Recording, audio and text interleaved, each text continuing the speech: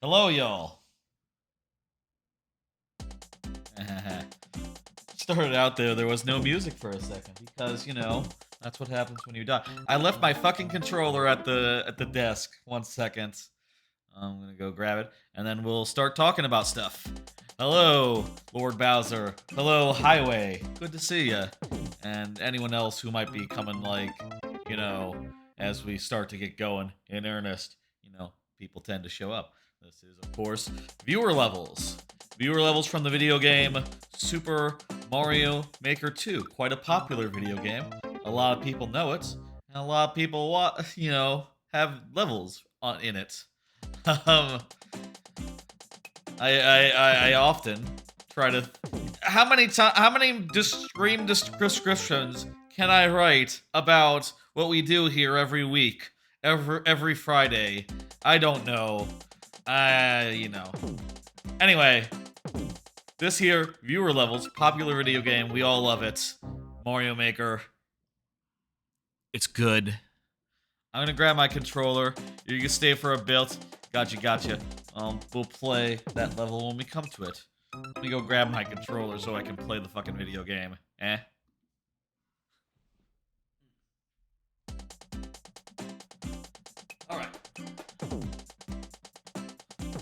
Alright, let me, oh, one more second.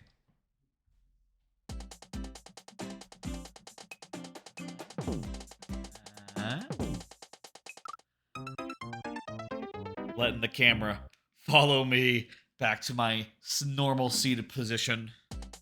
Alright,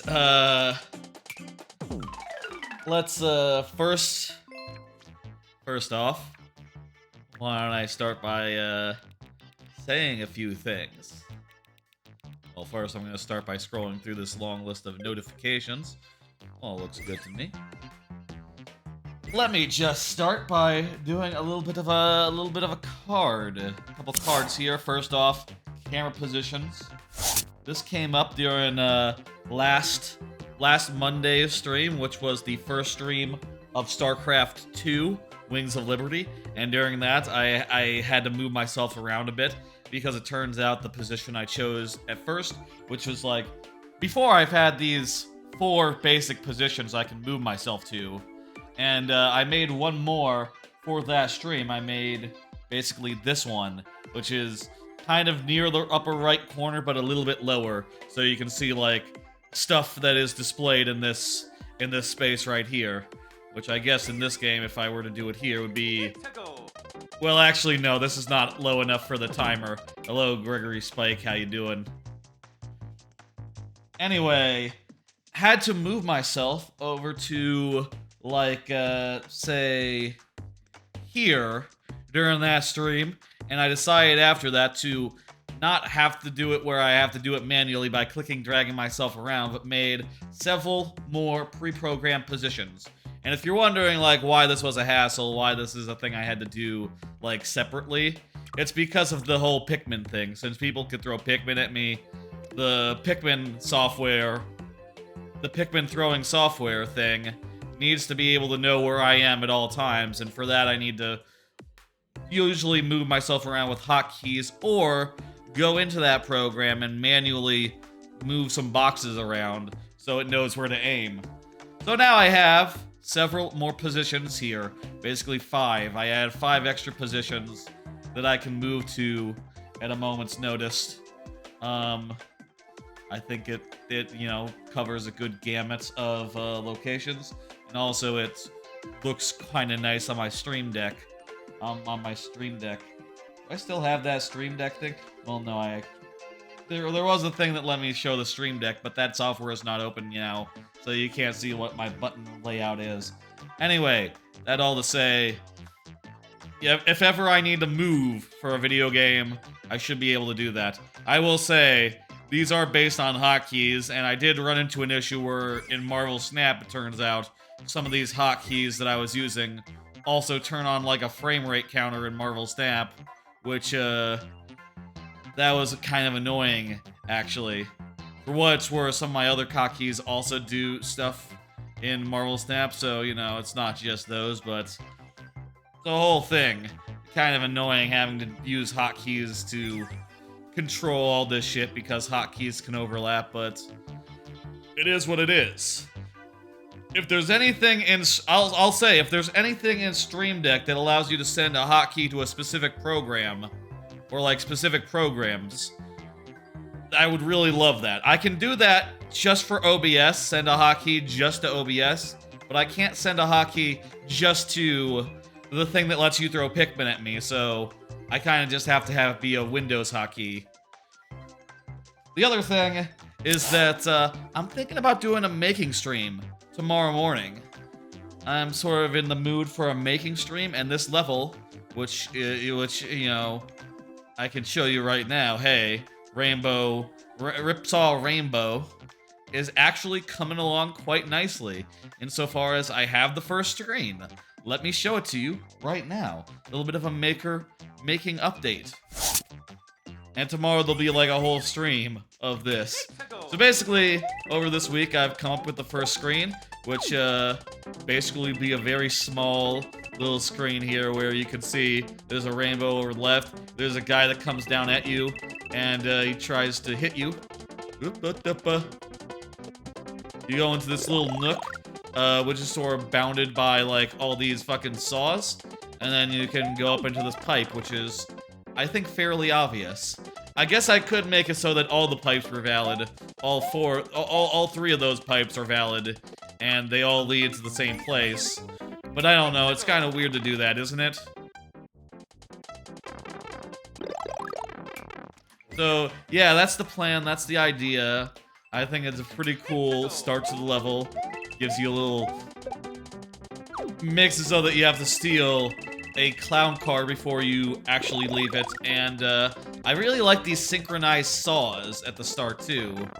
I think they're really neat. These saws going up and down, and you know, sort of having to thread the needle in some cases, go between them as such. I think that seems very neat. I'll say that's gonna be difficult to make into the whole level. Thank you for the follow, Zoom SM.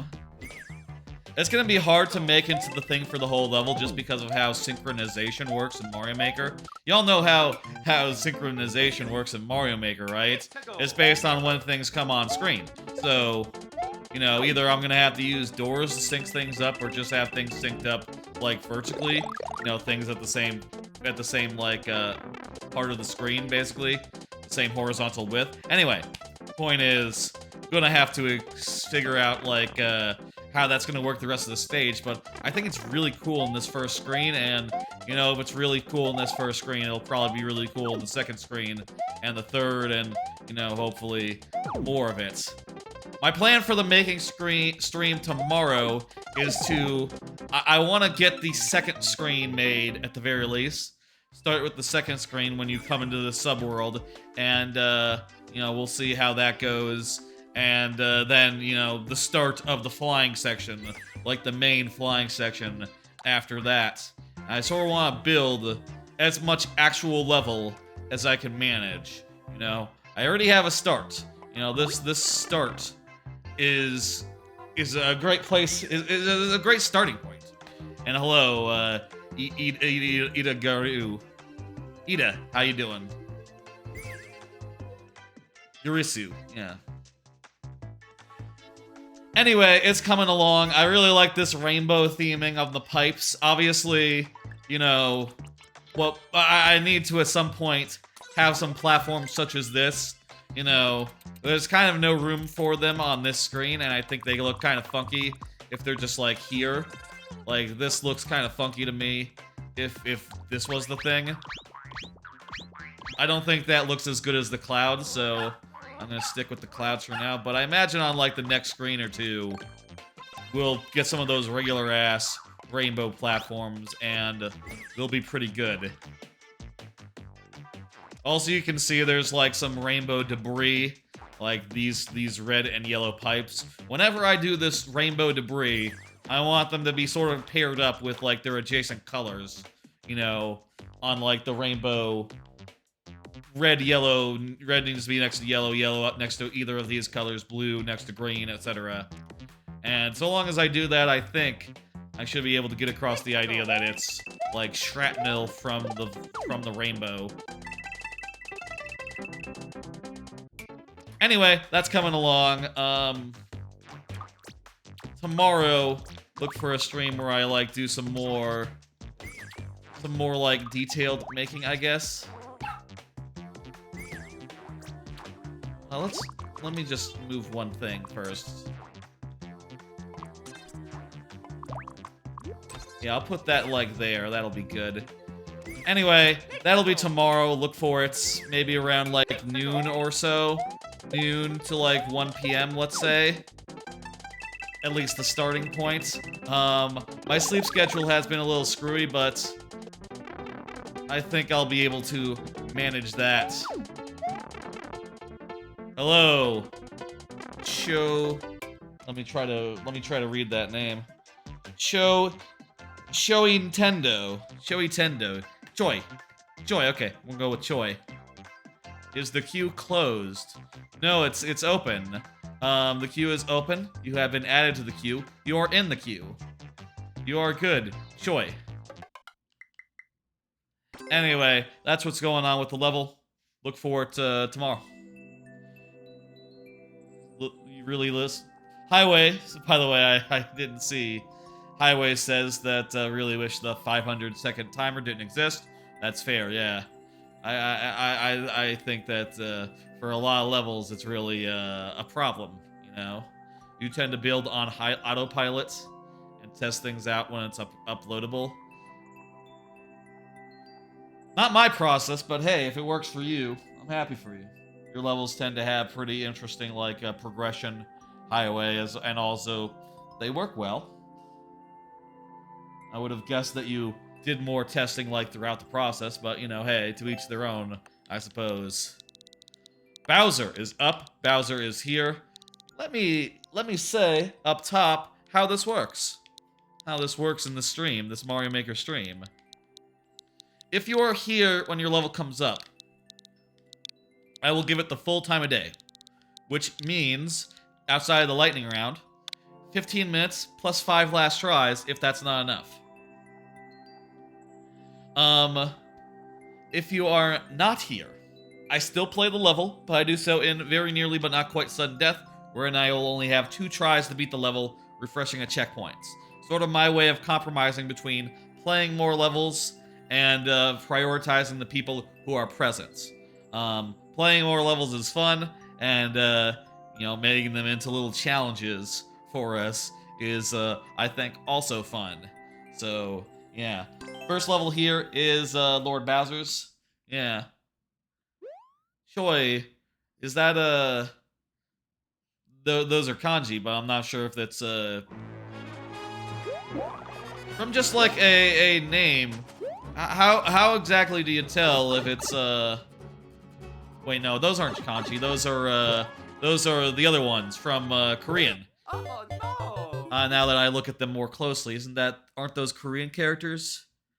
My monitor is a little far away. What the hell happened to the timer? Hang on, let me fix that. Timer is really high.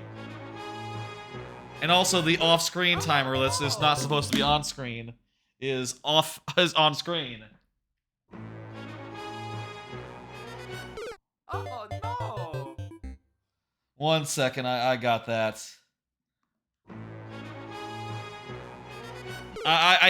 You know what? I accidentally added a thing to the timer when I was doing some work in OBS, and I took it right out, but it must have screwed up the positioning of it nonetheless while it was in there. Go figure. Oh no! Okay, there we go. That looks about right. Maybe a little higher. Oh no! If you're wondering why there's 2 timers on my end, the reason is just that the timer that you can see doesn't have a function to make a noise for me to hear. Not for you to hear. Y'all don't hear the timer. But I need to hear it so I know 100% when we've run out of time, just to be safe and shit. Let me switch back to, I need to switch back to a thing. Okay, let's go. In this level, the wind is against you, says Lord Bowser. Got it, so it's a right to left level. Easy.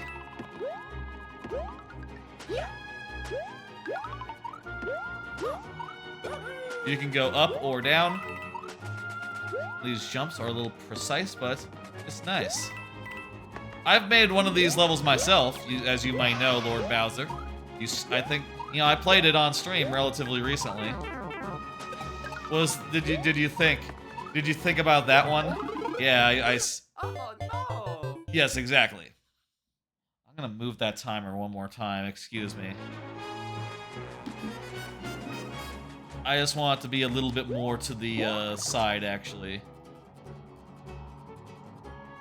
Like there-ish. Okay, that'll do. It's more XT Mithra style. Gotcha. In terms of the styling and such. But yeah, going against the wind makes sense and makes for a level that is, you know... Whoa. Oh no! Where you just have to sort of like push into the wind. And, you can't really go as fast as a result, I suppose, is what I would say.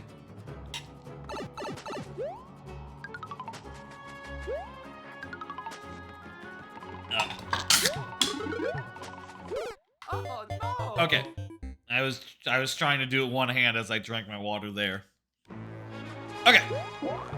Little tough, but not as tough as 6-1. Gotcha. As you go in further in the super world, I do agree that levels should get tougher to like a reasonable limit. You know, obviously, I think in a traditional super world, nothing should be like Kaizo hard in general, anyway. But for levels to get harder, that is only natural. There we go. We got this.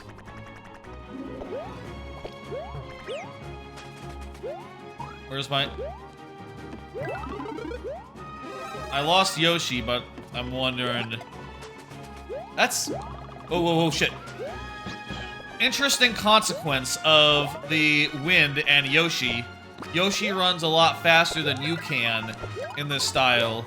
If I had lost Yoshi on a point where there had just been like a platform like on the other side of where he was heading to, I wouldn't be able to retrieve him. Like, if I lost him now, he would just run off this cliff before I could get anywhere near his ass and be gone. That's an interesting ramification of the wind. That's what you want to do. You want to find, like, interesting little things and, you know, interesting little combinations that don't necessarily, like, come to mind immediately and just work with them.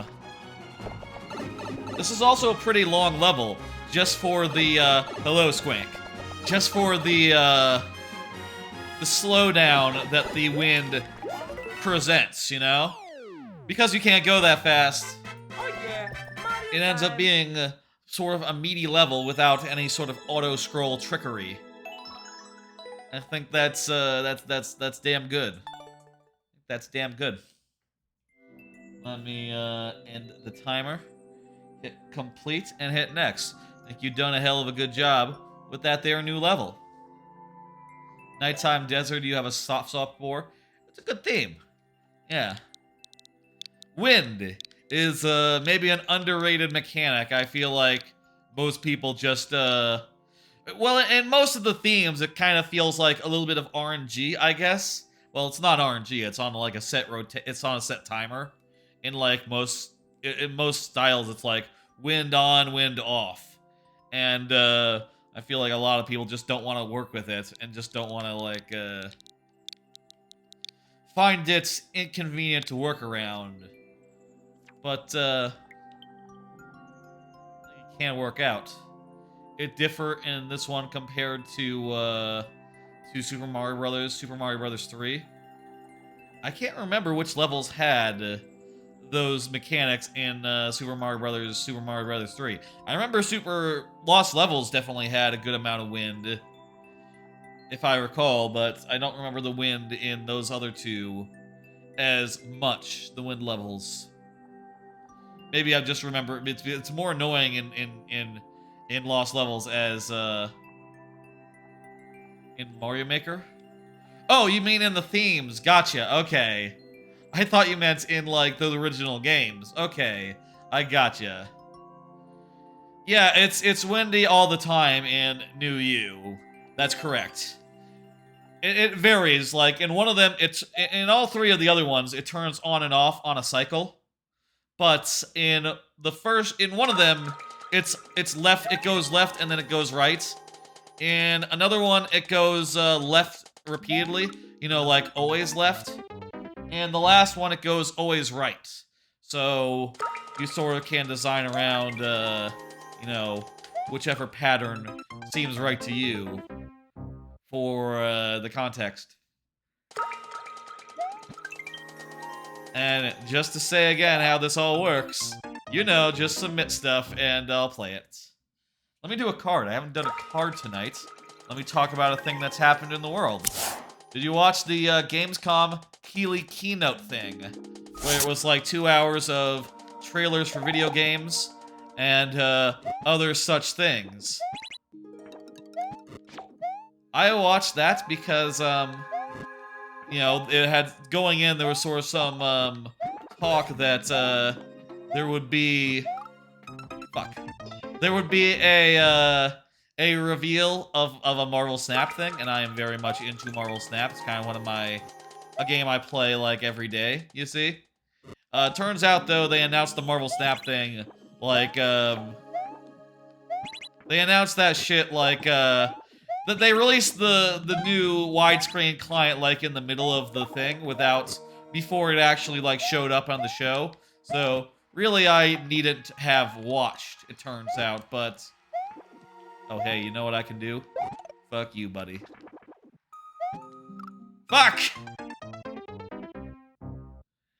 It turns out I needn't have watched. I would have got... you know... The announcement sort of happened, like, after it was already out. Technically. But, whatever. I like to see Ben Brode on a stage saying a thing. And it is true, by the way. The new widescreen client for PC for Marvel Snap is a lot more friendly to PC than the last version, which was just pretty much the iPhone client, but letterboxed. So there was just, like, nothing on the left side or right side, and it was just a very narrow play space. This new version makes use of the full screen, which is, you know, a good thing. Anyway, I'll say I found the press conference to be pretty boring. A whole lot of trailers for games we already knew about, and trailers that are just like, you know, hey, it's 10 minutes of Call of Duty. Yay! Oh, it looks like Call of Duty. You can slide into the chain chomp and knock it up. Oh, that's a good pro tip. Let's try that. Woo! Here's 10 minutes of Call of Duty. Here's like 10 minutes of some other shit. Honestly, there were parts of that press conference where I was just fucking entirely zoned out. Just could not give less of a fuck about some of the reveals that they had to offer during that. There was also a bit of a run-in, like some of the previous Keighley events, but oh, I'm dead. Oh, throw it up, not jump up. Okay, realizing that. Which I did think it was funny when that happened, and there was the guy who ran in and ran and yelled like, "Oh, GTA 5," or not GTA 5, GTA 6. Which, hey, you know, that would be, like, an announcement that would be interesting if it had been at, that event. But anyway, Mr. Keighley, he sort of replied to that and went, "Come on, man, you're disrupting our celebration of gaming," which, I'll say, I found to be quite, funny, considering, like, man, celebration of gaming. This is just a bunch of ads, man. Like, what are you playing at, suggesting that this is anything but just like, hey, here's 2 hours of ads, you know? There was literally like a 10-minute part that had nothing to do with video games, where like some fucking director came on and was like, hey, I have this new movie that I'm working on. It's called Code Red or something. It'll be in theaters. It'll be on Netflix. Isn't that interesting? And that was kind of it. I think the guy also said like, oh, there might be like a tie-in game, but it was mostly just talking about that, the movie itself. And then there was a trailer for the movie, after which Keighley said, like, well, that game looks pretty good. As if that he didn't realize that maybe he didn't realize that it was just a movie, not a video game at that point. Anyway. Kind of a boring press conference. Honestly, I feel like most Keighley events that I have tuned into have been pretty boring. You know, maybe they have like 1 or 2 big announcements, and I don't think this one had like any that I really like. Any announcements that really jumped out at me, unfortunately. Which is, you know, I think it's a shame, you know? You at least want one good thing to, you know, to your press conference. And, goddamn if I can't think of a single thing that got announced that I didn't know about or cared remotely about at that press conference, at that keynote, at that whatever. If anyone did watch it, you know, please do say if there was anything that, like, jumped out at you, but I'm just, like, drawing a big fucking blank. Drawing a big fucking blank off that whole event. I needed to toggle an on-off before I went down here, didn't I? Oh, no, I didn't. I go down here to get the on-off.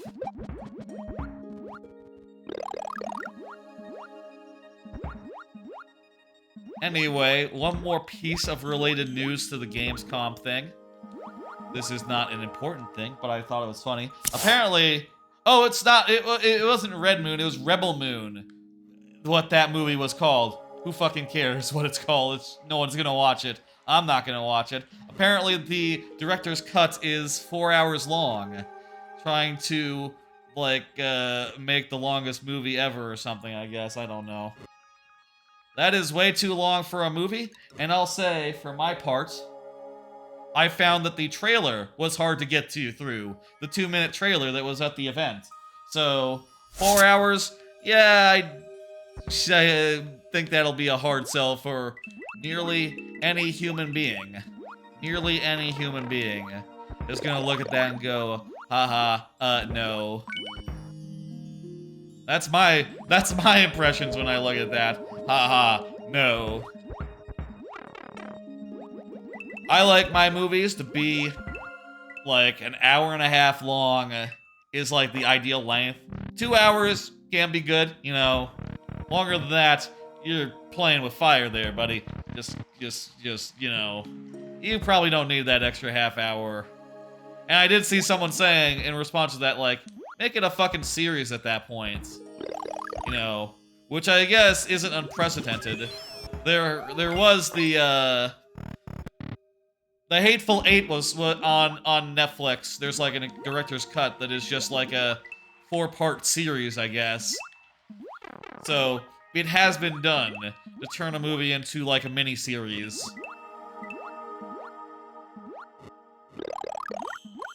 I don't know, though. I feel like the amount of people who saw that trailer... Everyone was just fucking bored out of their minds watching that, weren't they? Like, was anyone really impressed? I don't think so.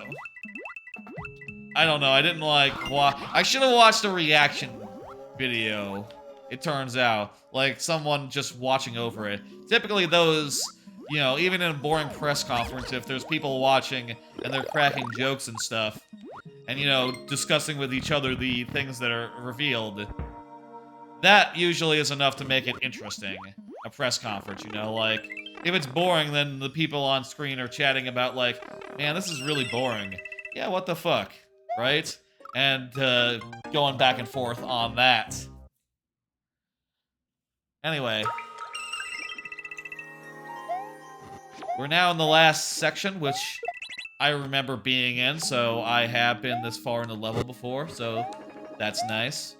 This must have been one that where we got, like, most of the way through, and then ran out of time, right? Ran out of time, ran out of juice. Do I have to kill the fire guy here? Oh, no, I remember. Wait, I thought I got the on-off.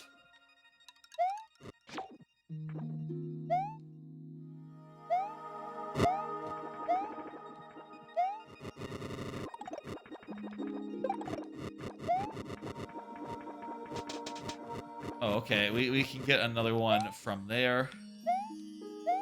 So take this, throw it up. And grab this shell. And then no way. Okay, respawned. Okay, good. Or at least that one respawned. Was that?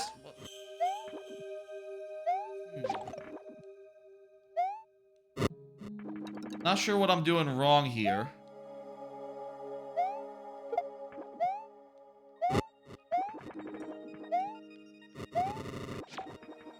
I don't seem to have the key. Oh, it didn't respawn as well. I might have to die.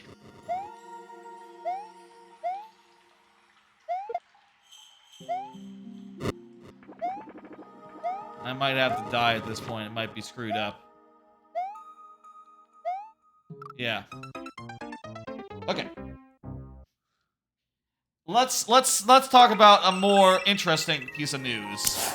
Hey, Excitebike 64 out next week on Nintendo 64 Online. I'm excited about that. I like Excitebike very much. Oh, I see. You have to jump on top of it. Right. I like Excitebike 64 very much. Do I do viewer worlds? I do viewer worlds like one level at a time, so submit your code, and then when you come up in the queue, I'll do a level, and then you can resubmit and, you know, as many times as possible within a stream. A lot of people do it that way. Addicted to Hollow Knight. Sir. Addicted to Hollow Knight, sir. I don't really... No! If I need to put that much respect on, I guess, you know what, I know why I said sir, because Hollow Knight. Hollow Knight is a knight. You call knight sir. There you go. That was where my head was at. There. That's why I said sir. Anyway, Excitebike 64, I'm excited about it. I had that as a kid. Had it on the Nintendo 64 original. Seems like a lot of people didn't. I'm seeing a lot of people saying like, oh, I played it in a library. On like Discords and stuff. You know, I had the motherfucker. I played it like a good deal. I remember spending a lot of time in that tutorial. It is actually a kind of hard game to like play right. You know, and there's a lot of techniques that they have to teach you. I guess I'll say that's a thing about it that's, like, not quite as hot as, you know... That's not quite as hot as the original Excitebike. You know, the original Excitebike is dead simple. You get in there...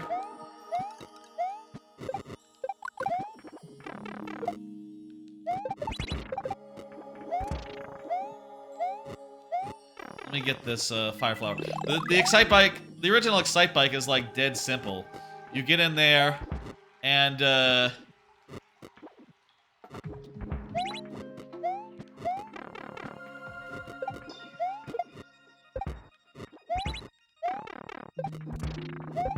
original Excitebike, fuck! The original Excitebike is dead simple. You know, you get in there. You hit the acceleration as you go off a ramp, and you try to angle yourself as you land. Whereas like Excitebike 64 is so complicated. There's like a 40-minute tutorial, which, you know, I say it's 40 minutes. It might take you longer, it might take you less time, but you have to like get every single trick in the book down before they let you like finish it. Which, you know, to be fair, it's important that you know how to play the game, or otherwise you're gonna like struggle and not be able to do very well. But there's a lot to it. I do think it's very cool though, and I'll say like I think it might be the only motocross game I have ever really like played.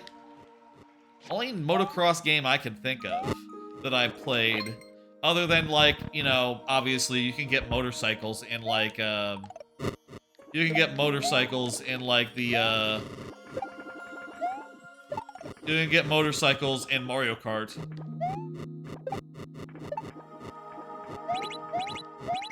Timer's up. That means we will be going to last tries as soon as I die here. If I die, maybe we'll get to the end. I feel like we could. How about Highway? Let me ask. About how far do you think are we from the end from here? From where I've gotten? I feel like I must be close. I feel like I must be close here. Fuck me. See Daisy. After the bombs, there's not much left. Gotcha. Anyway, Excitebike. Ah, you know what? I just realized I was saying I was excited for Excitebike. That's almost a pun. It's almost a pun. I get. It's almost a pun. Thank you for the level. Addicted to Hollow Knight. Almost a pun. Not really a pun, though.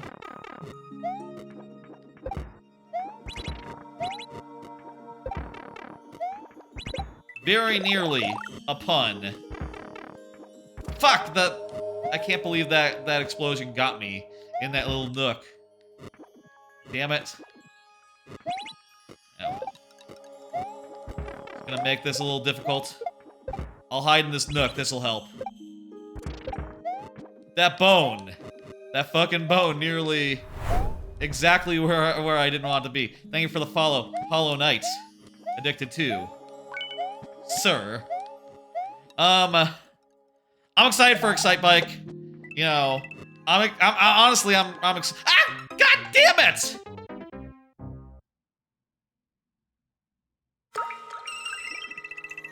There we go. 5 last tries. I think we pretty much got this down. I think we can do it. That's Mr. Sir to you, yes. Anyway.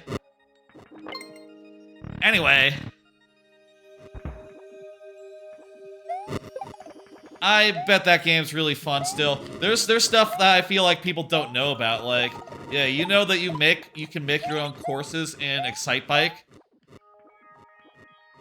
There's like a custom track editor, which is pretty cool. There's even like a hill editor where you can like, you know, make a hill of any sort of like particular configuration. You know, you can make it so that it goes up or goes down or makes a little valley or has like a bunch of like little dips, little dippy dips. And, you know, fucking around with that was always fun. There's also a bunch of courses which I don't really feel... Honestly, my feelings about the courses is I don't really feel all that strongly about the built-in courses in Excitebike, but they're good. God damn it. Goddamn bones. They're good courses, I guess, but I was always more fixated on like the custom track stuff, and more than just like, oh, here's a Japan course, or here's like the log mill, here's like the sawmill.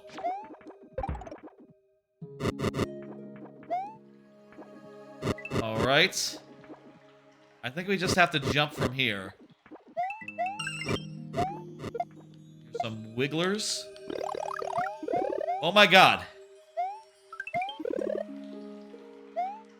I need that shell. Good the fuck. Ah!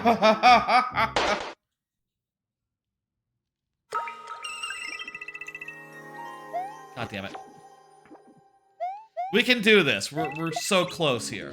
We're gonna do it. We're gonna get it. Let me tell you. That wasn't a miss. It was a miss. No, it was a miss. I missed. Let's not call it what it isn't. I flubbed that up. That was a whoopsie. That was a woohoo. You know, that was a oh, you know, oh, oofa doofa doofa. Whatever the fuck. I'm running out of ways to describe it. Hit or miss, they never, I guess they never, I don't know what that's a reference to. Hollow Knight.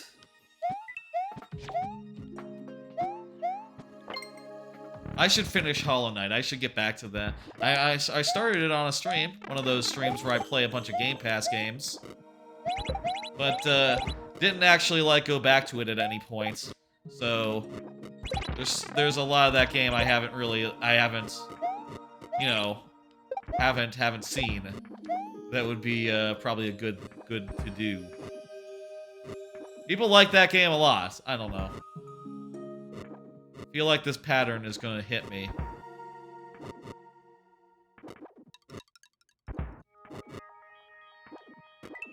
It probably would be a good podcast game, right? Hollow Knight podcast game? I'll say I'm always looking for podcast games to play while I'm just, you know, while I'm listening to a podcast or whatever, or watching a TV show or a stream, whatever. Maybe that would be a good one. Of that, you know, of that ilk. No bone, no bone, no bone, no bone. Good, okay. You've completed no death mode. You'll become addicted. Usually you want to become addicted before you do the super hard challenge. Like, usually that's how it goes. Not always, though. I will say, I feel like I only really got deep into Grab by the Ghoulies when I played it way back in the day, after I did, like, the really hard no-hit challenge thing where you can't get hit, like, at all, and you have to beat the game, like, chapter by chapter. Basically, if you get hit, you have to restart the chapter in Grab by the Ghoulies Challenge 21. I felt like I appreciated it most after playing that, which, you know, isn't really what you look for in the best video games ever, I will say. But still, sometimes how it works, I guess. Can't see. Jumping down. We gotta be close here to the end. Oh, speak of the devil. There's a Yoshi. We had that indeed. Look at that. Look at that, it's done. Ooh, hard level. Let's go. Let's get down the tries left now. First clear, wow. 17 minutes. Dang. Ooh. No wonder it's such a low clear rate. It's not really that hard, it's just long, I guess. And it takes some time to, like, really get through. Let's go ahead and I'm gonna hit complete. I'm gonna hit next. Mr. Gregory Spike, go ahead and confirm. I'm gonna say again how this works. You know, if you're here when your level comes up, give it the full time of day, 15 minutes plus 5 last tries if that's not enough. If you're not, we do it in sudden death, which is to say 2 tries, refreshing at checkpoints. Good little compromise between playing more levels and prioritizing people who are here, such as Mr. Gregory Spike, who has just confirmed before I sent like a message. Perfect. Let me punch in this code. Meanwhile, I'll do another card. Hey, I finished Oracle of Ages. You would like me to try your new Sonic level? Sure thing. Hey, Can the Man, how you doing? I finished Oracle of Ages over the last week. Speaking of podcast games, I'll say I wasn't as fond of it as I was going through seasons. I maintain what I thought forever, which is that you want me to try to get world record? I can try. Am I not always trying to get world record? I guess is the question. What is the world record here, by the way? Oh, in that level. Sonic 3-1, right. The world record is 16 seconds. Wow.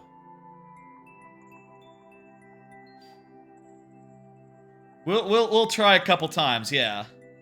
We can try a couple times, I guess. If it's really just like a 20-second level.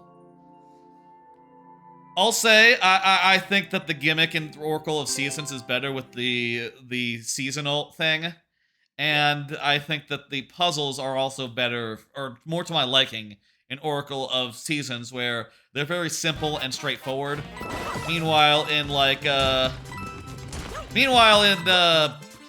Ages, they're very complicated, and honestly, I found myself checking FAQs a lot more often in Ages than Seasons, just to get around the world and figure out where I needed to go next, which I was not that pleased with. I was not that, like, pleased with. I really wanted to be much more... I really wanted to be much more of a light experience where I could just, like, pick it up, do a dungeon, put it down. You know, I feel like each of the dungeons in Oracle of Ages especially took me more than an hour. You know, more than one episode of Sopranos, which, hey, I've been rewatching, I'll talk about it later. Which is just not quite right, you know? Jeez, that was like 28 seconds, so we're like half off. Tell you what, I'll give that one more try, Mr. Gregory Spike. Well, I'll given that it was a short level and you did ask nicely that I should try to get world record. And also, it, you know, still the first thing. What's my favorite type of level? Traditional. I like traditional. You can't go wrong with traditional.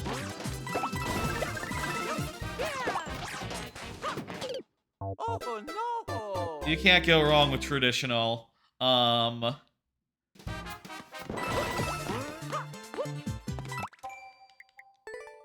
more try.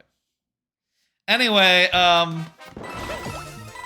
say the thing that surprised me most about Oracle of Ages, which is how much of a different game it was from Oracle of Seasons. You know, they're not all that similar. Similar dungeons aside, you know. They have, like, different items, different gimmicks. The way that the progression is very different as well. Oracle of Ages has a lot more story, which ultimately I think is not a benefit. I liked how story light Seasons was by comparison, honestly. I'm gonna start over. I liked how story light Seasons was by comparison, and how it didn't, like, do things like say, hey, you need to go to this random area to proceed. No, in Seasons you could just always go, you know, pretty much no matter what, which I found to be nicer.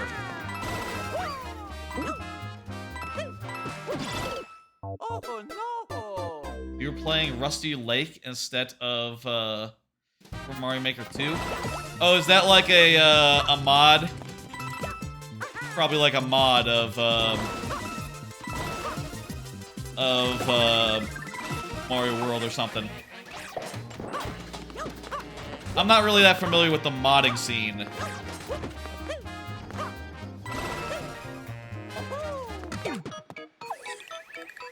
Two comments are tied together. It's an entirely different game, not a mod. Oh, okay, I gotcha. I would think it'd be hard to tell. If a game doesn't have Mario in it, I don't think you can very easily mistake it for Mario Maker, generally. Hello, Moyaku. I think my time went down there, didn't it? Whatever. Thank you for the level. I'm gonna go ahead and hit complete and hit next. Anyway, Oracle of Ages. I do think it's very interesting how those games tie together and how when you play the second game second, it like has an extra final boss fight, which I found to be annoying for what it's worth, and also some like plot developments where like different characters. I see that Choi is up. Choi, very good. There's characters that recognize you and say like, "Oh hey, I recognize you from the other game. We're gonna have another boss fight now. Let's do it." And the boss fight is a bit harder as a result, which I do think is neat. That said, still, I'll say Seasons was much more to my liking. I'll say Seasons is a 5, or Ages is a 4. Which, hey, you know, that's still a good score. It's just, you know, it's not as not nearly as good, not nearly as great. It's very good, Oracle of Ages, but Seasons is fucking great.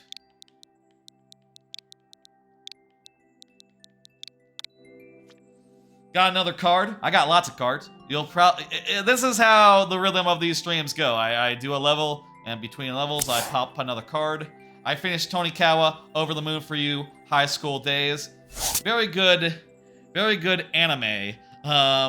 It is a ONA, a sort of like a OVA type sequel season that basically had like 4 extra episodes following season 2 of Tonikawa, which was like a couple months ago, so, you know, it's kind of weird that they did like 4 more episodes after the season ended.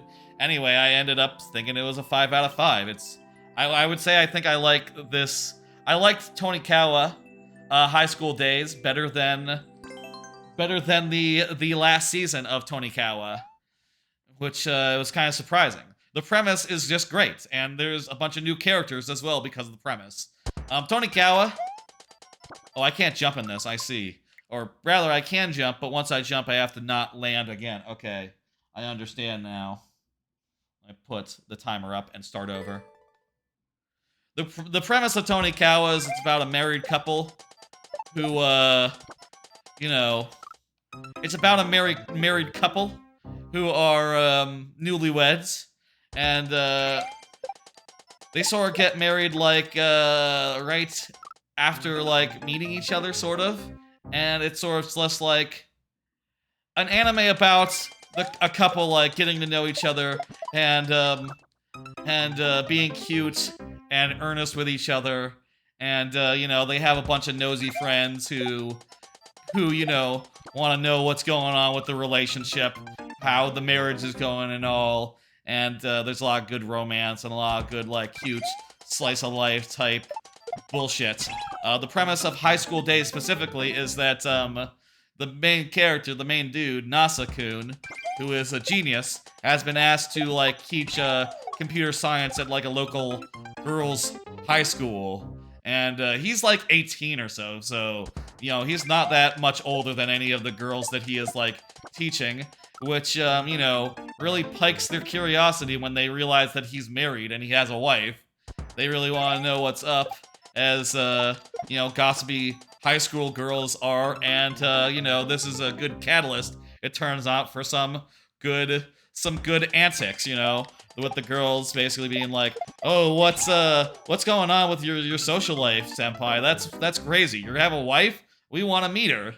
And also the wife going like, "Man, I don't know how to feel about all these high school girls that my husband is being like hanging out with right now. What if he gets like you know, she gets a little jealous, you see." Which leads to some nice and cute shit. I have an image here. Here's an image of the main character saying, "You're my one and only princess, Saga-chan," and her getting all bashful, and apparently there were the high school girls watching in, like, the shrubbery, and they were also pretty, like, thing. Yandere, she's not, like, violent. She's sweet as well. She's just a little embarrassed. She's just a little embarrassed. Isn't Yandere, like, the violent one? I'm not sure. I don't know off the top of my head a full, like, encyclopedia of the deres. The dere terms.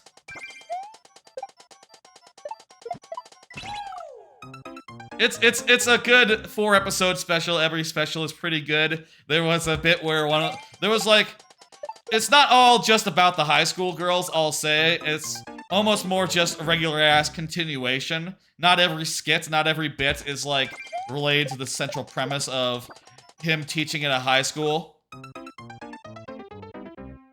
But, those that are very good, and also just an injection of a couple new characters is just a very good thing for a show to have, you know? It's just like, oh hey, here's, you know, a bunch of new girls, and they're all cute and fun, and you like it. I like it.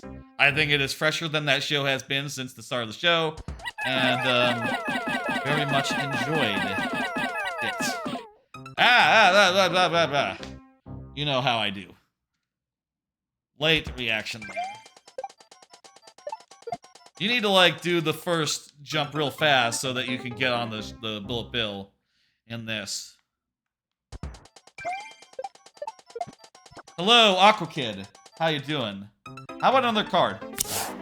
I need to watch Teasing Master Takagi-san movie, which is out on streaming, it turns out. I was looking through the anime that, you know, like, future anime for some reason. I was trying to figure out when an upcoming anime was. I have a list on AniList that's, like, all upcoming anime, and I realized that one was out.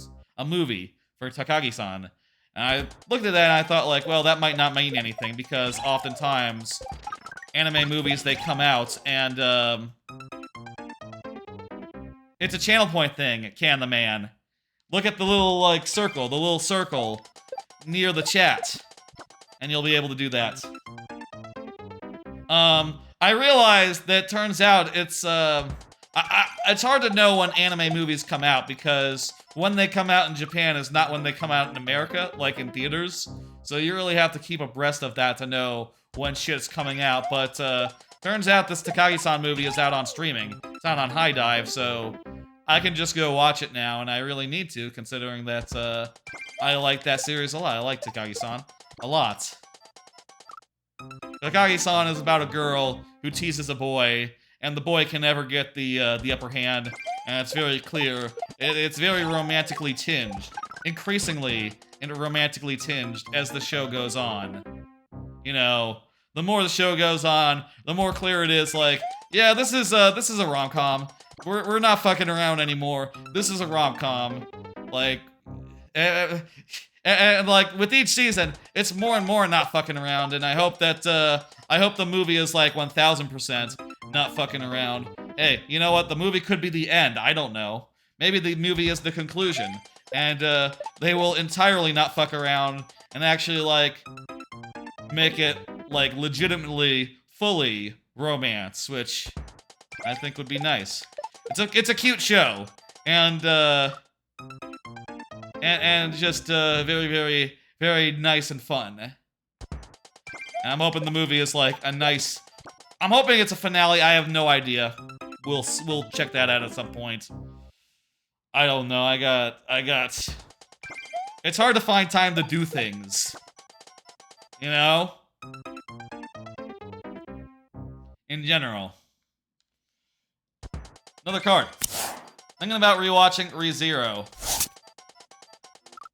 Anime I really like, ReZero. It's a shonen, you know, like, action-type show. It's an isekai about a guy who goes to another world, and he finds out that when he dies, he sort of like does a... It's not quite like Majora's Mask, I guess, because it's based on death. It's more like a live, die, repeat type thing, you know? In that he can, whenever he dies, he's brought back to life, and a few days earlier, and he sort of has to figure out how to get through the day without dying, and without everyone else that he loves dying, you know, using his power to, like, rewind and do things over again. Sort of like a Majora's Mask, sort of like a source code, you know, that sort of shit. And it's just, ooh, it's, like, impeccably good as a result, you know. The main character is kind of a dick at first, but, you know, he does have some character growth to do, and, you know, that's, and you eventually do like him a lot, as well as the rest of the cast, which is, you know, good, what you want. And it's just fun to see him, like, puzzle out the Majora's Mask time repeating situation and how to like get through like perilous situations while the odds are against him.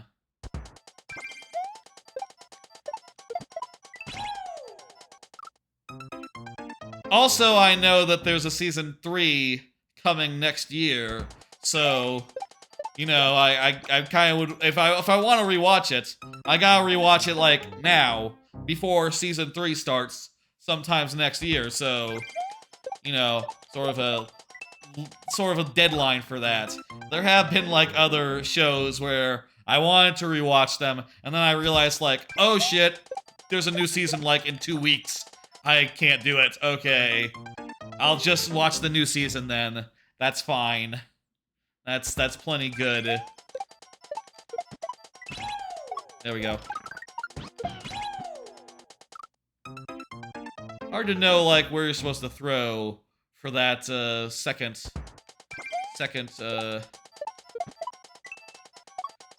one there. That was also, by the way, if you're keeping score, the anime I was trying to find when I was looking at future anime, season 3 of ReZero. That's on my list. I definitely want to do that. Maybe after I finish Konosuba, which I still have to watch the movie for that. Again, it's hard to fit a movie into a weekday afternoon.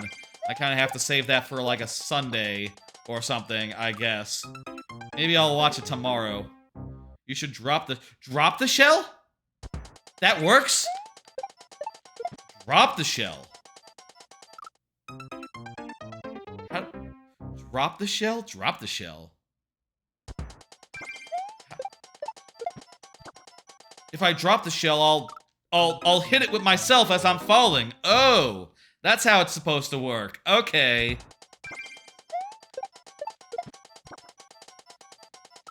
Okay, that's very helpful. Thank you, Choi. Thank you, Choi.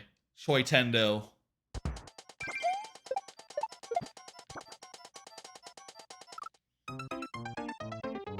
Let me do another card. I got loads of cards. Been rewatching Sopranos. I'm now most of the way through the final season. Hell of a show. Really enjoying it.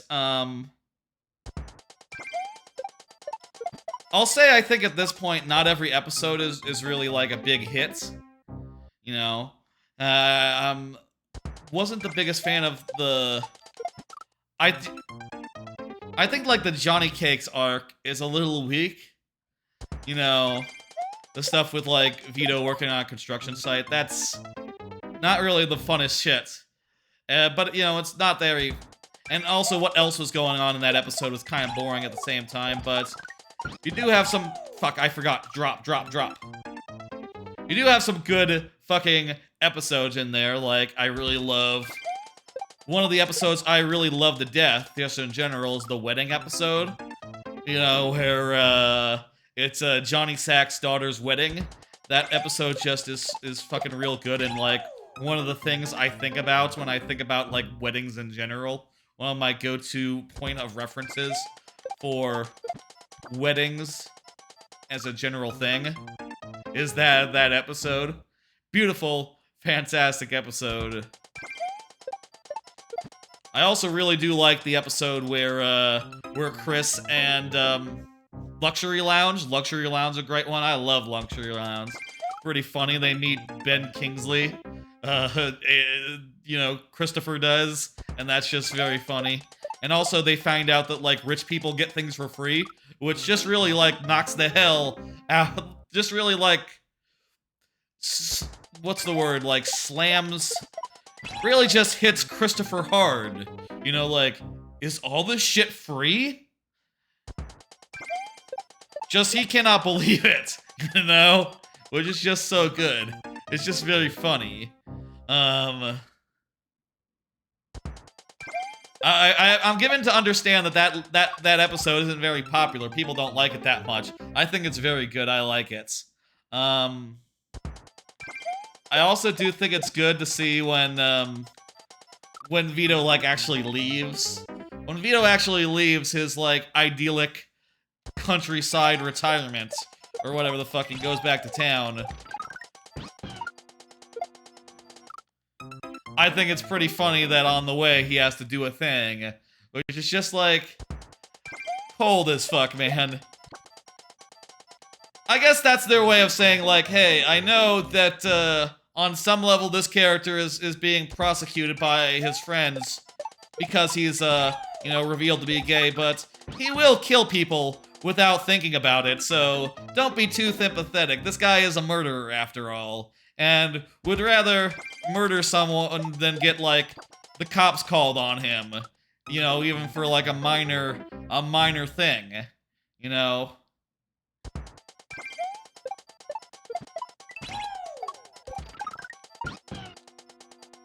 That's hard to do. Drop the shell on the indicator. It'll follow the line. Anyway, really loving going through the season. The stuff where, like, you know what's another good bit? The part where AJ is, the part where AJ... You're doing some puzzle levels, maybe you'll submit one? Sure, go ahead. Yeah. The part where AJ tries to get Junior. I will say I think that the coma dream is a waste of time. You know, I think that's a pretty popular opinion, honestly. It is a waste of time, but those episodes do have some really good stuff in them. Like, the part where fucking Paulie talks about his scrotum talks about his busted scrotum to, like, a comatose, comatose Tony, and that just causes him to, like, have a heart attack. That's fucking funny. The stuff with, the Saint, whatever the fuck's his name's hat. They forgot his hat!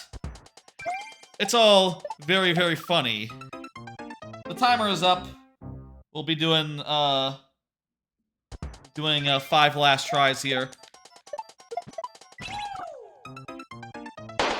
Let's see what we can do.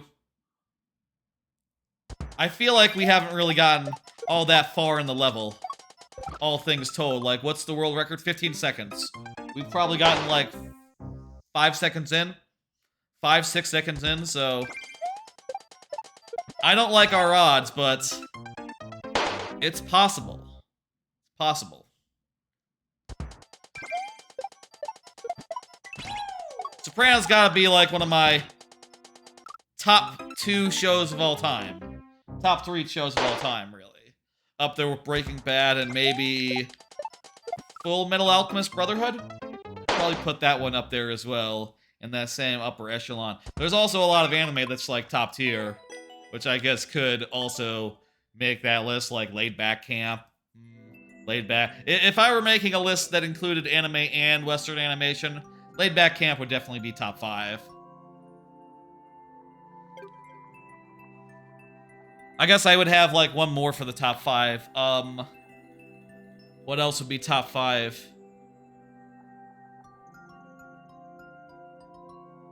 Arrested Development? The thing about Arrested Development that's hard is that... There we go, we ran out of tries. Thank you for the level I'm gonna hit next. I will say, Choi, you always can resubmit a level if you like. The next time it comes up will probably be in the lightning round, so, you know, keep that in mind. Won't have another 15 minutes, but do submit it. What was I saying? I forget. Oh, favorite shows. I could see Steven Universe, maybe. Steven Universe is quite good. The problem with, like, Futurama is quite good. I love Futurama. The problem with some of those shows, like Arrested Development, Futurama, is that they had, like, they had, like, seasons that came after, like, the original ones, and I don't like the new seasons as much. I haven't even seen Arrested Development Season 5. I just was like, nah, I heard it sounds kind of like, okay, I'm good. I'm just gonna stick to the 3 that I like. The 3 that I love, you know? Squink is up. Squink is here. Fantastic. Anyway, how about another card while I'm typing this in? I watched The Portable Door randomly. last weekend I watched the movie The Portable Door with my folks, my family. It was my ma's choice. At some point when we were browsing for movies, my mom says, "Can I choose?" And me and my dad were going back and forth trying to find a movie, and I say, "Yeah, okay." And she picks The Portable Door, and we both groan. And she said, "You said I could pick." And we just say, "Oh yeah, we did say that, yeah." And apparently it's like a mediocre, like British modern urban fantasy type thing. Sort of like Harry Potter, but with adults. I'll say it's like the most serviceable movie. It's a very serviceable... It has a very serviceable world. You're in the queue, Aqua Kid, you're good. A very serviceable, like, fantasy type movie. The main gimmick, I guess, the main, like, thing that's in the name is that they have a door that can teleport them around. And that's, like, a whole plot point. And also, they're, like, sort of entering... The main character's sort of entering a magical world for the first time. It's whatever. I guess the thing that like, really hurts it for me is, like, while it is live action and it's, like, its special effects are pretty good, I guess what I would say is... I watch a lot of anime, and I think that a lot of anime that I watch have better and more fleshed out and more original, like, systems of magic. You know what I mean? Systems of magic and, like,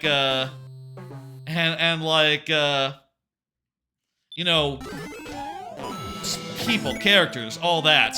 Where, like, this very serviceable live-action movie just kind of vaguely bores me, you know? Whatever. It's whimsical, I guess, a little bit. And, it's on Netflix, so, you know, or Amazon. I forget which one it's on. It's on one of those, so whatever would be my main appraisal of it. I don't really like rate movies the same way I rate anime, mostly because I don't have a Letterboxd account. And also at this point I feel like, man, I cannot, like, review every movie I've ever seen for Letterboxd. There's too much. I'd be writing reviews for like a year or two to get up to present. But if I did, I'd probably say, like, I don't know, 3 stars, 2 stars, somewhere in between there. Maybe I'd say 3 stars. It's a forgettable thing. This first section you can kind of get through automatic by holding down the button. Later sections, little more timing involved. You have to wait until some stuff happens.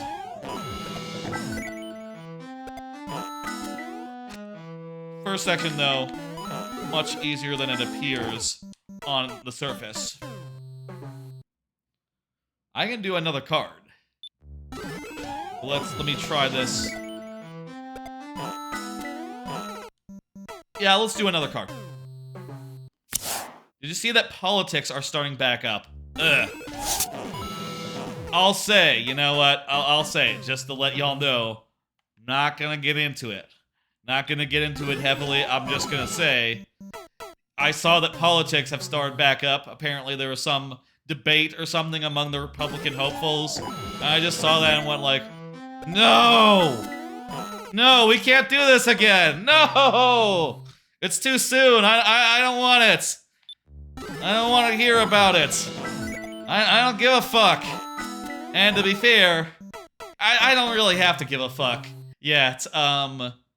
These guys, I don't think Biden's done the best job, but I'm gonna vote for him. I'm in Texas, so he's not gonna win my state. It really doesn't matter what I do. But, you know, in any case, I'm not really going to vote for any of these guys. So I really don't have to give a fuck other than to see, like, oh my god, it's starting again. Fuck. The memes are funny sometimes. Yeah, that's true. Political memes can be funny, and, there's fun that can be had at the expense of politics, and certainly there are politicians out there that are good. I'll say, shout out to Bernie Sanders, who, you know, on account of it being on account of Biden being in the White House, Bernie Sanders isn't in play this year, so fucking who cares then? You know, I already know what I got, and it's kind of shit, but at least it's better than any conceivable Republican. I will say I'll say, like, I will say when I was like a 20-year-old, you know, around the time of Ron Paul, I did kind of like him, but, you know, that was a different time, and at a certain point I realized that the libertarianism is mostly just, a lot of libertarians are kind of racist, it turns out, which really put me off them as a concept. Basically, I know I said I wouldn't talk politics, but when those horrible protests were happening, and a lot of police suppression were happening, I realized that most libertarians didn't give a fuck because it was black people protesting, which I just found to be like the height of hypocrisy, you know? Bunch of guys complaining and saying things like, oh, the government's gonna come for us, they're gonna come for our guns, and then like, you know, scenes of black people being abused and beaten with sticks, and they go like, that's a good thing, we like that. And it's just, the fuck? Dudes, I thought, okay, you know what? I'm in the wrong place. I need to be over there. It turns out, that was it for me. That was the moment. Anyway, I'm not happy to see that. I hope that I don't have to give a shit, and that people just don't. In the spaces that I go to, I'm hoping that people mostly don't talk about it, and I can just find out in a year who wins. It's probably going to be Donald Trump. Is Donald Trump able to run again? I don't know. I don't care. Let's see what happens in like 2 years, and then we'll see if Biden gets a second term. Whatever. Hello, Zach. Good morning. I guess it's morning where you are, Zach Devine. Are you in the UK, or not the UK? It wouldn't be morning in the UK. Are you in a region where it is the morning right now, which I guess would be like Japan? Japan, Asia, Australia, maybe. Australia, maybe. Maybe Australia. No. Maybe you're just saying good morning to be funny. Maybe you're just saying good morning to be funny.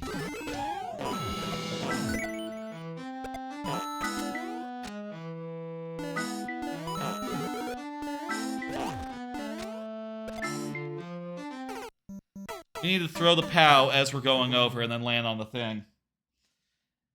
In a topic that's not politics.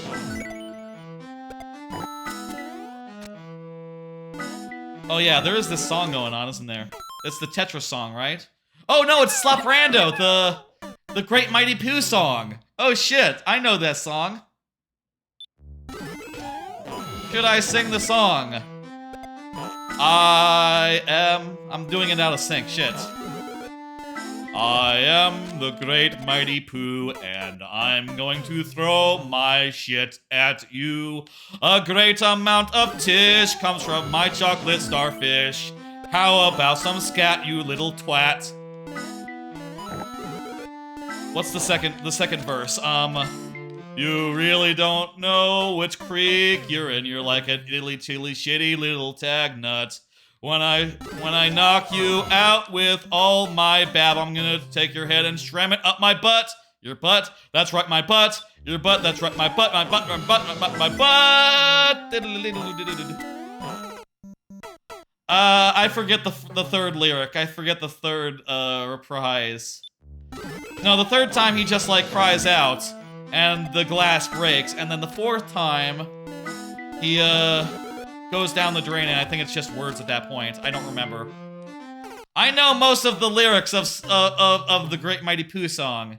It might surprise you, but there was a time where I just watched, where I was like, where I like watched the song, watched it over and over again and like almost memorized it.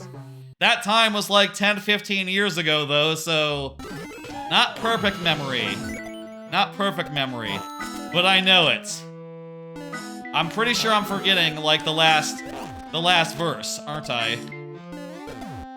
There we go. I think the butt one is the third. I'm forgetting one, aren't I? We gotta look this up now and find out what the last verse is. And what I'm missing. How close I was.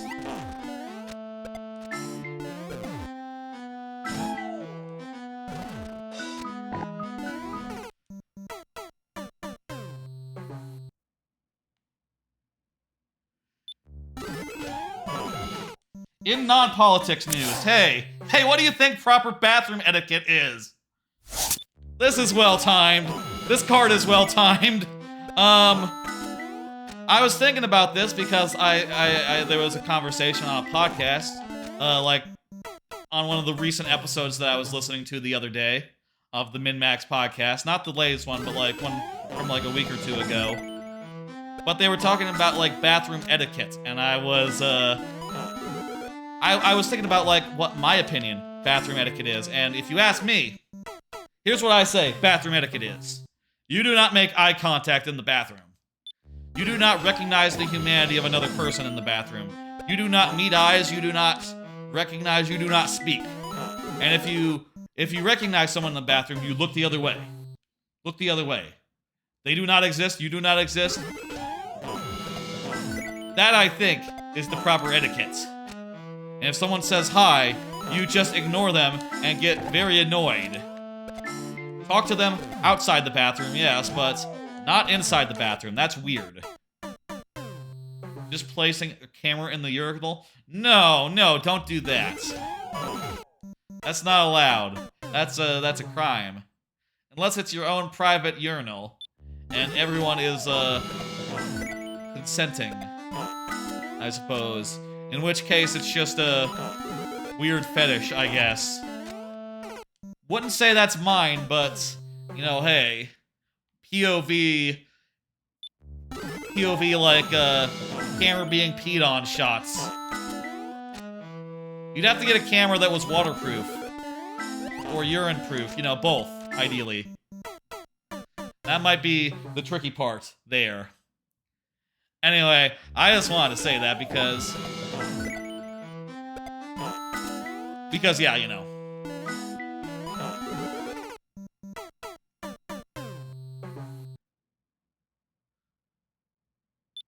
It's definitely canonical. What the fuck?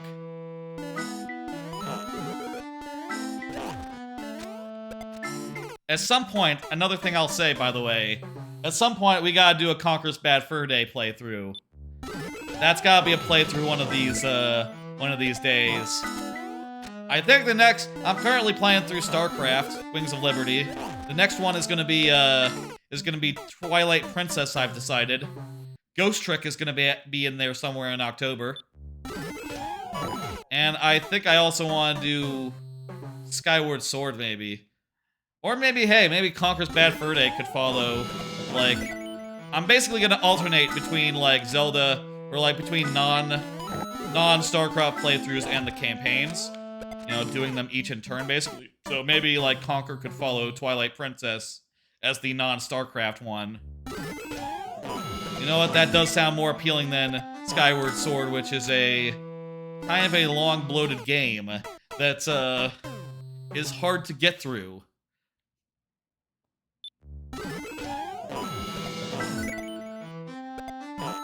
That's gonna be a good Let's Play or whatever for the channel when we do that.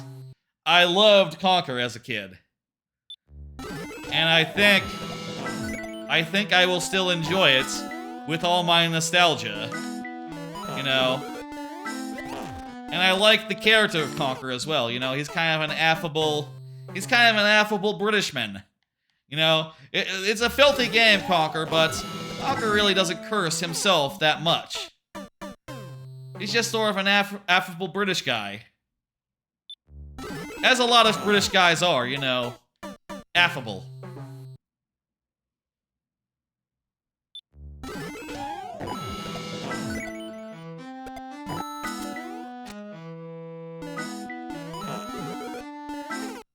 These icicles are fucking me up now.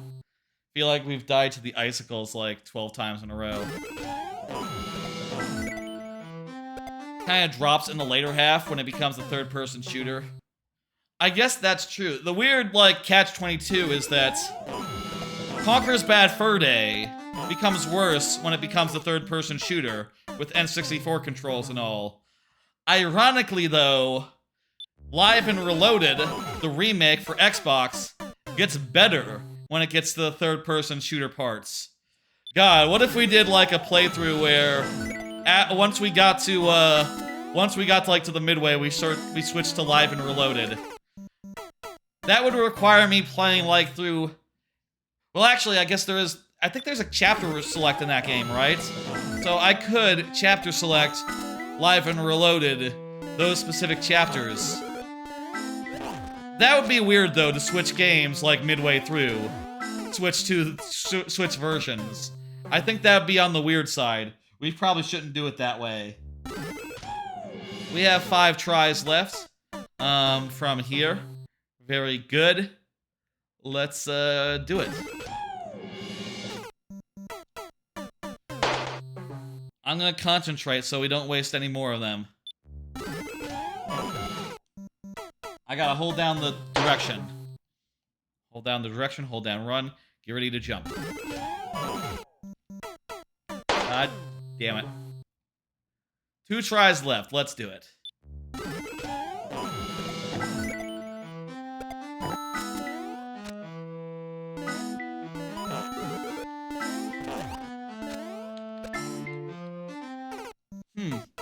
Sometimes when I'm going off that platform, I don't have enough height to hit the icicles anyway.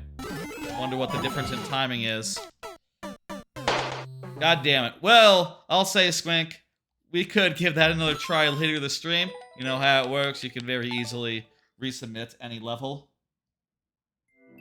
Get this down. It's nearly 8 o'clock. I'll say 8 o'clock lightning round starts. 8 o'clock lightning round starts. So, it'll be coming up soon. Let me look up the lyrics to the Great Mighty Poo. Mighty Poo lyrics.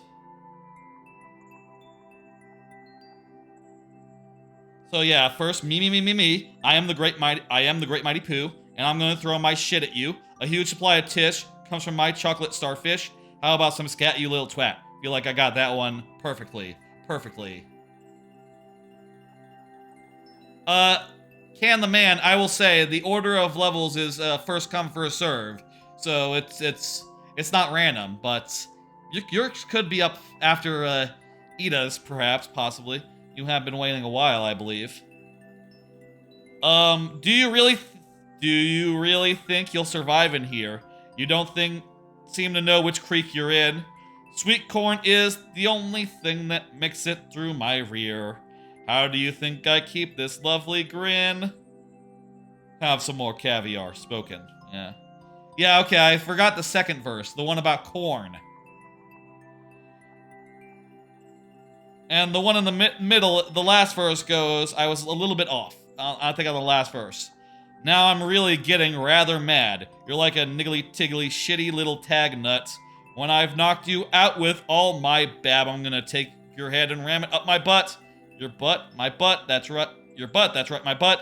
Ugh, my butt. Ew, my butt. There we go. And then the last verse is just him, like screaming. And it breaks the glass. I combined the start of the second verse with the end of the third. Maybe, yeah. The creek bit. You don't know what creek you're in. Gotcha, that makes sense. Ida. Ida, you're up. Has Ida said anything in a bit? Let me at Ida Guresu. You are up. I do have one more politics thing that is perhaps more of a political meme. actually, which is the mugshot. I'll see this. This might be upsetting to some viewers who don't like to see the man, but there he is. There's his mugshot. Look at him. He got arrested. Isn't that good? We like to see it. Also, there's a bonus. Rudy Giuliani, who also sucks. Ida Garasu is there? Perfect. Hey, there you are. Good looking out. Anyway, I saw those. People are making jokes about them. People are really enjoying.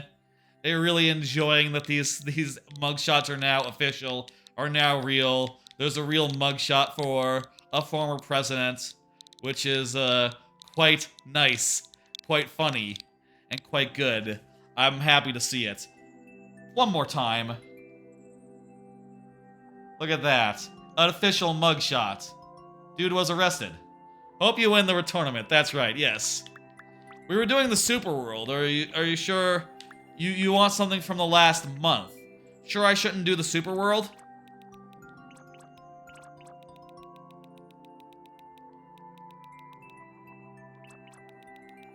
Well, if you insist, I can do like one of these latest levels then. The Super World is bad for the first world. Well, eventually I'll get through the first world and get to the second world, you know? Did we finish the level last time? Actually, that's a good idea. Did I finish the level of the Super World last time, or did we bail out? Okay, I did finish at least one level of the Super World.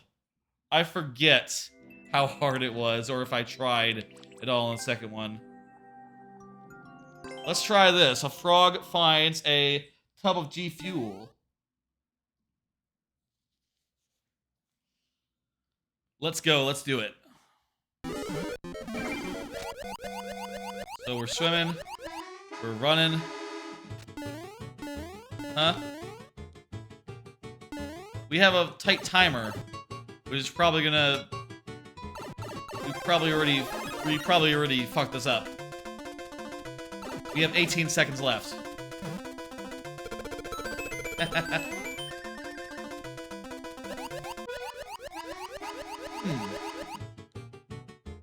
Well, this has to be death to go through here. Yeah, I'm not sure how this works. Yet. Well, let's continue to work at it. You definitely need the star to get through unscathed, the piranha plant part. Okay.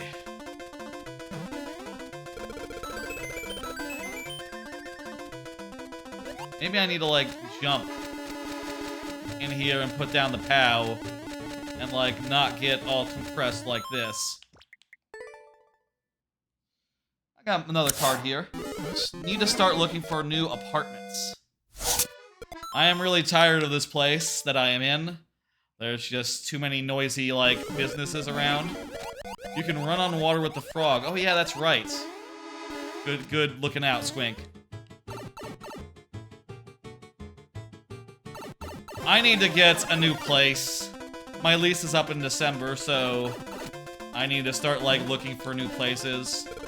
I'll say I do think I'm a little penned in as far as, like... My options are a little bit limited insofar as I need to find a place that has, like, everything, all the space I need for this setup, right? My streaming setup. And also I have an L-shaped desk now for my computer. Fuck, I forgot about the thing. You need to jump over? Got it. Okay. I need to find a place that has, like, enough room for an L-shaped desk, as well as my whole streaming setup, which includes both the TV and also the preview monitor. And, also I got, like, other furniture now, like a like, cabinet, and, like, this place didn't come with a pantry, of all things. So I had to buy a pantry. So, you know, I now own, like, a pantry-sized piece of furniture. I would like to have a place for it in the new place, you know? it'd be inconvenient if I didn't have a place. We got farther than we ever did. I also have like a washer dryer because this place didn't have it. So I would really like a place that doesn't require me to sell my washer dryer again, which I had to do when switching between my first apartment and my second apartment. And you know, I had to rebuy them going to the third, which fucking annoying, you know? You don't want to do that. You know, the more time you have to buy a whole piece of hardware, it's just expensive as shit. Anyway, among all time for all the things I need to do, apartment shopping is a pretty key one, and definitely one that makes me go like, man, I don't know. If it wasn't for the noise issues and the fact that the management of this apartment doesn't give a fuck and it's just like letting the place like decay, despite being like 3 years old, 4 years old tops. Despite being a relatively new complex, this is just like clearly crumbling around me. If it wasn't for that stuff, and like the noisy businesses and like rumbling noises at night, I'll tell you, there's been some weird rumbling noises at night, which I don't know what the fuck they are, and just like really irritate the hell out of me. I just want them to stop, you know? If it wasn't for that, this apartment would be really fucking good, you know? The next best thing to a house, I guess. As far as like space per dollar or whatever, but the issues, they're just too much. I don't know, man. It's gonna be hard to find a better place. And one that meets all my criteria. But I have to start that work, and start that work soon. You know? Or double down and, like, just renew the lease, which I really don't want to do. You know, hey.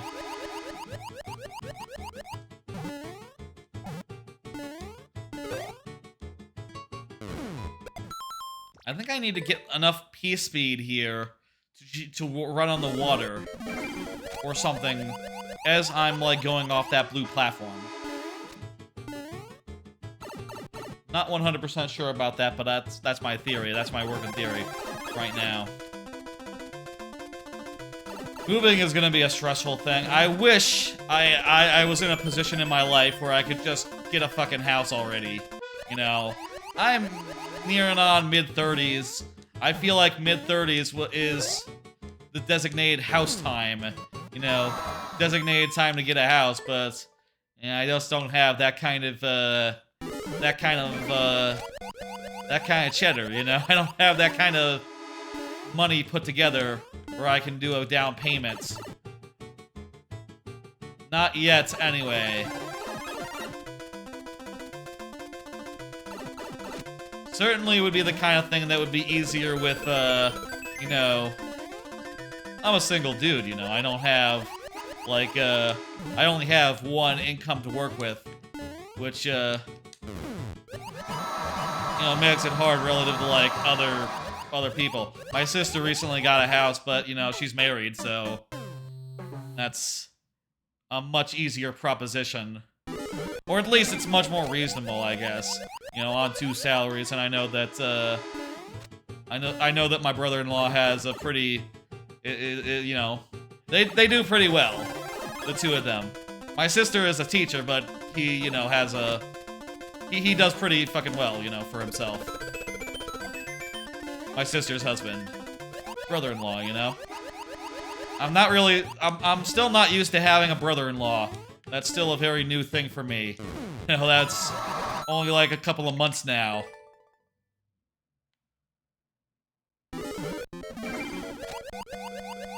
And, you know... God, there's some stuff. With family stuff, more changes. Whenever that happens, I'll say no more. I feel like, probably shouldn't impinge my sister's privacy too much, I don't know, by talking about her too openly. Or my parents, you know. I'll tell you, I still haven't mentioned to them that I stream. I don't know if they know. I mean, I've tweeted about it. I promote it on like a lot of my socials well enough, but you know, I don't. They don't follow me in a lot of places. So what the fuck? I don't even like have my parents on. You know, I don't use Facebook, but on Facebook I don't have like I'm not like connected to my sister or parents on there. Do people usually do that? I did it with my cousins, but not with my immediate family. I don't know. I guess part of me still thinks that like, no man, social media, that's for me and my friends. And like my people who are into the same things that I am. You know, it's not for families. You know, the instant one's parents gets into a social media is the instant you're like, okay, I'm out of here. You know? And I still kind of think like that. You know, on a certain level. I guess. Though, you know, my parents never got into Twitter. And I don't think my sister did either. So, you know, I wouldn't follow them even if. And also, I'm not really on Twitter anymore. It's a whole thing, you know. Twitter's been dying. I'm sorry, X, the everything platform, as it's called now.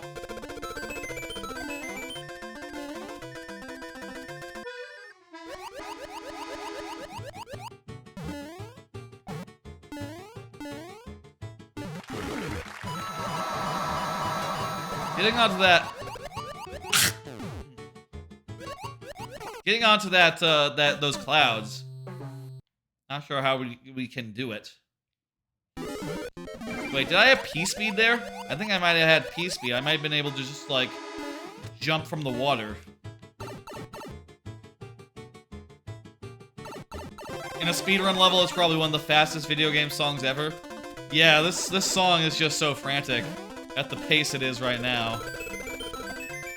You're right about that.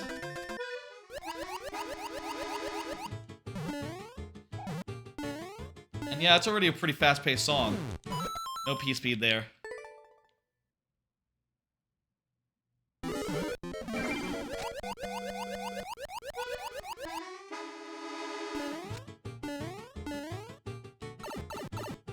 Anyway.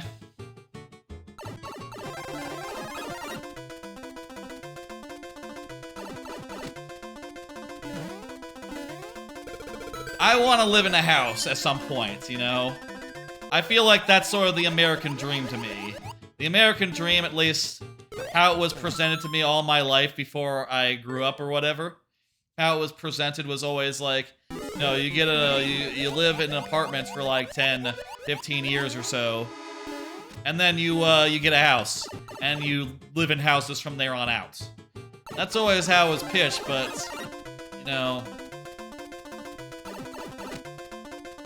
It's just with how the economy works and how money works these days, it's much harder to save up enough money to, like, actually put money down on a house. Versus, like, you know... While also doing all the other things that you have to do, like eat and rent. Rent is just the big killer, you know. Rent costs about as much as a mortgage does, but you don't get anything at the end of it. Terrible. Now, I'm not really interested in renting a house, I'll say. Like, well, it's not... Honestly, it's not the house part, I guess, that I'm, like, most excited about with a house, right? If I could rent a house, I probably wouldn't, because... Well, I don't know what I'm gonna do with all that space, first off. You know, I'm just a single guy and all. I guess I would have a separate studio and office. Separate game room / studio. And an office for, like, doing work stuff during the workday.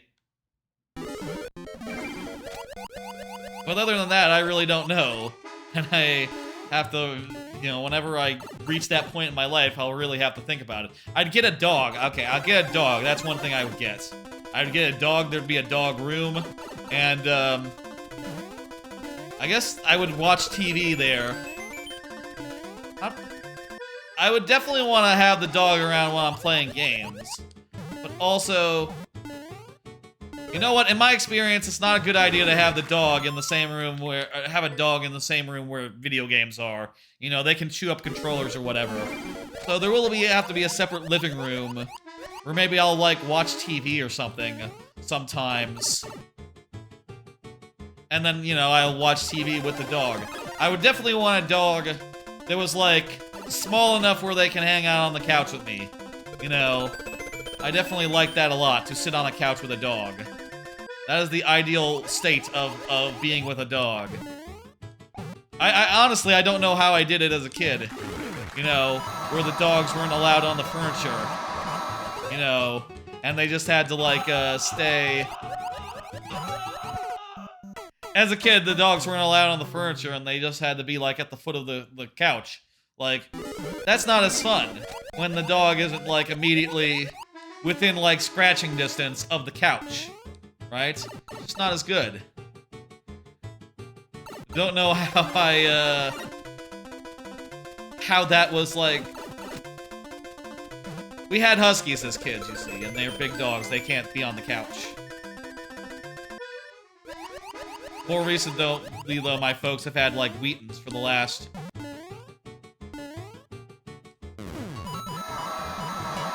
couple of years, you know? The last 15 years or so. And I'll tell you another thing about that, is just that, like, you know... Those dogs, or one Wheaton and one Mutt, who is a smaller dog. You know, those dogs are near the end of their life, and my folks are getting old. You know, they don't plan on getting another dog because you know, they're getting harder and harder to take care of, while you know, getting older and older themselves. They also don't want to have, like, lawns to deal with when they're, like, 90 or 80 or whatever, you know? They don't want to have to mow the lawn anymore. They have a riding mower, so it's not like they, you know, it's not, like, super labor-intensive, I guess, but it still is work. Still, or, like, do other lawn work or other lawn care.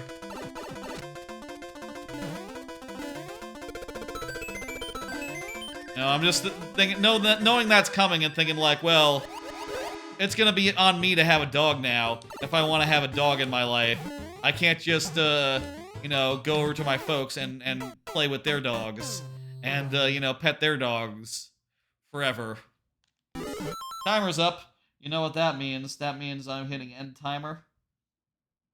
And, starting the last tries. And also, by the way, hey, you know, it's past 8 o'clock now.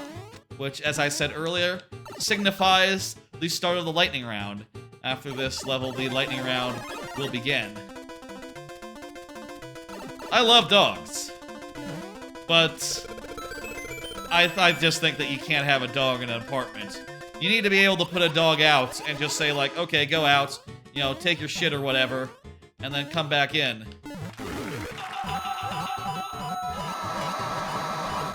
You need to be able to do that and not have that be work, you know? With an apartment dog, you'd always have to walk them every time they had to take a shit. Or a piss, you know? And that's just not feasible. That's just not feasible. I don't know. I guess people love their dogs, is why they put up with it, but I just don't see that. First time for everything. I just don't ever see that being me. You know, taking a dog for a walk every now and again. I guess with a dog, I'd also be, like, more inclined to walk regularly. You know, because with a dog, you do have to exercise them, like, every day. You know, take them for a considerable walk. Fuck, that was not the thing to do.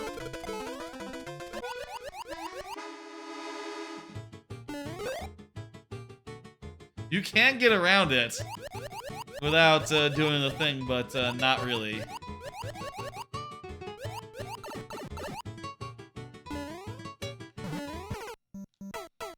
Okay. That makes the third. 2 tries left. I'd probably just get a single dog, I don't know. A single dog seems like more than enough work for me. I know that with dogs, maybe the best practice is, like, 2 dogs, you know. You gotta get your dog a friend. Same with cats. Yeah, 2 cats. My parents also have 2 cats. My sister has 2 cats. I don't have cats. Well, I'm allergic for one, so it's sort of an imposition for me. Oh my god, we did it! Whoa!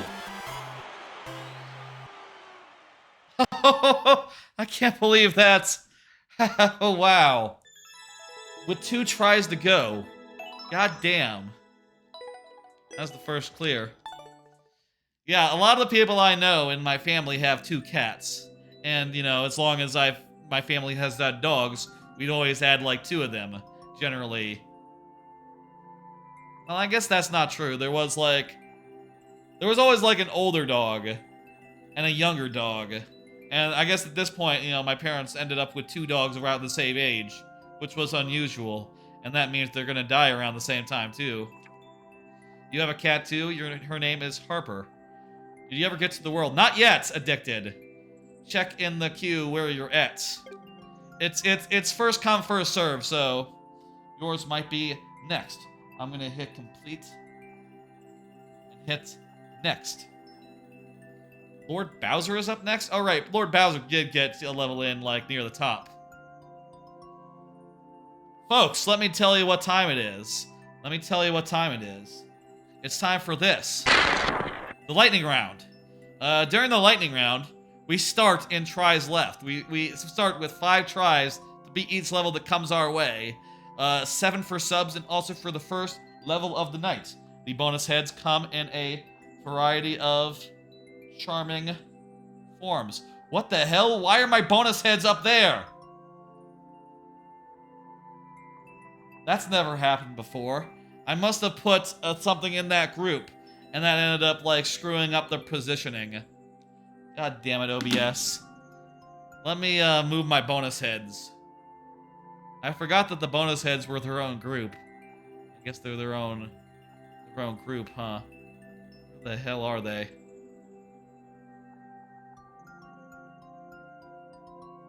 Wait, no, they're in the same group as all the other Mario Maker stuff. So why the fuck are they all the way over there? What the hell? How's the sudden death is also misplaced? But the main heads are in the right spots. You can't see me getting all confused. I'm gonna go back to the PC. This seems like it'll be hard to fix, but I just have to move a bunch of stuff into the right place. 1 second. I'm gonna go to the PC and fix this shit. 1 second.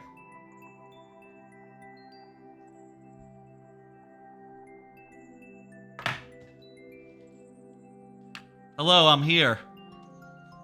Forgot to take off the privacy filter on the PC camera. Okay, what I need to do is I need to select all the bonus head stuff and just, like, move them all at once. Also, hey, their location is locked down. Shouldn't be able to move these guys. I don't know what the fuck. Okay, let's see. Unlock the location of all this shit. Bonus heads, the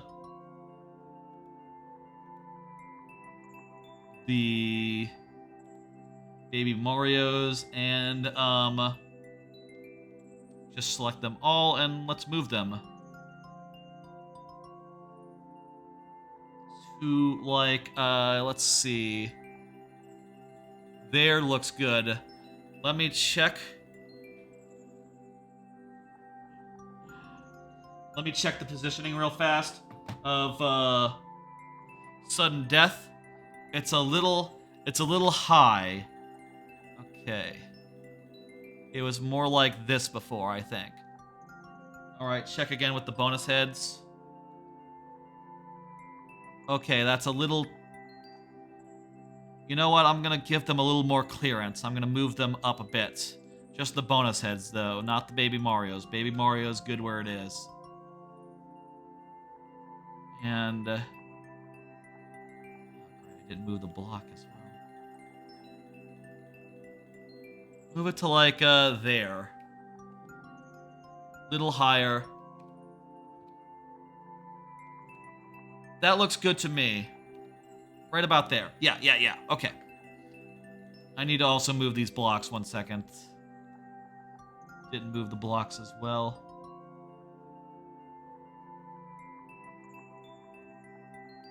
Let me check where the limits of them are. Like what the tallest one and the biggest one. Need to make sure that these blocks are covering everything. Looks to me like they will. Oh, they're off screen. Okay, hang on. That's not right. Like, around there, I think they were, right?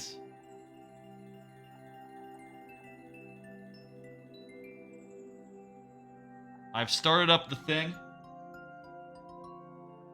Let me see. Yeah, I think that covers everything. Okay, good. Okay. Fixed. Okay, sorry about that, folks. Let me go back to the couch, and we'll continue.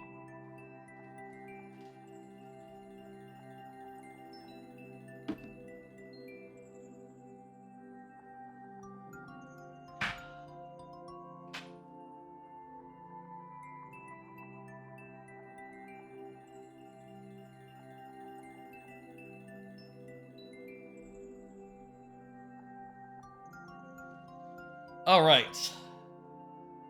Really not sure how all those things got displaced, like halfway across the screen, but you know, hey, go figure. They're all supposed to not be movable in OBS. So what the fuck, right? Stuff like that happens sometimes. OBS is a mysterious thing. There was some issue going on with like the stream alerts thing. There was a sub yesterday by Plastic Bags. Shout out to Plastic Bags. Hang on 1 second. I'm gonna shout out Best Plastic Bags. Shout out. Shout out. Plastic. Bags. Other one. Shout out. I'm gonna give a shout out to Plastic Bags real fast. But basically, like, the sub thing didn't load correctly. And it seems like I need to, like, do something that, like, the first time it tries to do it, it probably will fuck it up. But the second time on, it works. So maybe I should, like, do, like, before each stream, just make sure that that doesn't happen again. Just do a test one real fast and make sure it's good. Anyway, lightning round. That's what now is. This is the lightning round. During the lightning round, I only have 5 tries. Refreshing at checkpoints. You know what? I'll do the lightning round. Okay, I screwed something up there. The lightning is a little bit reversed. I'll fix that. Fuck. More things that are broken. Great. The sound and the GIF should be off when the sound and the GIF should be off when the lightning round is not in session.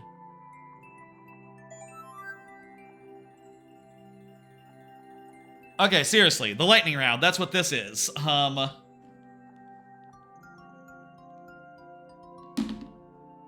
Lightning round, that's what this is. And there, that's how it works. During the lightning round, the first person, we have only 5 lives to do each level that comes my way. And also we have a couple of bonus heads. They come in a variety of forms, from Bowser to Waluigi to some that are not Mario related. Those ones are rarer. So you have to get lucky. Anyway, the first person up and also subscribers get them. So, you know, let's go. I'm randomizing them now for Lord Bowser. And you got the DKC3 heads. Wonderful. Those are a good set of them. Look at that. Or, you know, Dixie and Kitty. That's from That's from Donkey Kong Land, actually. Donkey Kong Land 3 on the left, which, you know, isn't DKC3, but it's the characters from DKC3. You know, you understand. I always try to find, like, a good variety of... I tried to make those, like, a good variety of, like, different weird characters and from different weird places, you know, so all the Mario heads are from different places, different games, etc., etc. I say I tried. That was like a while ago. It's been a while since I added new bonus heads or whatever. You know, I'm kind of happy with the current lineup and the current everything. Whoa, what's this? Post suggest ideas. Those are some nice looking trees. Jeez, I like the theming of those a lot. Let's go. We have 7 tries to do this level. Math is hard. Let's do it.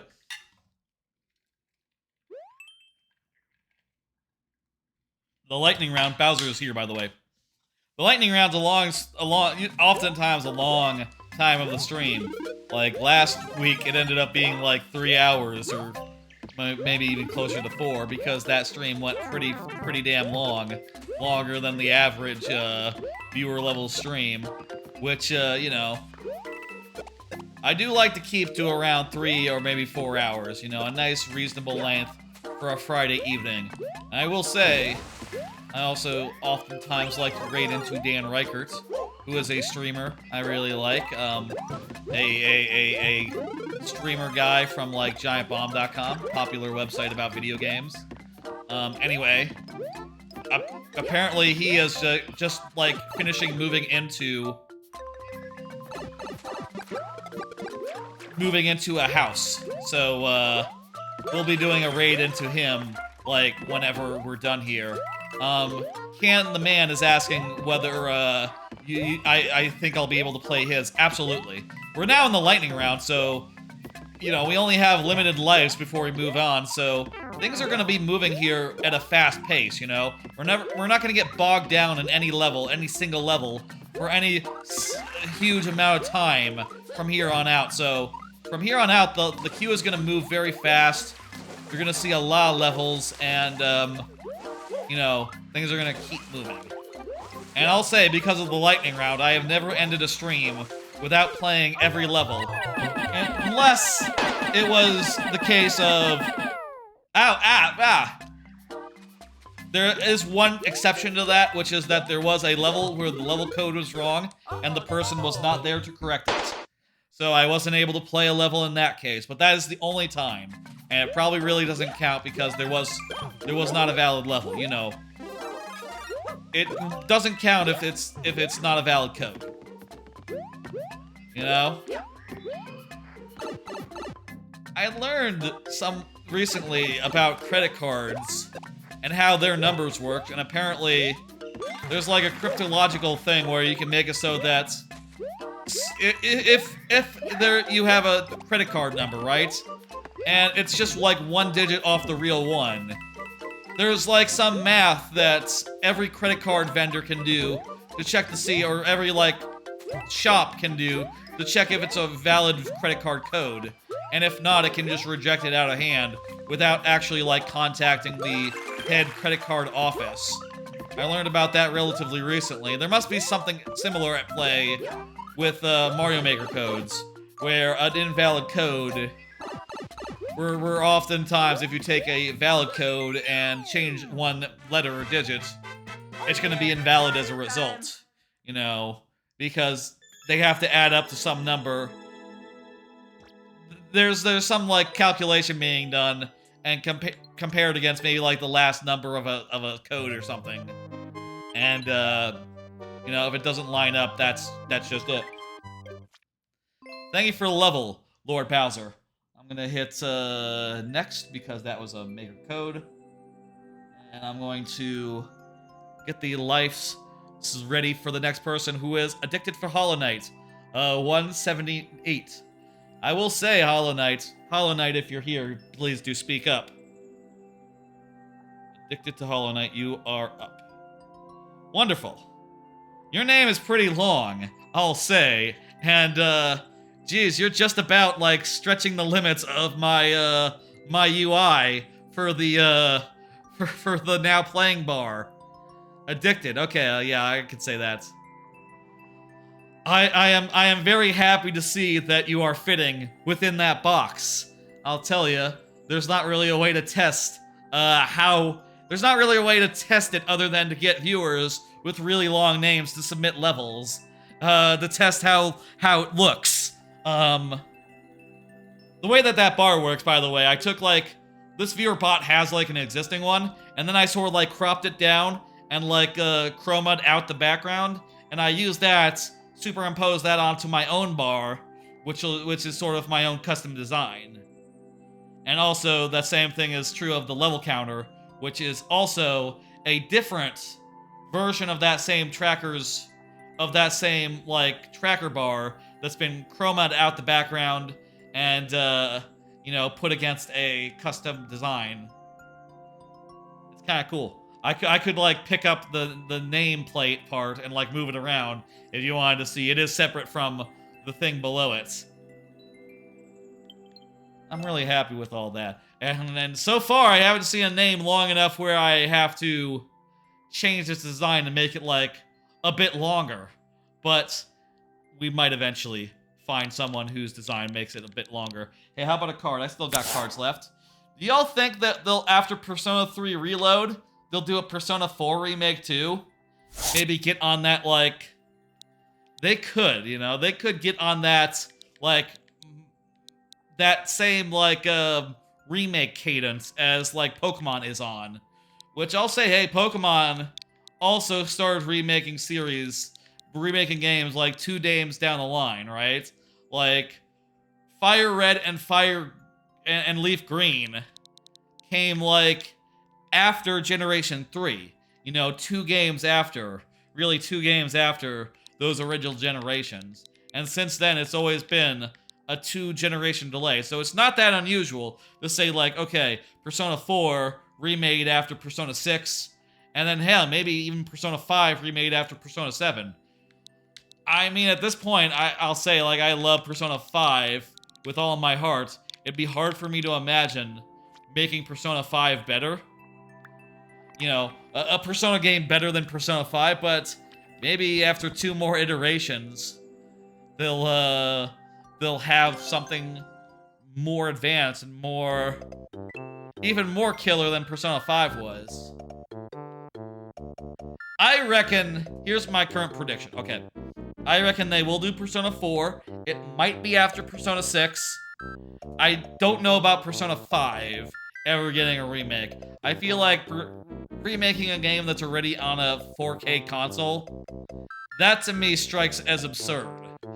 That to me strikes me as absurd, but I don't know. There have been remakes of PlayStation 4 games on PlayStation 5. That fucking, like... they did a Last of Us remake of a remake, and that was already ridiculous. I'll say this, a Persona 5 remake in, like, 10 years would not be any more ridiculous than the remake of the dinosaur game, Horizon Zero Dawn. No, Horizon 2, whatever the fuck.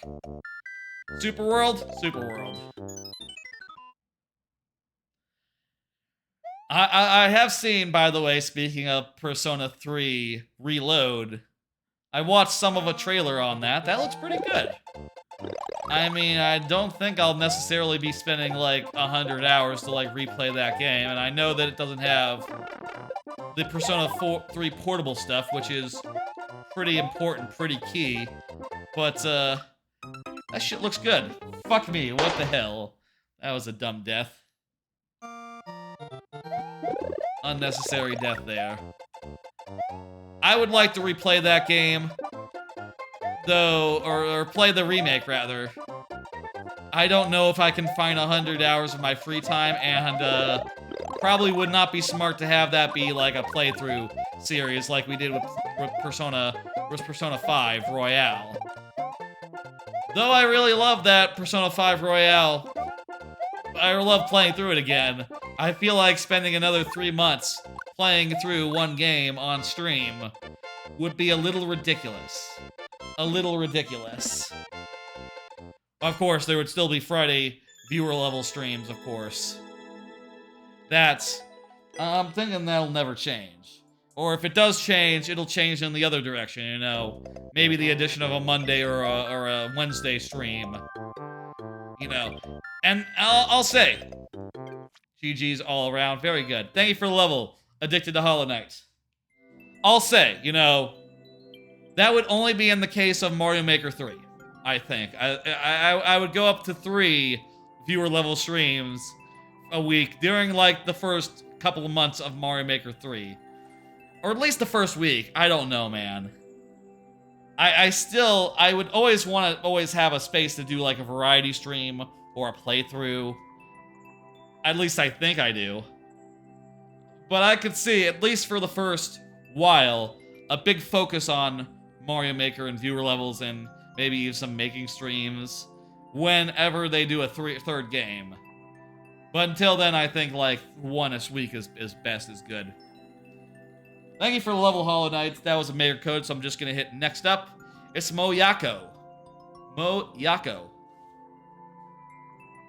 Someone's car is quite loud. I'm hearing the rumble of it.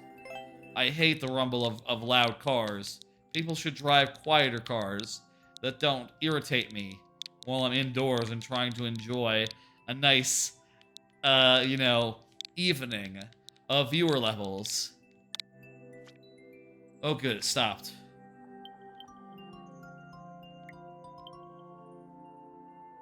I think I might hear it. Just a hint of it. Dry Bone Partner. This might be a difficult one to do in one. The clear rate looks pretty severe. But let's go, let's do it.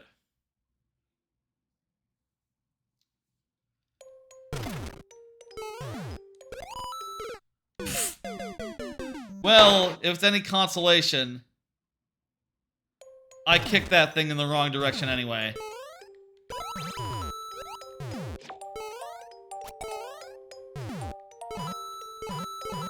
Okay, we can't fall down here or we're dead. This one is pretty hard, I can tell. I will say, you can always resubmit levels while the lightning round is still going. Oh shit, I didn't ask for, I'm just realizing, I didn't ask for Moyako to confirm, and Moyako has not confirmed. It's still sudden death if you're not here. Moyako, you are up. And you know what, we'll say that one doesn't count because it was supposed to be sudden death this whole time. Moyako, if you're here, I will do 3 more tries in this level, but you gotta speak up pretty quickly. I'm gonna do another card and give Moyako a chance to speak up. I'm thinking about Baldur's Gate 3, but I'm not sure if it's right for me. Sort of hearing a lot of buzz about Baldur's Gate 3. People saying it's fantastic, people saying it's killer, like one of the best games of the year, something like that. Which, you know, puts it among the ballpark of like Tears of the Kingdom, and I would say Pikmin 4 is also up there for me in that ballpark. What else is in that conversation? I guess like RE4 remake for a lot of people. If remakes are included, people really like that one. Not sure what else is really on that same tier, that same like ground. I've been hearing good things about it, but also I've heard that it is maybe impenetrable if you're not into Dungeons and Dragons. People are saying that it's sort of like a Dungeons and Dragon campaign, but in video game form, and a pretty exquisite one at that. Which makes me go like, okay, so it's kind of like I've seen like screenshots of it or whatever. I haven't seen like a full someone playing some of it, right? So I don't know what it really looks like, but it does kind of look like it's a 3D game, fully rendered and shit. You know, like a big Elder Scrolls type world to run around in and talk to people in, which sounds pretty cool. The part where it's like turn-based combat, or, you know, like real time with pauses, I think, where it's sort of like, you know, the comparison I've heard people making is to Knights of the Old Republic, which I found to be super, super goddamn clunky when I played that like 10 years ago, right? I was in, geez, I guess that was more like 15 years ago. When I was in in college, like first, second year of college, I bought Knights of the Old Republic and found it to be quite clunky. you know, sort of MMO style combat, which I don't really understand. It's not really my jam. I find it kind of weird to be selecting, like, they have like so many moves to use, and all of them just be like so indistinct to me. I don't know. If it's like that, and it's very like straight out of Dungeons and Dragons, I feel like that might be too weird for me. That might be like, hold on, I don't know about that. But I definitely feel like I should probably check it out. But I don't know. I guess I'll see. I guess I'll watch some video of it at some point if some people that I like play it. And maybe see how they take to it. And, you know, if it jumps out at me as something I'd be interested in. That's how I sort of like to approach games. I like to watch someone play it for a bit sometimes, if I'm not sure about it. I like to watch someone play it, and then if it, like, jumps out at me and it looks like, oh, I like to look at this. I think this would be fun. I'm engaged with this. This is pulling me in. Then I might grab it, even if I've not played anything in that genre really before. You know, I mean, I guess I played things in this genre before, but, you know, I'm just saying, like, even if I've never played anything of that franchise. You gotta go. There you are, Boyaku. Hey. We'll do these last 3 lives. Anyway, I'm thinking about it. I guess there's also that that mech game from like the guys what make the whoops. The guys what make the Elder Scrolls. Not the Elder Scrolls, the Elden Ring. There we go. From Software, they made like a mech game, and people are saying it's pretty good.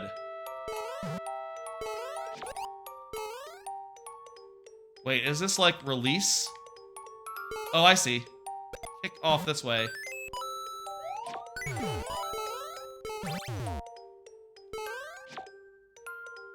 Hey, we made it farther than we did. No! We need to hit it. We need to move faster there. Last try. This is a pretty good level, Moyako. I hope that you give me a chance to have a second try at this sometime. What am I saying? We're gonna clear it right here, right now. Thank you for the follow. Juicy, I believe, was the name, right? I definitely want to look at that mech game as well and figure out if that one's for me. Damn it. Feel like we could have done it. Feel like after that first area, it's very doable. I want to look at that mech game and figure out. I know that I mentioned Dan Reichert, streamer I really like, is back from moving into a house and moving across like states and stuff. And he said he's doing a stream tonight, maybe. So we'll probably raid into him, and I think he's gonna be checking out that their mech game. And I'll see if it looks good to me, and if I like the look of it, maybe I'll try it out. I guess, hey, you know, there's some games coming out next month I really have to spend time with. Like, I'm really looking forward to, what's that fucking space game called? Starfield. Starfield looks great. That'll be a long game, so maybe I really shouldn't be committing to, like, Baldur's Gate on the eve of like, massive game Starfield, but I don't know. Let's see. Next up!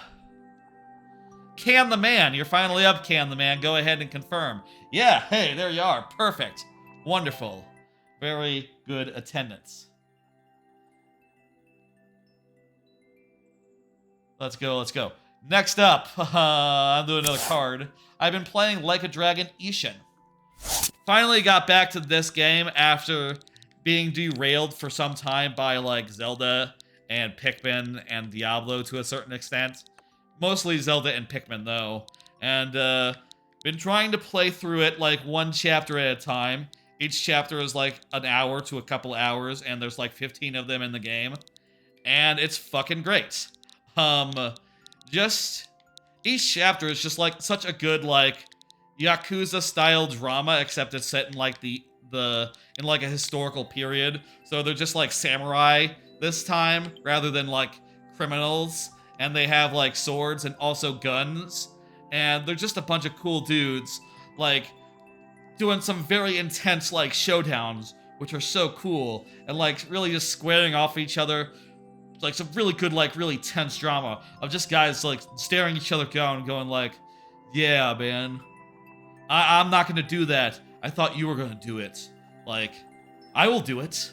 Okay, you're a little shit anyway." You know, they're just really like chewing the scenery, just being like really goddamn cool. I have some pictures here from that there game. Like, there's one screenshot from one scene where just a tough guy from like the samurai era, just like doing a really detailed grumpy face at just being really imposing and trying to throw his weight around. Pretty cool. And also, by the way, they all look like characters from the other Yakuza games, and they're the same actors.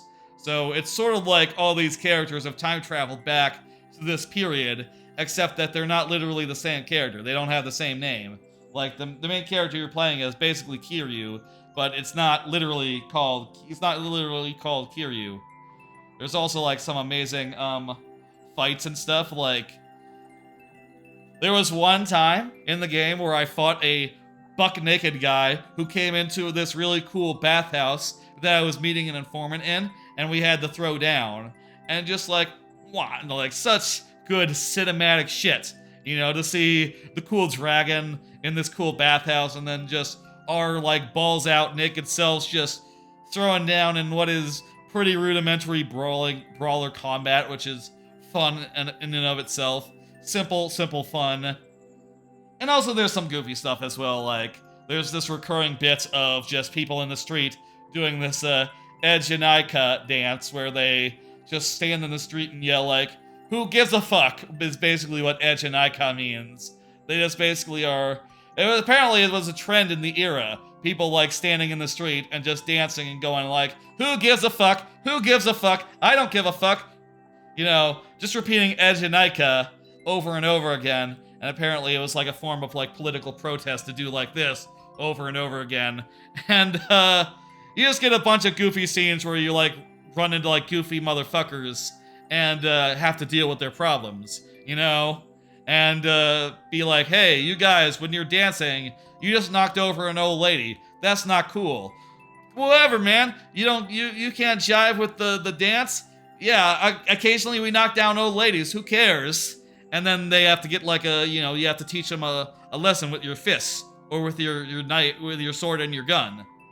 You can literally just like gun down everyone and just be like, pop, pop, pop, pop, pop, pop, pop. And it's pretty ridiculous. Bunch of guys running at you with swords, and you're just shooting them from a distance 100 times. It's a pretty fun game, but man, it's long. I'm like 4, 5 chapters in now. I did like 2 chapters since the last stream. Each chapter can take longer if you're like, you know, running into side stuff, which I think the side stuff is great, just I don't really have time for it, unfortunately. I'm not really going out of my way to do any of it as a result. Just sort of focusing on the main line and you know, just sort of focusing on the main stuff and trying to like get through the story and figure out like, well, you know, what exactly is going on here? Who exactly is... I'm looking for a murderer right now, and it's a whole complicated scenario, and a pretty damn cool one, I'll say. I'm trying to figure out who could have been a murderer who I'm looking for revenge, and that's just good. You can't go wrong with a good old-fashioned revenge story in general, and I don't think they've gone wrong here, you know? I would highly recommend Ishin, with the caveat that it seems very long, and I'll say I don't think it's quite as, like... I think the Judgment games that they did, like, a generation ago, or like, you know, in the last 5 years or so, those games were more polished and more like compelling. This game is a remake of an older game, and it's a good remake, but it does still have the stink of being an older game with like some more dated like ideas to it as far as how running around works. You know, could be a little more streamlined or something. I see what we gotta do here. I nearly see what we gotta do here.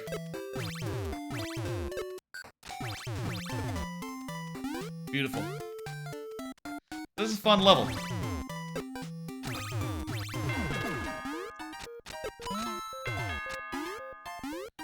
I like how every time you're like clearing... You're like doing some stuff to clear the way. You're like killing enemies above you to progress. That's a neat way of, you know, making it so you can go forward each time. Oh, that's not a wall. This is not a wall right here. Just wondering how I got out of there. Sick. Anyway, Yakuza Ishin. Quite enjoying it. Definitely want to find the time to finish it before the end of the year. I think that is a very good candidate for like Game of the Year type stuff. I'm pretty sure at present it's definitely in my top 10. And I think it will be, you know, unless there's a whole bunch of games before the end of the year, which hey, aren't there always, I guess. The way these systems work, they're really good. They're really good, can the man.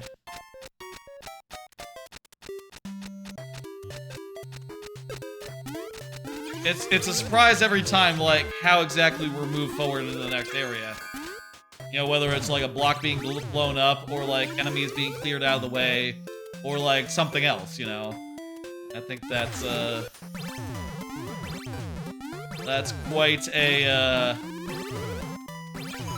thing to be proud of. Perfect. It's a ladder. Nice. Hey, Ratchet Toad, how's it going?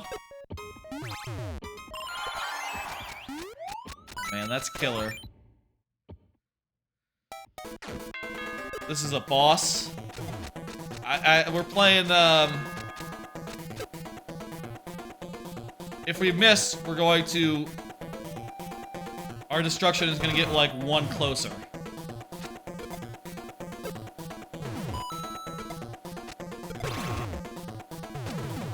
And, we missed too many times. We got a checkpoint, though, so we have 5 tries to do this. I don't think this is so hard where we can't do it in that many tries.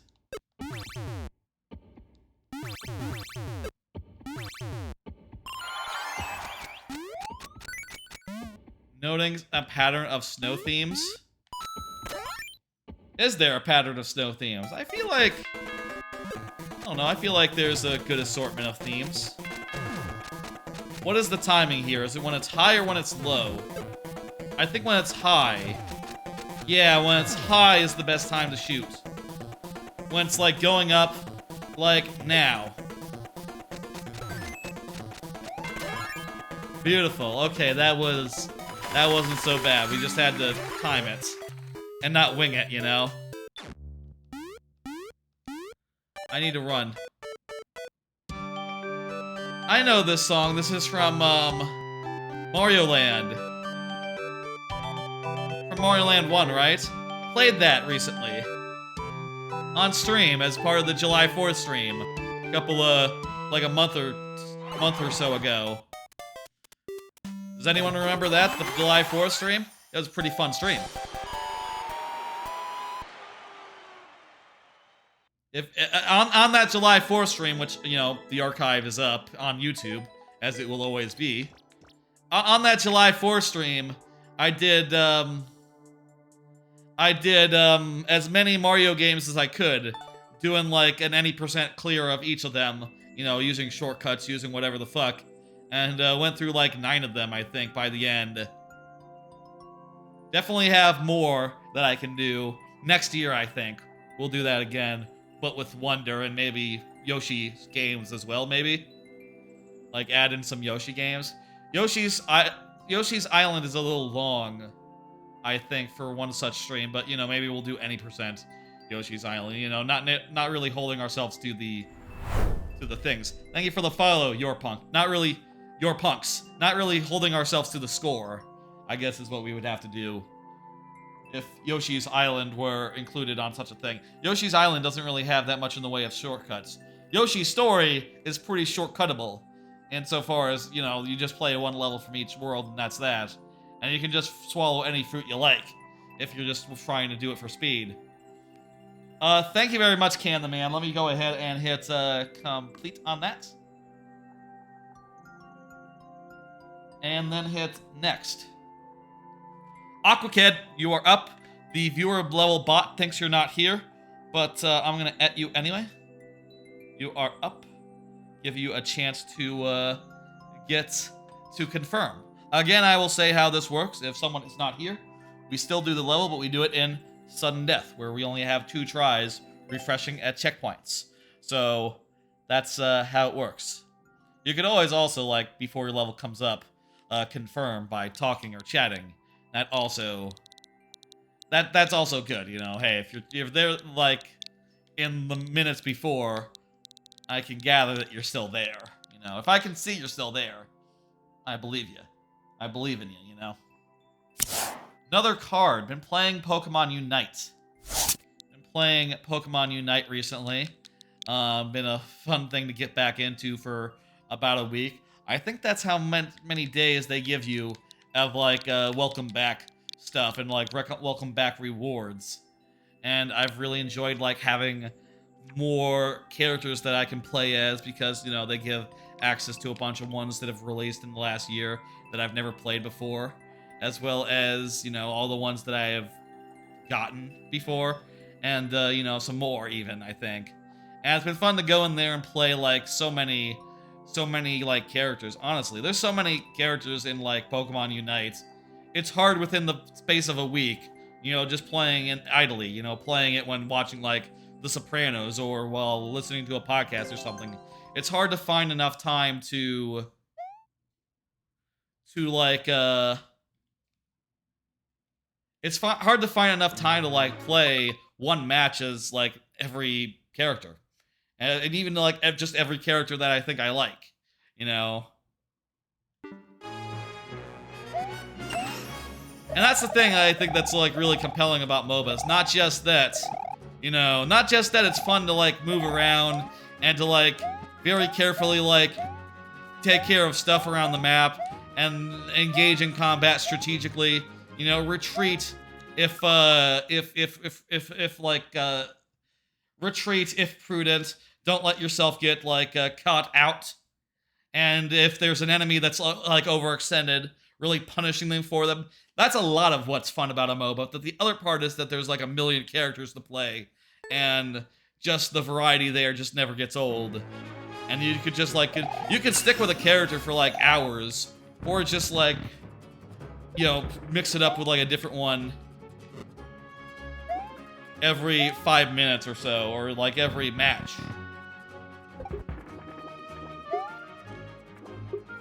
Anyway, I don't know if I'll keep on it after after, like, the bonuses, like, stop. My thought is that, like, yeah, I'll maybe play it for another couple of weeks and then drop it again. I don't see Aquakid, but let's proceed into sudden death mode. I mean, I'm already, like, halfway through now. Fuck! Oh, wait, these are reset doors. Good, okay.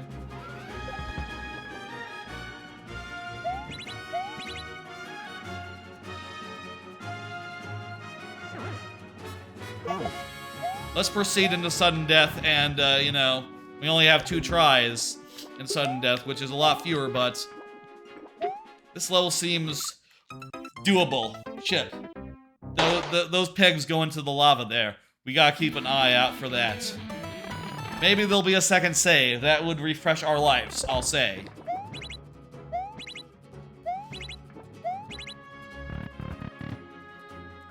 Anyway, Pokemon Unite. I do think that game is, like, just so messy, and, like, how the hero, all its hero characters are, like, presented. You know, all its Pokemon. Like, some of the designs are just, like, so needlessly intricate. They're, it can be pretty, like, intimidating, just, like, reading all the text on, like, their, like, moveset description page, and, like, understanding all of it. to the point where I don't really do that. Dang it. There's the second life. Aqua Kid, that's all we're gonna do, unless you are here. I'll finish my thoughts on, I'll finish my thoughts and then we'll go to the next person. If you were here, Aqua Kid, I would give you 3 more lives and convert you over to the regular lightning round, but that's contingent on you saying something before I finish my thought on Pokemon Unite. I think it's kind of messy. I think that it's definitely a 4 out of 5 game. You think the more intricate mons are generally more fun to use? I just don't understand them. I feel like Heroes of the Storm, the previous MOBA that I did a much better job of like explaining complicated mechanics within like a sentence or two. Whereas I feel like to understand like most of the ones in like Pokemon Unite, it's like reading a really complicated like magic card that has like a million stipulations. And it says like, okay, well if you hit with this, it does this for 2 seconds, then it does this. And if you do this while this is happening, then this happens. If you do that when this is happening, then this happens. And it's just like, I cannot absorb any of this. I am not getting this. I hit R button and flames come out. I get that. Okay. That's all I need. Maybe it's a matter of just, like, explanations. And also the fact that, like, every character has, like, 4 basic moves that you sort of have to choose between without any, like, prior knowledge going in, which can be difficult. Maybe if I did something like look up, like, videos or something that explained it to me before trying it out, it would help. I don't know, though. I kind of like winging it and just figuring out for myself what I like and what I don't like. I miss Heroes of the Storm.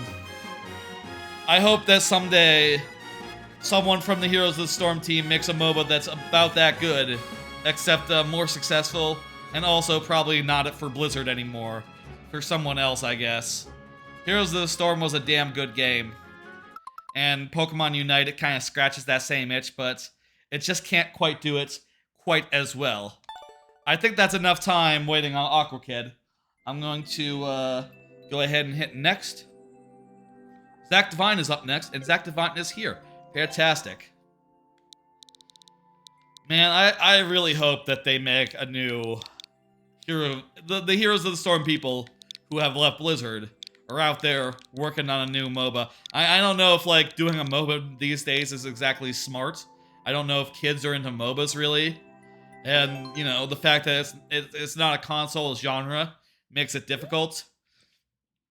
I'll say this, yeah, you know what, a Pokemon Unite, it's amazing that they made a MOBA work that not on a PC. On a console. That is amazing, I will say. But goddamn if I'm not like...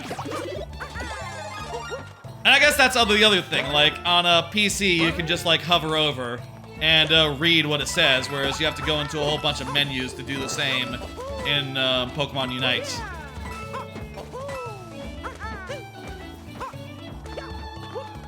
Maybe at some point we should do another Heroes of the Storm stream. I think the other times I've streamed Heroes of the Storm, I think it was like before I was like archiving VODs, so I don't know that those streams still exist anymore. The VODs of me checking it out. But I did find out that like, oh, it's kind of a ghost town here. The unranked mode is dead, and the ranked mode is toxic. It's just full of toxic personalities, which, you know, kind of sucks. You know, and unranked, you know, you're not gonna get a balanced team, which kind of sucks. You really want a balanced team. Maybe there's just no turning the clock back for Heroes of the Storm, you know? I mean, that's definitely true. You know, during the heyday of Heroes of the Storm, it was great. It was amazing, you know, and it was just constantly getting new content, like a hero every month practically. And, well, clearly that was unsustainable, and when they stopped doing it, they stopped sustaining the game, and the game subsequently died, you know? They had a basic problem, which was that the main reason people kept playing the game is because there kept being new content. And new content costs money, so, you know, if they want to spend less money on development, they gotta release less content. Less content means there's less people playing and there's less people buying things. Which means it's less profitable, which means, well, shit. there's now less reason to spend as much money on it, right? Sort of a vicious cycle that, you know, ended. Ended in the game being where it is, and, well, that's that, you know? Nothing you can do about it, just how it had to be. Hey, there's a checkpoint that refreshes our lives. Nice little vertical level. Kind of reminds me a bit of Highways stuff. Insofar as, like, there seems to be, like, maybe multiple... It seems more complex. This is sort of a... Is this like a Sonic-style level? Where there's, like, different routes through? Kinda gives me the impression of, like, how Highways seem like there's a lot going on. In the case of Highways levels, it's because there's, you know, the level routes you around a lot of times, multiple times. But in this case, it's just more of a freestyle thing where you can go any way you like. Very good. Thank you a lot, Stack Divine. I appreciate it. I could go for a good MOBA. I'll say I would want a MOBA that... The one thing about Pokemon Unite I would want them to look at is 10 minutes. 10 minutes is a good length for a match. Maybe like 12, maybe like 15, I think would be perfectly good. But 20, like Heroes of the Storm, it's certainly better than 40 or 50, but I think 10 would be better than 20. At some point, I guess then you would have to like cut down the complexity of the skill trees, of like the talent tree system or whatever, but that's fine. I think that's a fair trade for like a more streamlined game experience. You know, I feel like you could do like you could do a talent on 1, a talent on 5, and a talent on 10, and then 15 and 20. You know, just 1, 2, 3, 4. Is that 5 or 6? 1, 5, 10, 15, 20. You could do 5 talent trees, talent levels, and have the leveling go a lot faster, and that would be perfectly manageable. I think that'd be good. That's what I would want. I love the talent tree system in Heroes of the Storm. How it allowed every hero to be like, have their own custom like, interesting progression system where like, oh, you know, you can choose between like, oh, you're giving a move a stun, or like, make it so that you can have like, this move now recovers health if you do it in this way. You know, there is a lot of interesting stuff to be decided as far as like, building your character out goes, and I think that's way more interesting than like something more rote like, okay, you can increase your attack by 2%, or you can increase your ability damage by 2%, or you can increase your defense by 2%. That's boring by comparison to like, okay, if you take this one, the final hit of this 3-hit combo, this 3-hit move, will do twice as much damage. But if you hit this one, it'll slow the enemy. So which one do you want? That's a kick-ass decision. That's cool. That's way better. Zach already confirmed. We're good. Next up is Ida. Ida is up next. Sort of was caught up in talking there. How long were we between levels? Oops. You know how it is. Got trapped in a tangent. Feel like we've gotten some good potential names for this stream. Almost a pun. Trapped in a tangent. Could be something about the Great Mighty Poo. Great Mighty Lyrics. No, that doesn't work as well. Definitely some good names when I go to name the pod. Ida is here. Fantastic. Hey, good. Perfect. Didn't have to have me at. I'll do another card. Multitasking, perhaps a bit too much these days.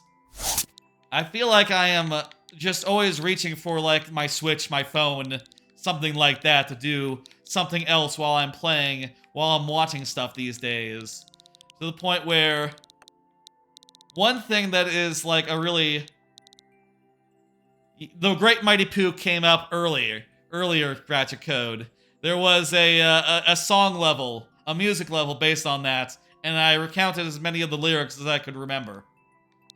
What was I saying? I tend to get like... I'll tell you one thing that I have done, that I have developed as far as skills go, that I regret.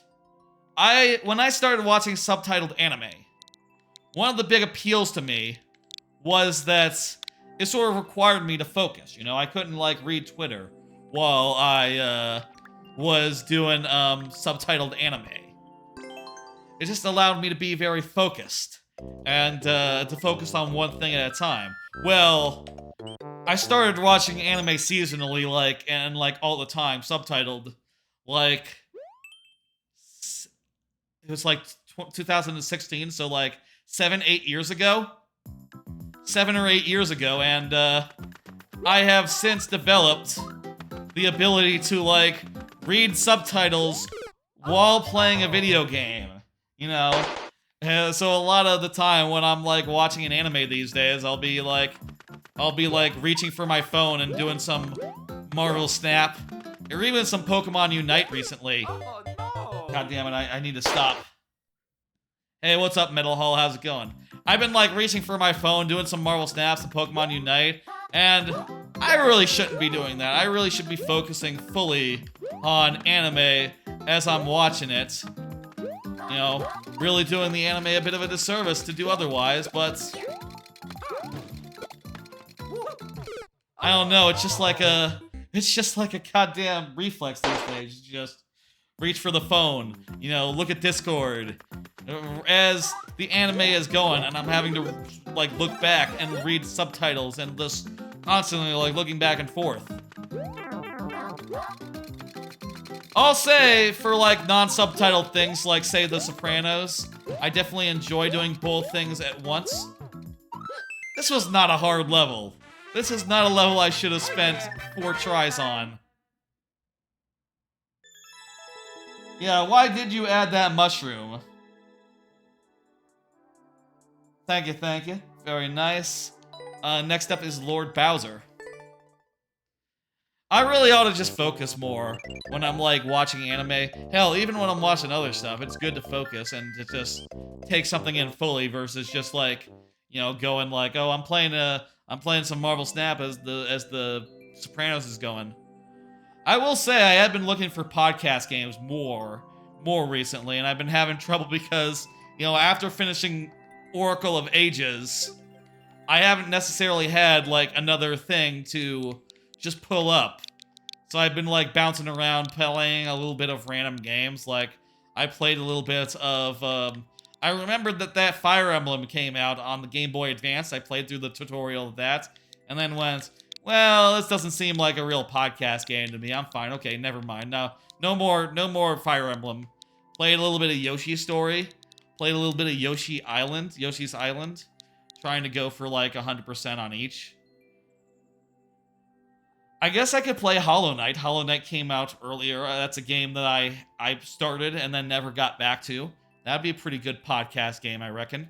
There's probably other Game Pass games that would make great podcast games. You know, not necessarily story-heavy or anything.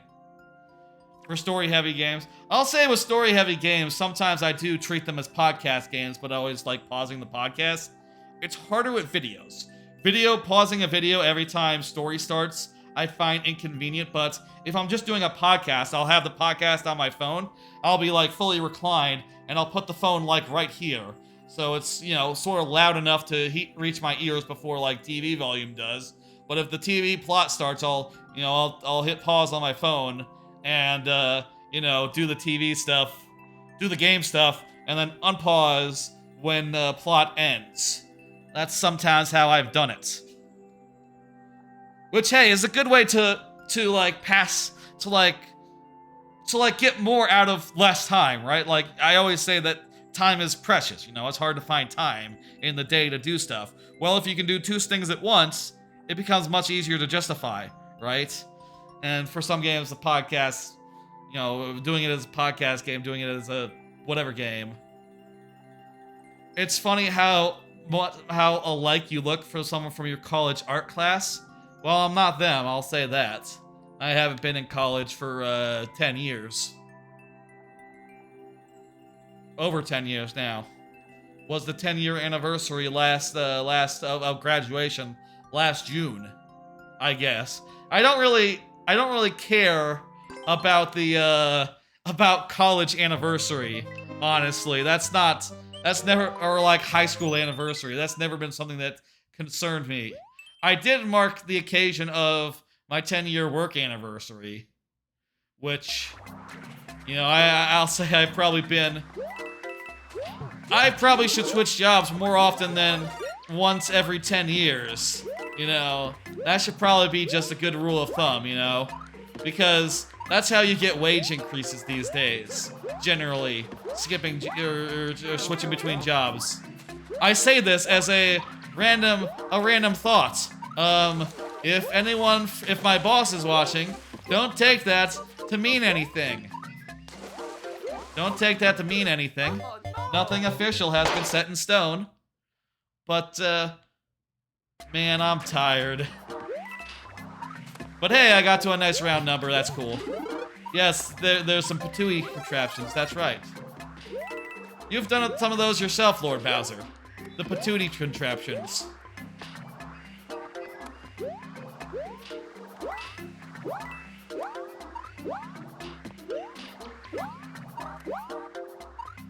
You thought I might be that person at first? Yeah, I'm totally not. Dead ringers exist. I remember when I've seen a dead ringer or two. I remember when I went to college, there was someone in orientation who looked like just like someone I vaguely like recognized from college or from high school, right? Someone who looked like nearly as much. You know, like wow, you guys look like just alike. And I think that other person was also going to that college, so you can understand me just like going up and going like, hey. And then I thought I knew them. But also I'll say, like, I didn't really know them quite on a first name basis. I just like recognized them. So it wasn't like I went up to them and was like, hey dude, I don't think I knew their name even. And I certainly don't know it now. That was just during orientation. I think like after that I never crossed paths with that fella again. I didn't like I was a commuter, so I didn't like necessarily take part in many that many like school events or whatever when I was in college. Mostly just like commuted there, went to my classes. Between classes I would find a nice quiet space with some nice couches to like set up on, and then I would watch like videos and stuff in like the intervening times and like play games on my computer and shit. You know, I would watch the closest thing to Twitch at that time. I guess, when did Twitch start? It was probably like early days of Twitch. I watched YouTubers, I guess. Or not YouTubers, I watched Giant Bomb specifically. Which at the time was not on YouTube, it was its own website. Its own gaming outlet. But you know, now it's also on YouTube, and they also Twitch. That one was weird. That one that just happened. Checkpoint refreshes.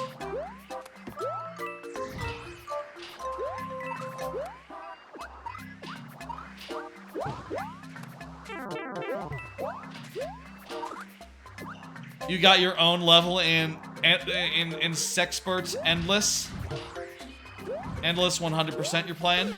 Oh no! I was hoping to be blown up into the thing by that. Weird. Didn't know you could get your own level in one of those modes. I bet you could beat it. Oh, I know what's happening down there. There's like some sort of block there that's like being pushed up and down. And we gotta catch the wind while it's up. I see. Okay. That's not too hard. Little takes a little effort, but not that much, honestly.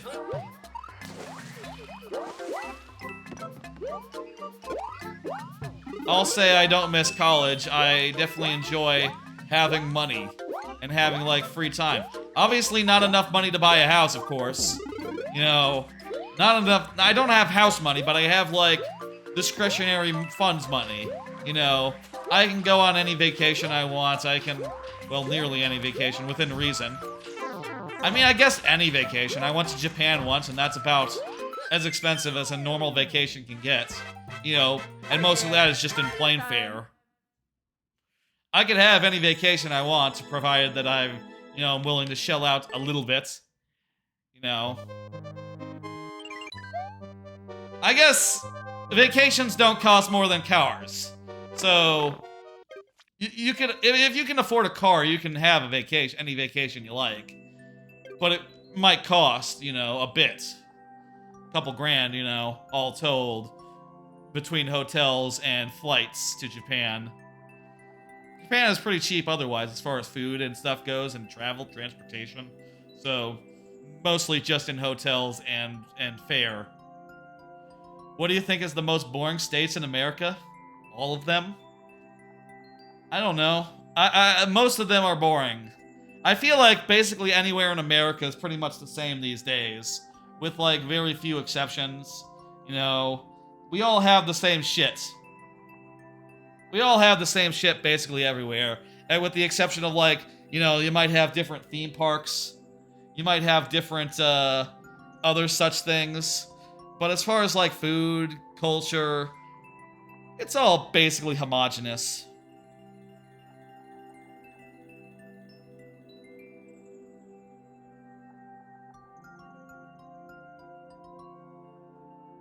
All basically homogenous.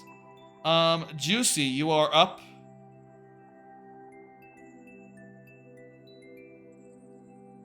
There we go. Juicy says, hey. Good looking out, Juicy. The viewer level bot thought you weren't there. Good looking out. Let me do another card. I don't have that many left. Watch the Mount Rushmore of YouTube. I was watching some video that was posted to a Discord. Guy talking about how YouTube algorithm works and such, and he was talking about how a video of his got recommended to what he called the wrong crowd. That is to say, people who don't know a lot of like really famous, very popular YouTubers. The sorts like Ninja and shit, right? Or like fucking PewDiePie and sorts like him, and Sword talked about how, I think that talking about how like the market that got that video got there. Yeah, California has good perks for tourism. That's true. So does Florida. Florida has really good amusement parks and stuff, and really good tourist attractions. Obviously, there are states that are not super boring, that have stuff that you might want to see. But, as far as the states themselves go, I'm not really, like, they're all that discerning. I guess somewhere like Connecticut sounds like people from the Connecticut say it's really boring. So I guess, you know what, I'll say Connecticut. I'll say Connecticut. Fuck it. Sure, whatever, Connecticut. I've heard people who lived in Connecticut say it's, like, the most boring place they've ever lived. More boring than, like, Kansas or Minnesota or whatever the fuck. So, which are the other places that they live, this person in question. Dan Reichert, the person that we're probably going to raid at the end of the stream. But I can't really speak to that. I've only lived in, like, Texas and Oklahoma as a kid, Florida as a kid, and only visited other such places. What was I saying? Anyway, I watched that video, the Mount Rushmore of YouTube video, and found that, like, oh, indeed. It is like you say. I only recognize, like, one person here, and then another person from the honorable mentions, Tom Scott, who is or not Tom Scott, it wasn't Tom Scott, it was the other guy, Hank Green. Hank Green came up, and, Hank Green was in his honorable mentions in that Rushmore video, and I said to myself, like, well, I disagree with your choices because I've never heard of these people, no matter how big they are. I've just never heard of them, and I don't think... that's sort of the thing about, like, YouTube and, like, culture these days. There's people that are fucking huge that I have never heard of, that you have never heard of, and people can say, like, Smoosh is huge, and I'll say, I've never heard of Smoosh. Smoosh? And then in some spaces, it's like, you mention Giant Bomb, and, like, everyone there knows what Giant Bomb is. I know what Giant Bomb is. I love Giant Bomb. But, there are other places, I'm sure, where you say Giant Bomb, and you have to explain, It's a website from video games. It was founded by Jeff Gerstmann, formerly of GameSpot, after he was fired for his review of Kane and Lynch. Since then, they have gone through a lot of staffing and ownership changes, and they're currently owned by Fandom, and don't have any of the original staff, but they do have Dan Reichert, who was someone who came in the Middle Ages, left for a bit, and then came back. And they also have some other people who are pretty good. But, you know, would highly recommend, one of my favorite websites. Though I don't watch all of their content religiously anymore. Just don't have time, I guess. And also, like, I only fully care if Dan Reichert is involved. Honestly. Anyway, I thought this was an interesting prompt, and I wanted to, like, give it a crack myself. This is not a strict timer, so we can back up if we can manage it. I wanted to give it a crack. Like what I thought the top 4 Mount Rushmore of YouTube would be. And I'll say for my part, I do think there's slightly different criteria to consider than what the guy did in his video. Oh shit, there's a rising lava level. Shit. Last try. I think not only you have to look at, like, significance, and significance is just one part of it. Another part of, like, a Mount Rushmore of YouTube would be the fact that, if you look at Mount Rushmore, right? It sort of, like, goes across the ages, actually. That was the last try. Juicy, I will say, you can always resubmit and I'll give it another shot before the end of the stream. And if you're here, it'll be, you know, another 5 tries. If you're not, it'll be sudden death. Either way, up to you. Let no level being failed mean... Don't take me failing a level mean that I won't play it again. Absolutely, I can play it again tonight, another stream. They're always on Friday, by the way, if you're curious. Whatever is good. I'm gonna hit next. Next up is Ratchet Toad. Anyway, here's what I think. You sort of look at they go through the ages, right? It's the first president, the third president, Thomas Jefferson. I looked up who was on the thing, by the way. Then there's, like, Abraham Lincoln, which, of course, you know, he's, like, 10 presidents, 12 presidents in or so. Then, one of the Roosevelts, like, the older Roosevelt, the one who's from, like, older back. Which is... I'll say, of the presidents on Mount Rushmore, Roosevelt definitely seems the first Roosevelt, not TRD. What TDR? TDR, not TDR, not Theodore Roosevelt. The other one, I don't know his name. He seems like a weird inclusion. He's definitely like the Corin of like Mount Rushmore, you know? Like, he was put on Mount Rushmore a little too fast, you know? Like, he was just, like, 10 years dead at the time he went up on the mountain. It probably should have been like, TDR. You know, the one that, led us through World War II. Or Ike or something, right? Probably not just some random guy who happened to have the same last name as TDR. I don't know. Anyway, here's what my list would be, based on that criteria of sort of like going era by era. And I'll say, like, I've not necessarily, like, watched that much of all of these. In fact, literally the first entry is someone I don't really have a history of. But I'll say they go in chronological order, and I think people would know, like, a bunch of these. I would say first off, Ratchet Toad is here, by the way, as confirmed. Good. Let me spiel off my 4, and then we'll start the level. I'll say first off, first one who goes on, like, Mount Rushmore of YouTube, I think has to be the angry video game nerd. That guy is really just defined an era of early YouTube, like people getting angry and yelling, and that being comedy, you know? And yeah, pretty straightforward. I would also say along those lines, Nostalgia Critic would be like the second president who gets left off the mountain. you know, apparently John Adams was the second president. And, yeah, no one gives a fuck about John Adams except for, like, people who really like alcohol. No, that's Scott Adams, isn't it? Is John Adams the beer? I forget. I don't know. I don't drink. I don't care about that stuff. Anyway, John Adams is like the nostalgia critic. He gets snubbed. He doesn't get to be on the mountain. I think the second slot on the mountain would go to Plinkett. I would give it to Plinkett. That sort of defines like the second era for me. Something that's a little more refined, something a little more original, something a little more nuanced, but also very funny and exceptionally well edited. I think like Plinkett stuff sort of kicks off a bigger era of long form video and a lot of people doing like and stuff, you know. Nostalgia critic has hot takes, yeah.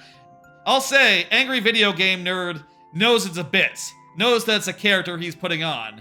Nostalgia Critic is like pretty genuine and or like is a lot less you know, it is a lot more like seems to be actually angry and like cynical about things rather than you know, doing it in good fun like Angry Video Game Nerd does, which is just a slight difference. I'll say for my part, when I was a kid, when I was a teenager, I liked Nostalgia Critic more than Angry Video Game Nerd, but I'm willing to accept that I was wrong as a kid, okay? The third place I would put on the mountain would be Tom Scott, guy who did, like, traveling YouTube videos for 10 years, like, weekly traveling YouTube videos about, like, fun facts, about interesting places that he went to. You know, videos like, oh, the water in this place is solid, or you will drown in this water if you fall into it. And then telling you about like, oh, they have special thick water here, and it's very special. Here, you know, we talked to the guys and they explained how the thing was, you know, and just to put out like a video a week for like 10 years as he did was incredible, and a lot of his videos are just very, very good and very, very interesting. Definitely think that deserves like the Abraham Lincoln slot on my YouTube Mount Rushmore. And the final slot I'm gonna give to Sakurai. He's very topical, and it's probably too early to say that Sakurai's YouTube channel is, like, mountain-worthy, but fuck it. I'd like to give it to, I'd give it to Sakurai. He does good shit. I think it's all very interesting and very well-informed and, fun as well.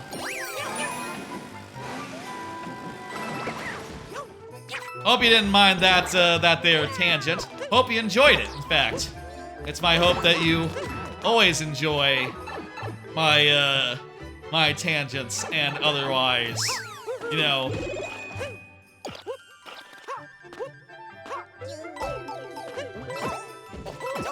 This being the mainstream, throughout the week I always want to, like, you know, talk about the things I've been thinking about, things that have come into my mind, and, well, that was just one of them. I feel like there's other interesting questions there that you could also do, like, spun off that, like, what is the gaming Mount Rushmore? I'm sure people have done that. I guess, like, Mario and Zelda would be, like, the... Is it fair to say, like, Mario and Zelda would be, like, the first two heads? Maybe you'd say, like, Pac-Man as the first head, actually. Pac-Man and Mario. Then who's the Abraham Lincoln of video games? I think the Abraham Lincoln of video games is... Master Chief. What do you think, Master Chief? Master Chief? Definitely has to be someone from the 3D side of things. I feel like Master Chief is a good one because Master Chief kind of revolutionized 3D shooters and like dual stick controls and like camera controls, I guess, in general. And that's just a very important part of how history went, you know? Thank you for the level, Ratchet Toad. That was real nice. That was real good. I'm gonna hit oh wait, I don't need to do this on my phone. What am I doing? Do it on the thing. Did I type in one of these? Oh right, I typed in probably the you're up next thing. which I can do right now. Hey, Can the Man, you're up next. You are up. Yeah, I definitely think that Master Chief is like the Abraham Lincoln of video games. So who's the Roosevelt? Who's the Roosevelt? The lesser known Roosevelt specifically. Relatively topical, but a weirdly topical choice. Guy from Elden Ring? Guy from Elden Ring? Is there a guy from Elden Ring? I don't know. I didn't play Elden Ring, so I really can't speak to it. Elden Ring, I feel like Elden Ring is like too well regarded to be like the Roosevelts. I feel like in 10 years there's no chance people have forgotten about Elden Ring. Where there's a good chance that like if Sakurai were to stop making videos, that he wouldn't be like top of anyone's YouTube list in 10 years. You know, what's weirdly topical, but also like such that it won't be all that topical in like 100 years. Hades? The guy from Hades? I'm gonna say the guy from Hades. You know what? Fuck it. It's an indie game as well, so that is a point of representation. Shovel Knight. I could see putting Shovel Knight on there. Shovel Knight's almost not recent enough to be like in that like Roosevelt slot, actually. Are there any other indie games that like come to mind as like a recent game, got really big? Guy from Neon White? Guy from Neon White isn't bad. That almost feels like smaller than a president. You know what I mean? Probably smaller than a president, Neon White is, as far as the landscape of gaming goes.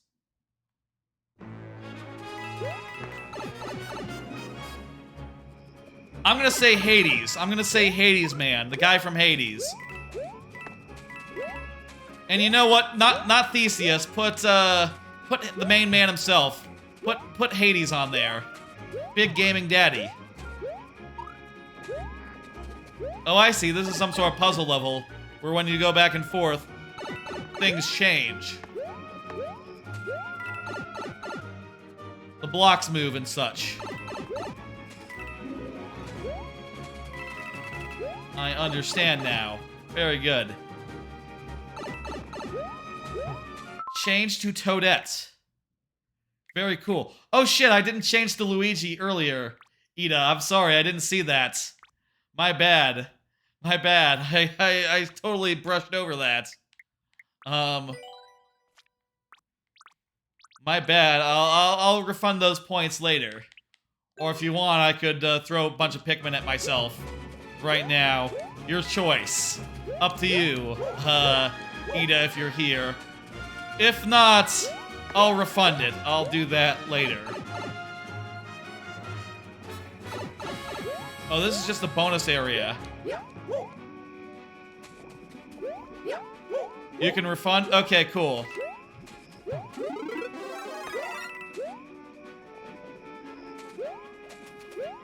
My bad, I try to be good about that, but I just totally missed that happened. Lost in a crowd, fuck me. Lost in a crowd of Pikmin being thrown at me. I really need to make it so that the Pikmin don't show up in the activity feed, because I really don't need the Pikmin thing in the activity thing. I know when Pikmin have been thrown at me. Though I guess, hey, I guess it's good to know that it's working, and that people aren't just like, that it hasn't like fucked up and not worked, you know? I guess that is good to know, you know?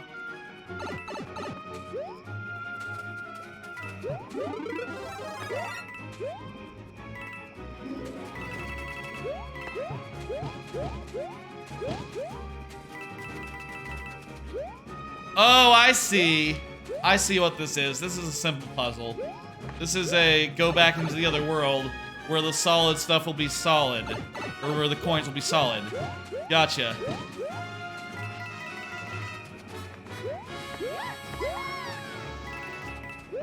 Mount Rushmore of TV shows.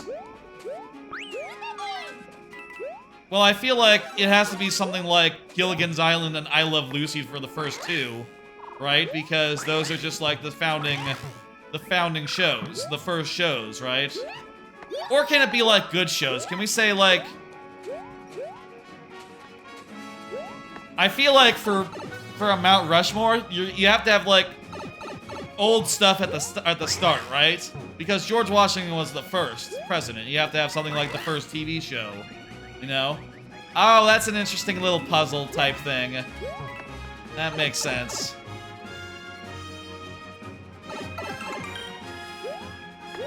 But all the first TV shows kind of don't age well, so, you know, what are you gonna do? Say I Love Lucy? I don't know about that. Cheers? Seinfeld? Okay, you know what? Fuck it. I'm gonna say Seinfeld for the first one. I know that's not the very start of TV shows, but it's close enough for my money. For my generation, you know? For the second one. What's like the Thomas Jefferson of to like Seinfeld? Is The Office too much of a gap? I feel like The Office is too much of a gap between Seinfeld and the next one. Whatever, I'm gonna say The Office, fuck it. The Office gets the second slot. The Sopranos, and shit, I want to say Breaking Bad, but that's not really Breaking Bad is no isn't as insignificant as isn't as weirdly topical as Roosevelt, the first Roosevelt.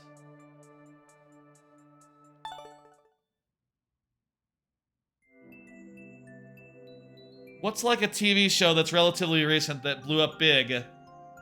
Succession. Okay, you know what? I'll say Succession. No, I'll say House of the Dragon. No, that's a bad example. That's a spin-off. Succession, sure, whatever. I don't know. That one's weirdly topical. You know what? I'll say Breaking Bad. Fuck it. I'm gonna break my own rules and say, like, I'm gonna give it to actually, like, one of my favorites. That one didn't work as well. That Mount Rushmore is a little less like Mount Rushmore than the last ones. But whatever. Good enough. Okay, that was that. We completed it, right? That's why I quit. That's why I stopped playing it. Metal Hall, you are up. Metal Hall, go ahead and say... Oh, Metal Hall just did list. Perfect timing. Metal Hall. Let me do a card. I think we're almost out of cards, and I think once I'm out of cards, I'll close the queue. Whoops! I'm sorry. My bad. I hit the wrong hotkey. I guess that's why I shouldn't put the dismiss right next to the card. You know what? I probably should rearrange those a little bit. Can you resubmit, and then I'll hit select real fast? Thank you. Anyway, while that's happening, let me go ahead and do another card. I bought a fancy manicure set thing since I lost a nail clipper that I had for ages. So I've had a set of nail clippers for like, since time immemorial, you know. I don't think I even bought them. I think I had them as a kid, and then I brought them when I like, you know, brought them with me as I moved, like, out of my parents' house like 10 years ago. A little over 10 years ago. And I lost the toenail one, and I've quickly realized that, oh, you can't really do toenails with the small finger clipper. That just doesn't work. You're going to end up with trimming them way too short, which I did on one of my toes, which was unfortunate. I should talk as little about my toes as possible. Anyway, I was looking on Amazon because I figured, like, well, the ship has probably sailed. I'm not going to find that toe clipper now, am I? I looked on Amazon and saw that, like, I could get, like, 2 nail clippers for, like, $10, $5, or I could get, like, a full set of, like, various, tools for, like, nails and shit, including, like, a nail file, various clippers, and, like, stuff I don't need, or, like, little scissors for, like, also $10. So I said, Well, shit, why don't I just get the whole set that includes like a whole bunch I don't need for $10, and then I'll be covered in whatever cases, you know? I'll be able to clip like really weird and obscure patterns of toenail. And you know, I figured that'd be a reasonable thing. Oh, is it hail? Is it hail, not hall? Okay, gotcha. I got this now. Select metal hall. Anyway, select metal hail. Like the weather. Cool. Metal hail. That's a pretty cool name. My failure to understand it at first aside. Pretty damn cool name you got there. Anyway, clippers are coming. I'm looking forward to having clippers again. It's kind of weird not having clippers for a bit. Also, probably a new nail file would be good. I tend to try to just use things forever and never replace them. And, you know, it's probably not good to do that. I don't know. It was a random Xbox-generated game. Well, Xbox did a good job then. Alright, here we go. 5 tries. Let's make it happen. What are we doing wrong here? Why are we hitting the ceiling? There. It seems like it should work. Do I need to, like, hold the button down or something? Or, like, let the button go? Do, like, a short jump? I'll say again, you can resubmit. Even if I can't do it. Hold back a bit. Hold back a bit? Oh, you mean like the jump button, not the left-right button. I tried it left-right, holding back left-right, which obviously was a bonehead move. That was all my lives, damn it. That was too fast, I'm very sorry. You know, that's how it goes sometimes during the lightning round. Be assured that you can always resubmit, and I'll play it again tonight, another night. Next up is Ida. I'll say, as far as my schedule goes, I do viewer level streams Friday. Thank you for the follow, Middle Hail. I do viewer level streams on Fridays evenings at 6 p.m. Central. And if you get in towards the start, you're not going to be in the lightning round. You'll be like, you'll get a full 15 minutes if you're near the start, like in the first hour or so. And that can make it easier to do some of these harder levels and get through them. So, you know, if you got one that really, really requires the extra time, get here early, and it's more likely. Oh, and by the way, I'm going to do some Mario making tomorrow morning. Probably like around noon central, let's say. That's not a normal thing, but I sometimes sprinkle those in. That is an additional stream that you know, like the thing says, is possible on whims. That is one such whim. Super World, we can do it. Okay, very good, Ida. I think I saw that you were still around. I think you were chatting or something. If I wasn't asking, that was why. I think I might only have, like, one card left. Let me pull it. Let me pull the card and see what happens. It's okay. Metal Hail says it's okay. We're forgiven.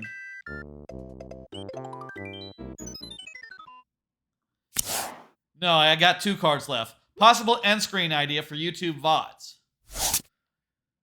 If you're someone who's ever been here, like, at the start of a stream, or like, what the? Jeez, I thought Pikmin were being thrown at me or something. But it was just pause on my character. If you've ever been here at the start of a stream, you'll know that at the start of a stream or during a break, I have like a screen that's like sort of based off my avatar. Sort of based off my avatar. This was a bad plan. This was a bad move. I've killed myself. The ending was right there. I have a thing that's based off my avatar. That's my like avatar, which is a rocket coming out of some clouds, where it's basically a sky screen that has like the description of the stream itself and also some rockets going through. In the case of the break screen, it is a static rocket that just goes through the middle. In the case of the starting soon screen, it's 3 rockets that I trigger as I finish doing as I finish posting posting my stream stuff to like Discords and such. Then I go to the bathroom and then I come out and I start the stream.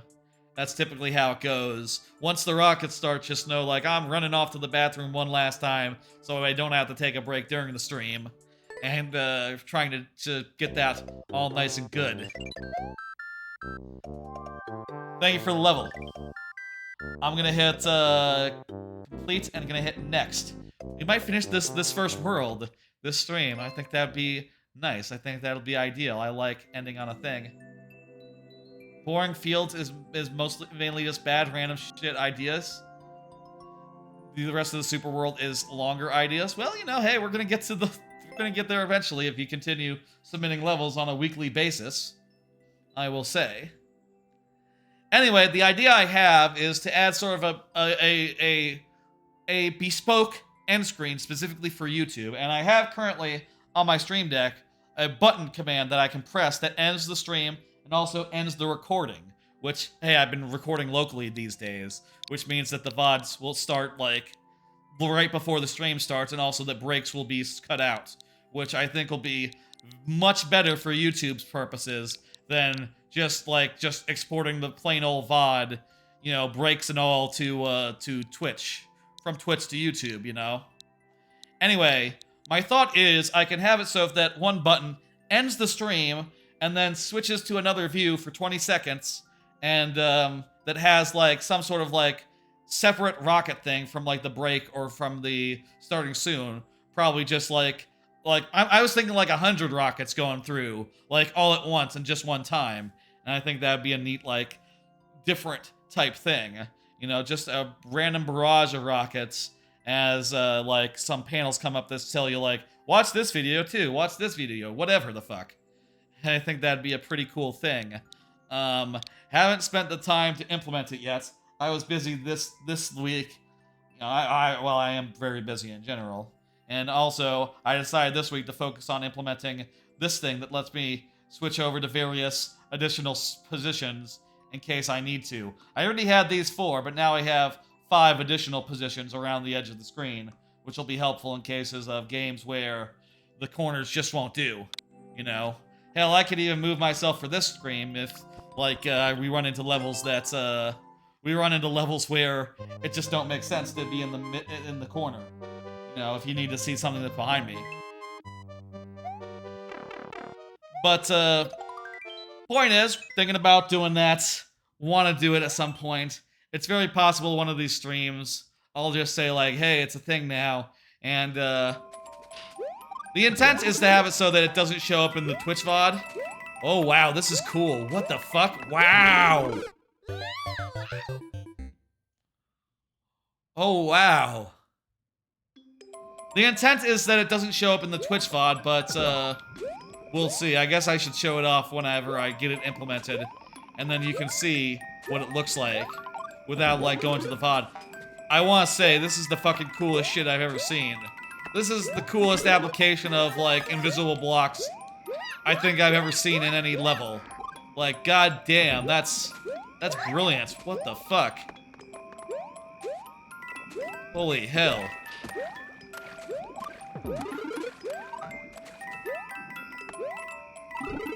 Oh, and there's like, holy shit. This is so cool.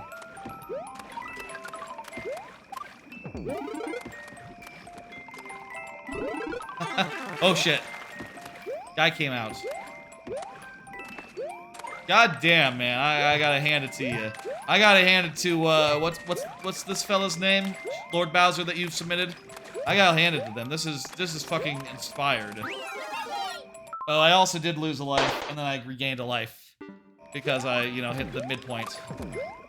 Gotta keep on top of that, you know?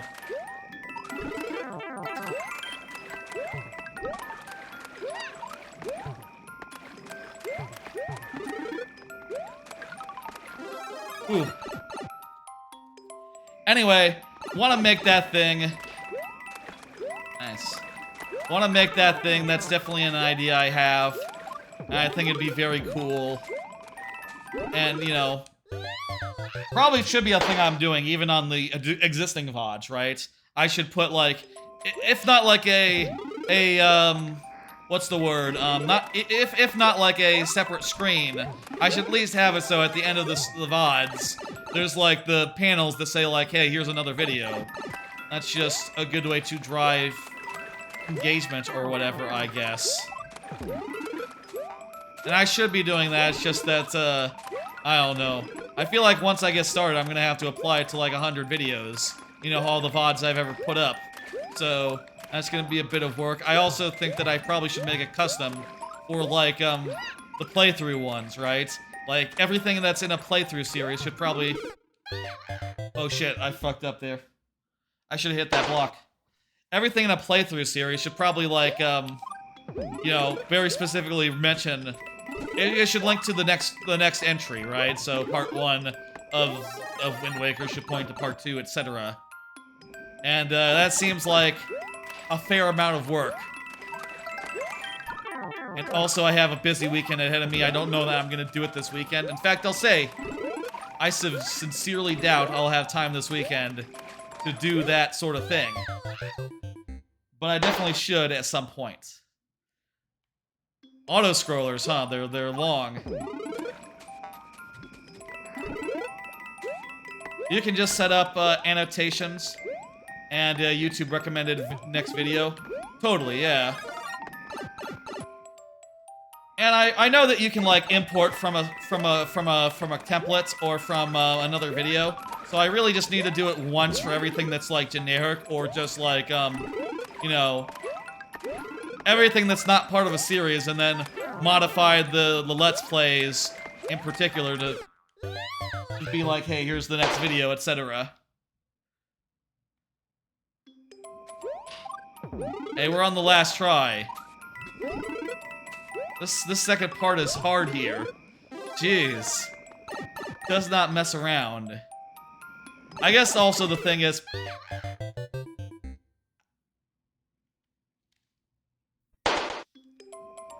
It's an auto-scroller, so it's slow, so I have to do a lot of waiting.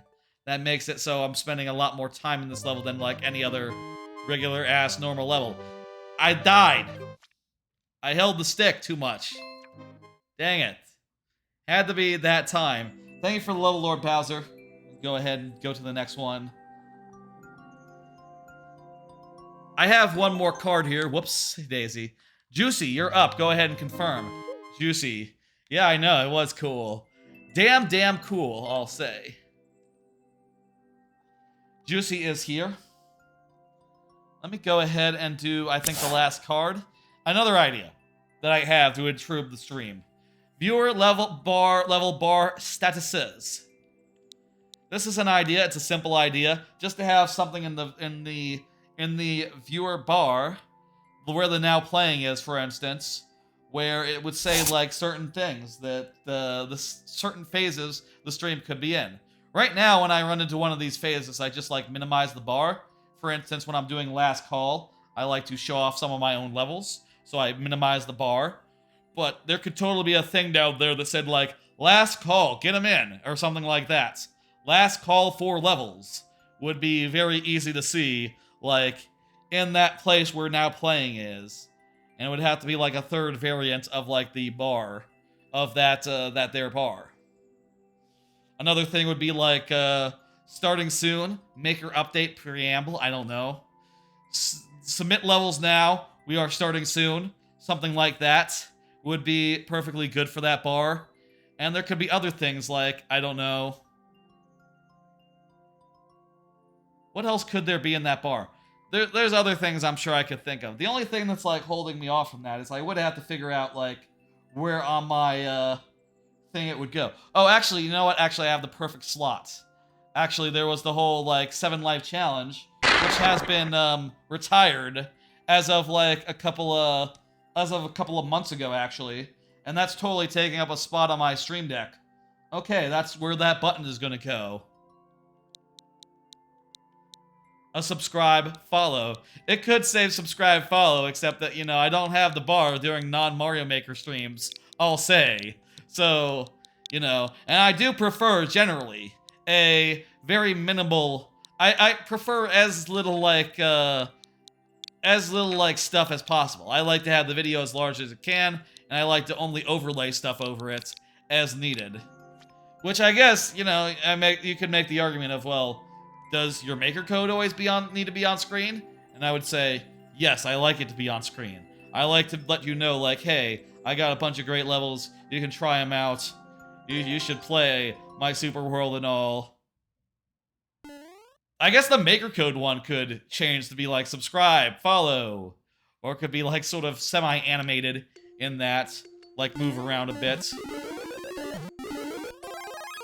If I made a GIF that was just like subscribe for like, or like the maker code for like 20 seconds, subscribe for like 20 seconds, and then like follow for 20 seconds. Subscribe, by the way, on Twitch. Subscribe is money on Twitch, by the way, but it's subscription on YouTube is you know, not money. Conversely, kinda weird. I do wonder sometimes if people watching the VOD see a Twitch subscription come in on YouTube and they think, you know, maybe they don't know what a subscription is. It's the one that costs money. That's why I always say, like, thank you, thank you, thank you. You know, very exuberantly, if ever, whenever they come up. If you're wondering, you know. I bet it's fine. They maybe would figure it out, like, after people, you know, after seeing follows come in, and they're follows, not subscribes. And also, they could read a description, which says it's a Twitch VOD. Any promotion is good promotion. Plug your YouTube link in there. I guess, yeah. I mean, I have, like, chat commands going that tell people, you know, you can always hit !YouTube on the, thing. I would also put links, by the way, in the end screen, if I did the end screen. The end screen I was talking about earlier. I would do a couple of links. I would do one for like subscribe on YouTube, one for follow the Twitch, or like a link to the Twitch channel anyway. And I will also do one that was just like, what would the third one be? Oh, I would put the Discord link on there. Currently, the Discord link isn't on any of the YouTube videos. I don't know, because having it like be out in the open on like YouTube sort of skeeves me out a little bit. I don't know, I sort of worry that if it's just in like a channel description or like in a video description, some bot is going to like scrape it and just plug it in. But if it's in an end screen, you know, probably not a bot, right? I don't know, can bots scrape end screens? I don't even know if this is a valid concern or if I'm just being silly. I could just be being silly about this.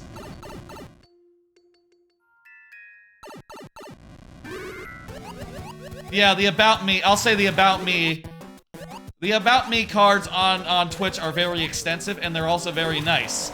I would advise anyone just scrolling down and having a look at those. They are very well put together.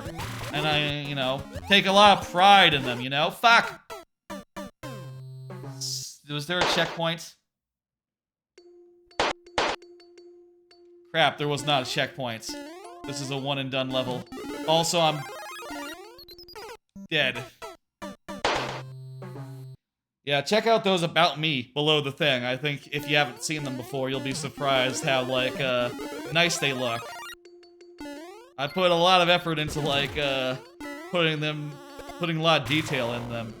That was around the time the cards started being a thing, when I made those About panels. That's why, you know, I'm not sure if I eventually changed it to be like, yeah, cards are a regular thing, but at the time when I originally wrote those panels, it was one that was like, yeah, I'm trying this thing I'm calling cards, where I pull cards throughout the stream and have that dictate like what the topic is, you know, cover up, just to remind myself of things I wanted to talk about. Before cards, I was just like constantly, when there wasn't much chatter going on, I would just go like, what else is going on right now? Oh right, there's a new Zelda, whatever the fuck. Oh yeah, or like, struggling to come up with a good example off the top of my head of a thing that happened. I talk about anime, let's say. Okay. Oh, well. How about this one anime I've been watching? Hey. Talk about that for a second. That's doable. And now I just don't have to remember. You know, I can just hit a button and up pops the card. It's convenience. And also, they can be a bit of fun as well. You know, to see whatever the fuck I've written on them, I think. Vending Machine Kun? I very much like Vending Machine Kun. I'll say, I did make a tier list. I did start, like, putting down my thoughts for the tier list of this season. Last try, very good. I feel great about that. Let's fucking go. I did start, like, putting together my tier list of the season. And I'm not sure the tier list is S tier, actually. It's been a little bit more like, it's been a little bit more like general isekai action stuff than I would have liked. I would have liked him to spend more time in the city just being a vending machine. I like that part most. Doing dungeon stuff, little much. I would prefer he just be selling noodles. I would like that more generally, but, it's borderline on S tier for me. There's been some good stuff this season, even if I don't think this season is as hot as last. Alright. Alright. I'm gonna hit complete on that, and, well, the last card was the last card, so it is now time to do last calls. And as I have been doing for the last, 2 weeks here, I'm going to play 2 or 3 weeks, I forget. We'll see in a second. The last 4 weeks, the last 3 or 4 weeks, we are going to do a World of My Super World. And this is, by the way, the 4th world, which I'm just realizing, after a million billion fucking Mario Maker streams, I'm just realizing that my camera blocks the part where it says World 4. There, it says World 4 over there. It says World 4 over there, so this is the 4th world, if you were wondering. Maybe I should move my basic Mario position. That's right. I was wondering last week, I think you said World 2, Bowser, or World 4 last week. That would be why. You couldn't see the thing. That's right. This is, Pirate's Peak is the name of this world. Baba Boonies is the first level.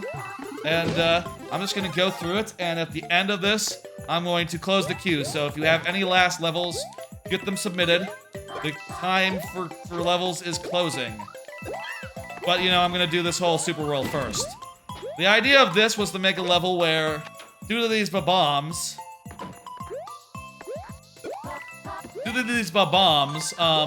they sort of end up making holes in the platform that on the way back you have to deal with. And wherever you, like, lay the bombs down are where the holes are gonna be, so they're gonna be in slightly different places based on how you play it, you know?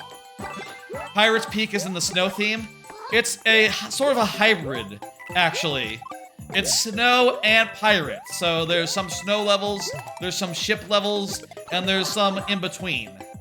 And there's some others. It sort of follows, like, that basic theme, and, you know, plays with it in as many ways as I could think of. Oh, another thing about this world that is characterful of it, there's a lot of question mark blocks in it.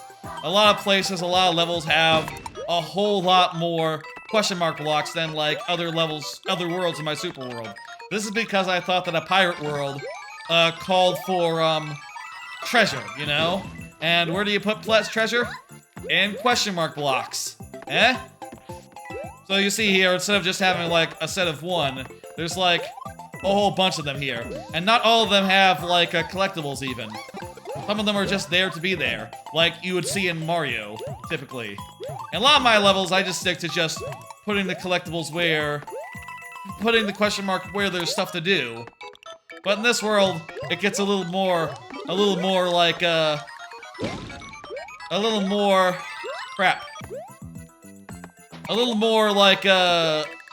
out there with it. I'll say, by the way, this part here, inspired by Clapper's Cavern. Very inspired by Clapper's Cavern here. They have a part where you have to, like, hit switches before you hit the things. Isekai's been making a new one a week recently. You'd say a couple are great. Yeah, there's great isekais out there. Are any of my other S tiers isekais? Let me see. And I say S tiers, I will... Disclaimer, I do not rank animes until the end of the season, really. I'm just kind of just putting my ideas into a list, and then I'll rearrange it as the season goes on. Hulk is not an isekai, Split Blades is not an isekai, it's a fantasy. Zom 100 is not a isekai. I guess none of my S tiers are isekai right now. Eminence in Shadow, I watched that. I thought it... I'll say you are right, it's like a 4-star show. I think I ended up with Eminence at 4 stars. It's pretty good. I think it's funny in Eminence how much that guy, like... It's a good joke in that show, how clueless that guy is, and how his like, how committed he is to, like, role-playing as a scrub, as a nobody, as a mob character in his free time, while being, like, this big, overpowered guy. That is a very funny joke. The rest of it is kind of hit or miss, but that joke is good and like, pulls it from a 3 to a 4 in my books. That joke alone. I watch a lot of anime, dude. I'll say, like, if you want to just, like, throw random animes at me from the last couple of years, I mostly watch, like, the recent stuff. I'll say, like, my knowledge of, like, anime from, like, the aughts or before is pretty limited, but anime from the last... From, like, the 2010s and on, I know that shit. Uncle from Another World, I watch that shit. I describe it as, very weird. Aggressively weird. Refuses to be normal. But it's kind of weird in a good way. It's kind of a good weird. I guess I should talk about this level. I guess I should talk about this level and some things about it. One thing about it, this level, I sort of wanted to play with the idea. This level, I think, is one of my favorite overall in the super world. And I wanted to play with, like, 2 different kinds of pacing. In the overworld, up here, when in the outside of the ship, you have to, like, wait for like, cannonballs to make platforms for you to go across. Whereas in the underworld, the subworld, you're inside and you're being chased by icicles, so you just have to fucking boogie. And I just wanted to play with the contrast between like, fast-paced and slow-paced, and never the two shall mate. You know, they stay separate throughout. Another thing I'll say, just as like a small design thing, is I put this here so that the player would be stalled slightly, so that they would wait until the cannonball is fired. At which point they would see, like, oh, I use cannonballs to get across the gap. The idea was to slow them down such that they would they wouldn't just, like, try to jump it without looking before they leapt. A little bit of a subtle design thing, just to nudge the player towards waiting a second. And I guess that's just a good, like, tip that you can take for yourself if you're, like, looking to make a level that you have to wait a little bit. If you want to encourage the player to do that, add something for them to do in the time that it takes for whatever timing thing to play out, you know?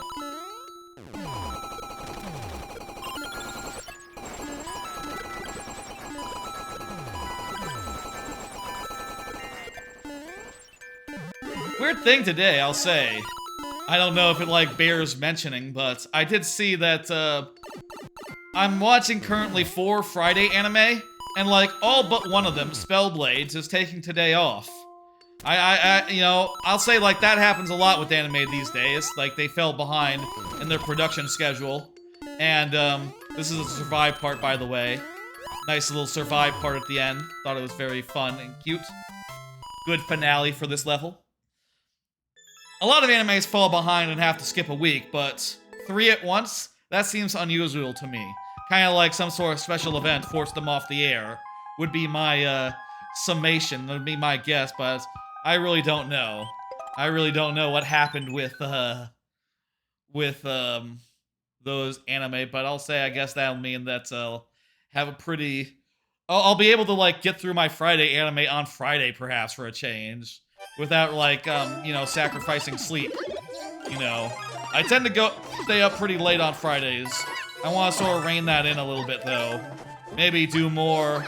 Instead of, like, staying up late and watching all my anime from Friday on Friday, I could just get up at a regular time on Saturday and watch it on Saturday.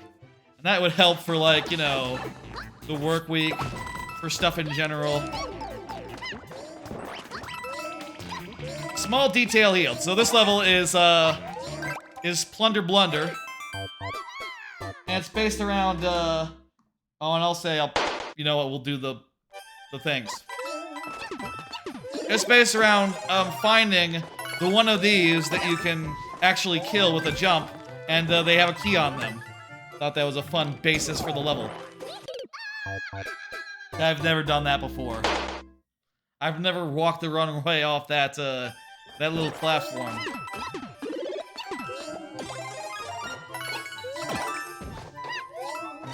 So it's based around going and getting that thing, then proceeding to the, you know, the box or whatever, and also around these like jumpy guys who you know, make for some dangerous areas to be in.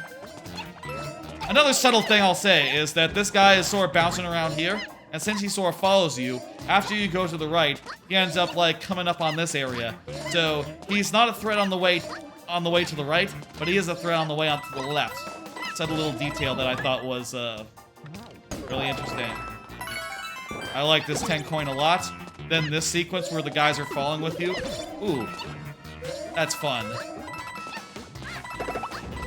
This level also has the opportunity to do a little sliding, which I'll say, I think levels that take advantages of sliding are a bit too rare. Sliding is a great mechanism.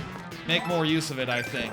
I'm guilty of that as well. I think there's only like 2 or 3 levels in my Super World where you can really slide and get good use out of that, where there is the opportunity and benefit to sliding. Checkpoint. Refreshes our guys. This might be one of the best levels as well in the Super World. I'll say I think this world's Pirates Peak, one of the best ones. You know? I think it's one of my proudest ones. Each level just is hitting on a good level. And brings the idea of like pirates, and you know, this one is like a treasure hoard. A treasure cave, I guess. Got face left, only vertical sunning up, nothing but sliding. That's cool. And the idea of making the ice world not just an ice world, but a pirate station. You know, the idea is, I guess it's like a pirate. Since they're airships that they use, they can dock their ships here. They can dock their ships here, and it works. So that's why their station isn't like a tropical island. They instead are stationed in like a big icy mountain.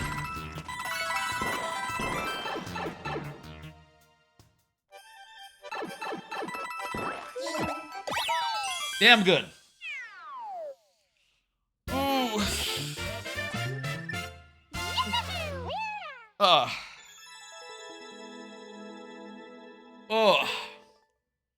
Stretch, stretch, stretch. Stretch for a second. There's just one more main level left, and then the final level of this world. Now, if y'all seen the previous worlds, you might expect this one to be somewhat of a, you might expect this one to be a, you might expect this one to be a,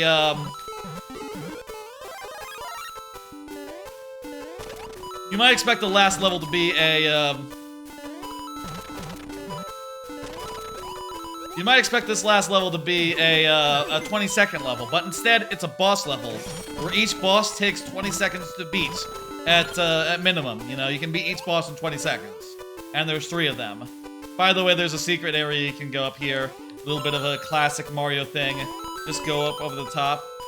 In this level, there's some of the question mark blocks were placed in order to stall the player a little bit, so that the guys could jump out of the ground, the mole guys, and thus make good platforms. Again, with the using question mark blocks to slow the player down a bit, small little thing there, but I think very effective. Very effective. And here in the back half, you know, you have the, you know, Big Mario from the start. And, destruction of the big elements here. It's fun, I think, to jump off these guys and have to try to land safely regardless. You can also just, like, take fucking chunks out of the ceiling if you jump into it. Just, like, constantly breaking holes in the fucking ceiling here. You're like a bull in a china shop. That's the idea of this level. Just to let you go fucking hog wild. And break a bunch of shit. Anyway, that's the 4 main traditional-ass levels. Now let's fight 3 boss fights in a row, and then we'll close the queue and head over to y'all's levels. Again, last call.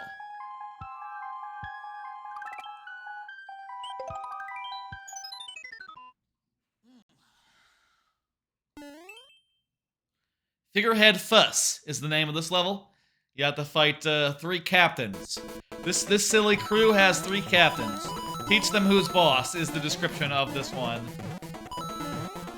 Which one should we start with? Well, we just got the thing. 3 in a row? Yeah, there's 3 bosses. Rule of 3.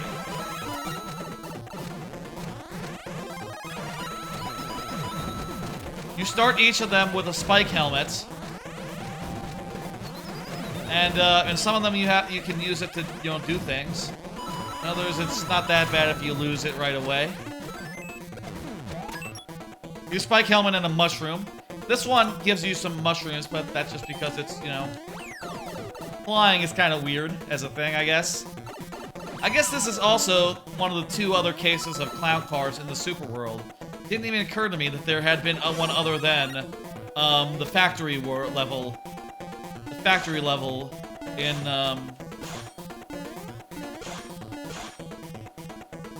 here. You have to get these shells and use them to hit some things.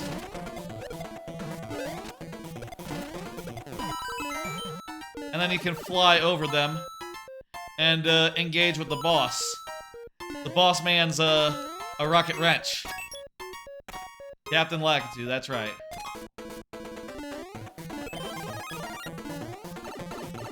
He's the captain, yes. Those are his subordinates that give you trouble the most of the time. Finally, there's the bomb tower, which you fight as such. Just by jumping up and down, and you have to deal with a fucking... Fuck! You have to deal with the spikes, as well as the slowly approaching moles who are coming at you. And hit the on-off as many times as needed. And finally, when you have all 3, you can go through the door. If you don't have all 3, you can die by, you know, falling down. But if you do, go through the door. There you go. That's Pirate's Peak. Damn good world. One of my favorites in my Super World. Every one of those levels turned out really well, really flavorful. And, I really just think the idea of Pirate's Peak is really imaginative. I definitely want that to be the case with worlds after this, which caused the 5th world, which is, what's it called? It's called Coastal Cup. You like the Star Bright Galaxy more? You mean the Koopaverse? Do you mean Koopaverse, my one, or do you mean one from your own? Or from another super world? There's the worlds of my super world, by the way. They're called Grand Gully, Wind Up Woods. They start to get a little bit more flavorful in Fear Forge, and then a lot more flavorful in Pirate's Peak. Then Coastal Cup, the racetrack Tropics level world, you know, where Mario Kart music always plays, as always happens on things. Oh, it's your super world. Got it. Okay. Unmoored Mines is a world where There's Unmoored Mines, which is a underground level world where everything's weird. And then there's Koopaverse, which is just, you know, space. And various, like, space-type levels. And then also there's the new world, which is Bonus Biome, the Bonus World, the Lost World. Look forward to seeing, you know, Coastal Cup next week, I guess. Or you can play it yourself, and your code's always down there. Maybe I should mark these sections off on the VODs, on the timestamps. You know, the last call, when since I'm going through my super world during it, specifically. You know, at least for this duration. Usually, I just pick out random levels of mine and just play them, but since we're doing, like, this whole pattern where I do it, like, one world at a time, 1 week at a time for the next 3 weeks, I guess. Why don't we, I should probably put a timestamp or something in the VOD. That'd be useful. Okay! There we go. We have had last call. We are now closing the queue. Go ahead and get the last levels up. Stunseed, you are up first. I'll say, you know, if you were here before... If Stunseed was here before I started stalling for time, for y'all to put levels in, I think that's good enough. We'll just give Stunseed the lives, I guess. I should always do that. I should always ask, before I stall for time, for y'all to get levels in, if the next person is here, but... I don't know, I like to... you know, I wouldn't want to, like, just pull it out of the queue. There's pros and cons to doing it one way or the other. Like, when it's minimized, having the count match the amount of levels that are in the queue and ready to go. You know. That is better. Stunseed, okay, perfect, is here. Ooh, and we're doing the castle. Wonderful. That is well timed. That is well done. It's not delivery, it's DiGiorno 1.0.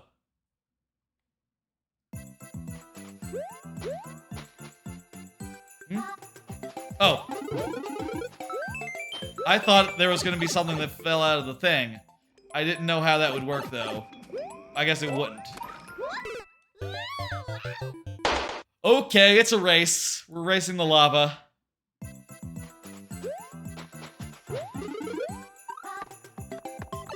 Cool.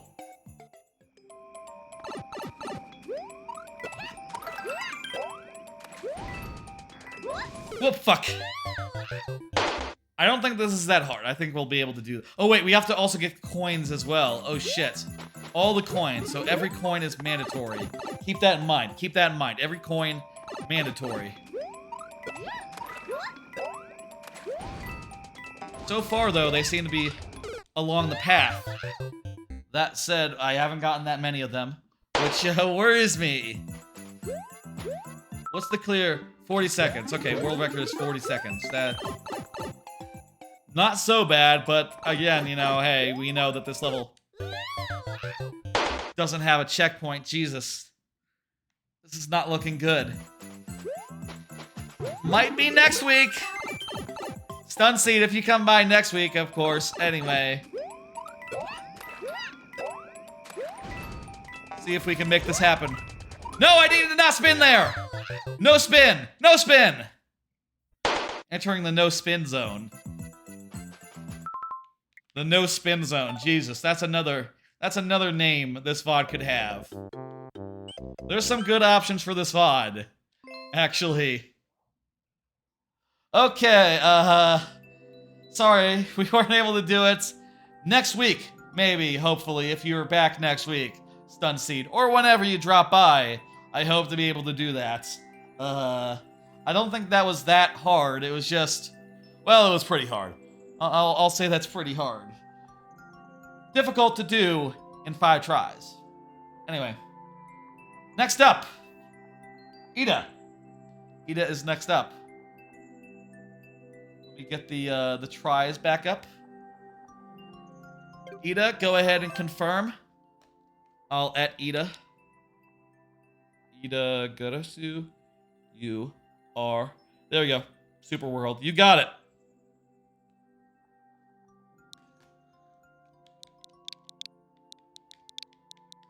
You got it. We're gonna be one short of finishing this world this time. But, you know, hey, next time we'll do it. And then we got one more from Bowser, I believe.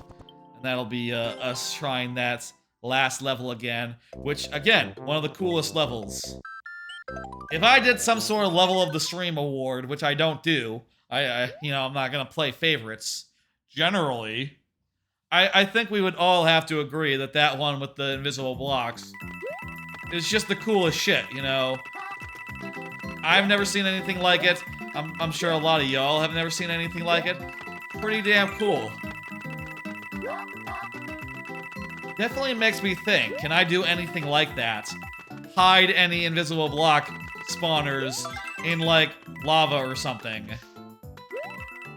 I already did the lava level. I already did, like, a moving... I already did recently, for my Super World, a Sunburned Sanctuary had a castle interior with lava.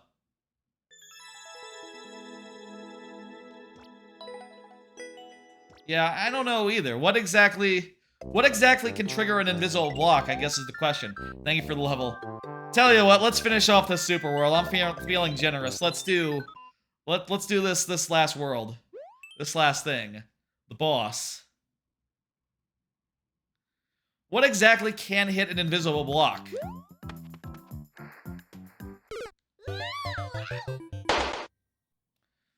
What exactly can hit an invisible block?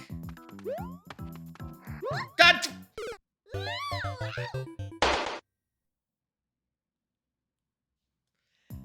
Hi, are you still taking levels? Well, Dildo. No, that's not Dildo, it's Dillo, isn't it? It is Dillo, okay. I'm sorry for calling you Dildo, Dillo. I misread. I misread. The queue is closed, but I like to open the queue for new viewers. I will absolutely let you get one in. I'm gonna open it for you. Go ahead and get one in. No one else do, though.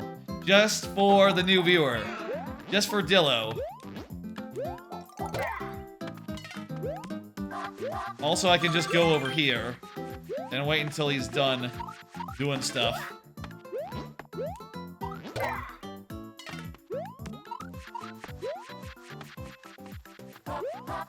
Intended. Well, this is the boss of the first world, so it ought to be pretty doable. Wait, you said dry bone shell? Is there a hidden dry bone shell or something? Dillo, go ahead and get one in, please. And, once you do, I'll close the queue, and that'll be that for the stream. And I'll tell you how we do things here, by the way. This is the lightning round, but also... This is the lightning round, and, if you are here when, your level comes up, I'll, you have an asterisk in there, just to remove it, and that'll be good. When your level comes up, if you're here, I will give your level the full time of day, which in the lightning round means 5 tries. Plus, 5 tries, refreshing at checkpoints.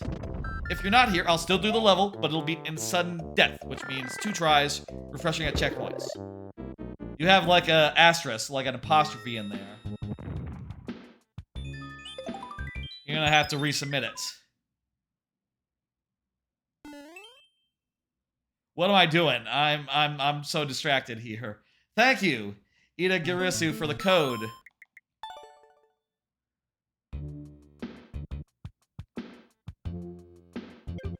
Dillo, please hurry so I can close the queue after. There we go. Okay, good.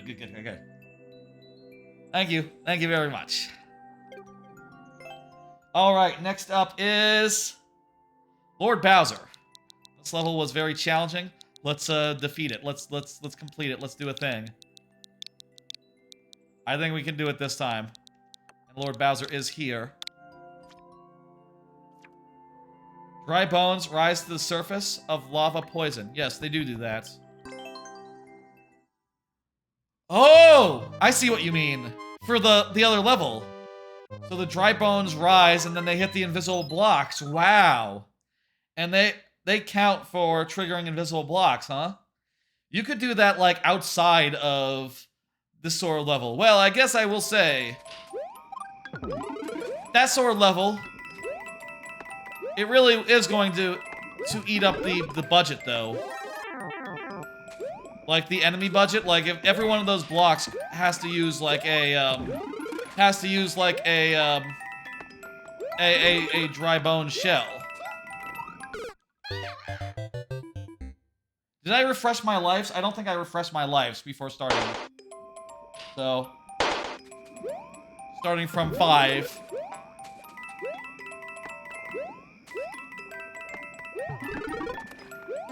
Huh. I should look into that. I've been trying to figure out a way to use invisible blocks in my super world. I haven't had a level that used them yet. And I tried like hell for this level and it just wouldn't work. It wouldn't be cool. But like something like that would be pretty easy to use in like in the style of a level where the platform forms beneath your feet, right? And it doesn't have to be exactly like this. It could be like hitting an on-off or something. Or even like a case where it's happening without your involvement, you know, automatically. I still think that'd be cool. Even if you could see the dry bones, maybe. Well, actually, no. If you saw the dry bones, you'd be able to jump on whatever that was flinging them upwards. That wouldn't work. Has to be like on a bed of lava, or else it just isn't gonna. Oh wow, that one's a tricky one right there.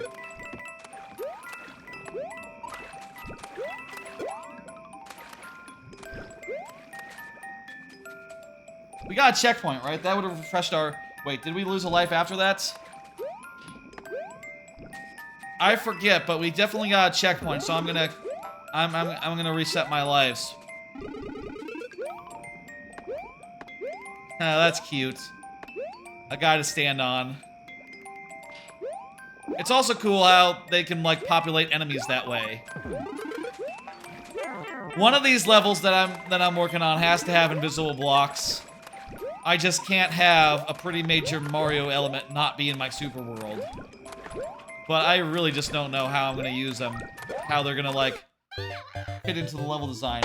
God damn, we were pretty far along there. Must have been right at the end, too. Ah, well.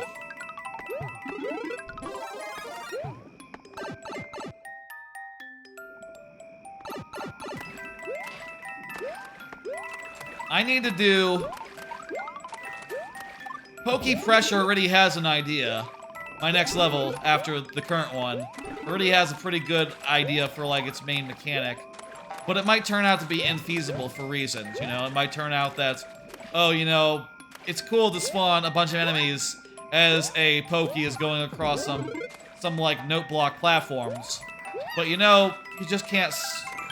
That eats up the budget. You know? It might be that it eats up so much budget that it's just not feasible. You know? In which case, I might have to do something else, which... Invisible block stuff. I mean, it's either going to be in Pokey Pressure, in Dimlet Derelict, which already has, like, you know, you can't see, it's a dark level. So, are invisible blocks really that interesting? You already can't see shit. Kind of redundant, isn't it? Or in the last level of the Super World, which is Playtime Palace. I don't know. A lot to chew on, you know?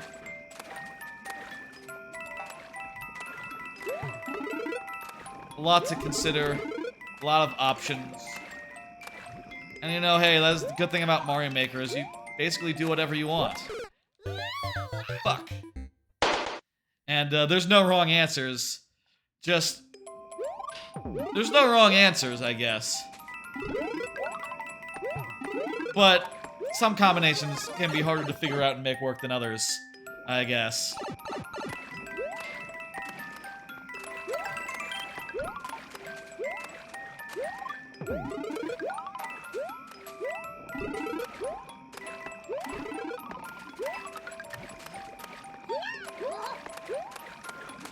Feel like we need to get the fish going to the left. Hard level without a second power-up? Yeah.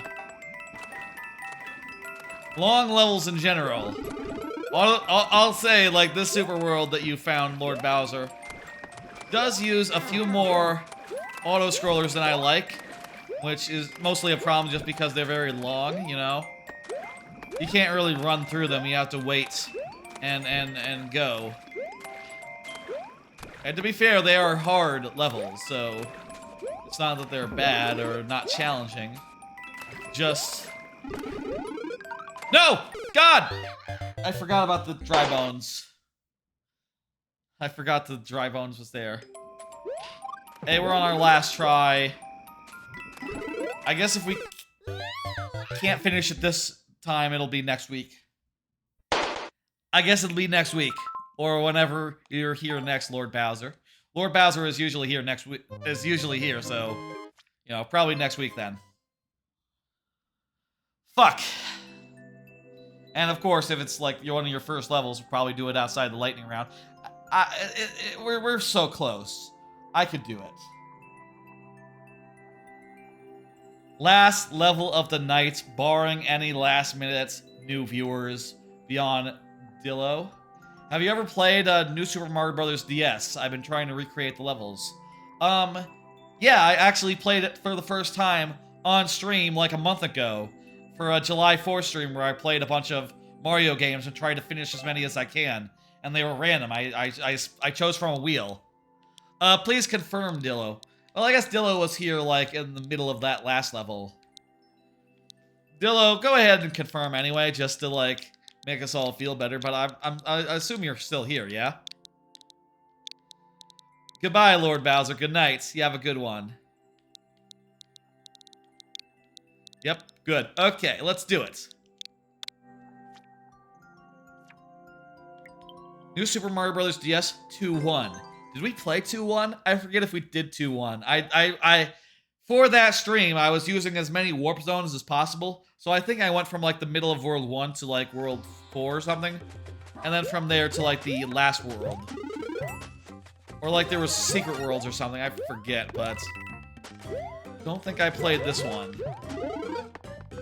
This is the DS one, not the 3DS or the Wii or the Wii U one.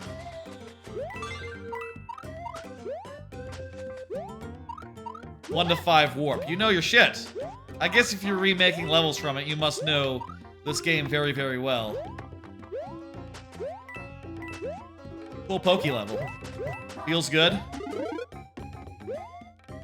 Has a good, like, variety of stuff that you have to do with the Pokies to avoid them, you know, or whatever. It's also not that hard, which, hey, makes sense for a World 2 level. I really like how that all felt. It's kind of fun to have to land on these small platforms with the Pokies just squeezing you in. Random P block here. Oh, I need to get... I just realized there's a clear condition here. I missed a coin. Shit. I thought we had that there, but no coin, no sale, you know, no thing. Is this how the blocks are placed in the original? Just 2 off the ground? 2 units off the ground? Huh. I tend to think of, my rule of thumb is always that a block should be, like, 3 blocks off the ground, generally. So that it's high enough to be, like, so that if you're, like, big, full Mario, you can't, you're not just, like, your head isn't just, like, right in it, right? But I guess, hey, if, you know, an official game wants to do it, I don't think I got that one. Very low, I bring them up sometimes. Really? Like, the original game has them really low, just in general, as a rule? Huh. I will say, playing through that game, I found out, I feel like playing through DS, for me, was kind of a... I played the other new games, and I was kind of surprised at the physics in that first game, which actually, I just found to be not quite right, honestly. Which explains why people were saying for years that the physics were not quite right. I always thought that they were you know, wrong considering that I played the later games and found that the physics were fine, you know? In fact, I would say, like, you know, hey, the Mario Maker physics are based off like, New U, and no one can tell the difference. You know, between, like, no one complains that the physics in Mario Maker aren't the same as in the original, right? Not being able to twirl, that's another thing. Yeah, I was kind of surprised about that as well. It feels so natural in those games to twirl, just to get a little bit more, in these entries to twirl, to get a little more control. But yeah, you can't do it. It also has a much more distinct look than any of the other games. Like, honestly, I feel like that's another thing that really surprised me playing through DS, is that it had a very distinct style to it. A very, like, low-depth resolution style, you know?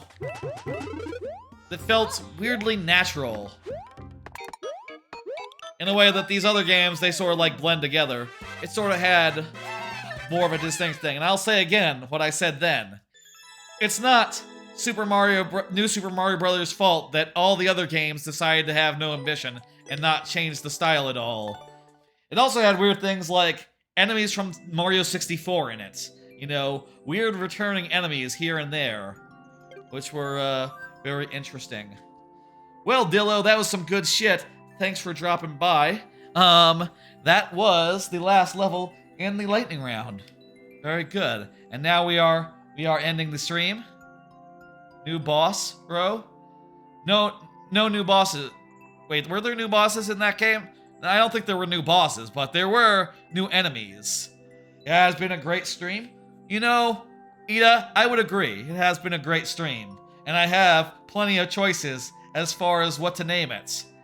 Well, I'll figure that out, like, between now and then. You know, between now and tomorrow, I guess. Whenever I post this shit onto YouTube, as I do. Here is the schedule. Let me pull up the schedule and talk about what's on it. I'll be back on Monday with StarCraft 2, Wings of Liberty, playing through that. That'll be the second stream of that. Dan Reichert is doing Armored Core 4 or 6, and that's who the raid is going to be. So I found my raid. Okay, we're ready to go. I'll put that in a second. Monday, doing StarCraft 2, Wings of Liberty. StarCraft 2, Wings of Liberty. That'll be fun. Just did the last time I did like the first 9 missions, and I'm going to continue from there, starting from the mini Protoss campaign in there. Seems like we're on pace to do maybe 3 or 4 streams of that before moving on to the next thing, which is a good length for a playthrough, I think, on this channel. Thursday will be some sort of variety night. I'm not sure what exactly yet, but we'll see. I have a couple of ideas that are bouncing around right now. It could just be a Game Pass stream, or we could do something goofy. I don't know. We'll see. Like I said, I have some ideas. And then Friday will always be viewer levels. Oh, right, that's right. Tomorrow, I'm doing some Mario making, maybe around noon central. I'm going to work on my next level, which I showed at the top. That is Ripsaw Rainbow, which I have the first room of. Why don't I show that off real fast again before the timer comes up? I have the first room. I'll be building maybe the second room, and maybe the third room, and who knows, tomorrow morning at like noonish, and that'll be fun. I'll see you then tomorrow morning for Mario making, and then on Monday for Wings of Liberty after that, and then Thursday, who knows, and then Friday, always viewer levels. Bye, folks. Need to hit stop now. Maybe ready to hit stop when the raid goes in. Bye, folks. Bye, people watching the VOD. The raid already went.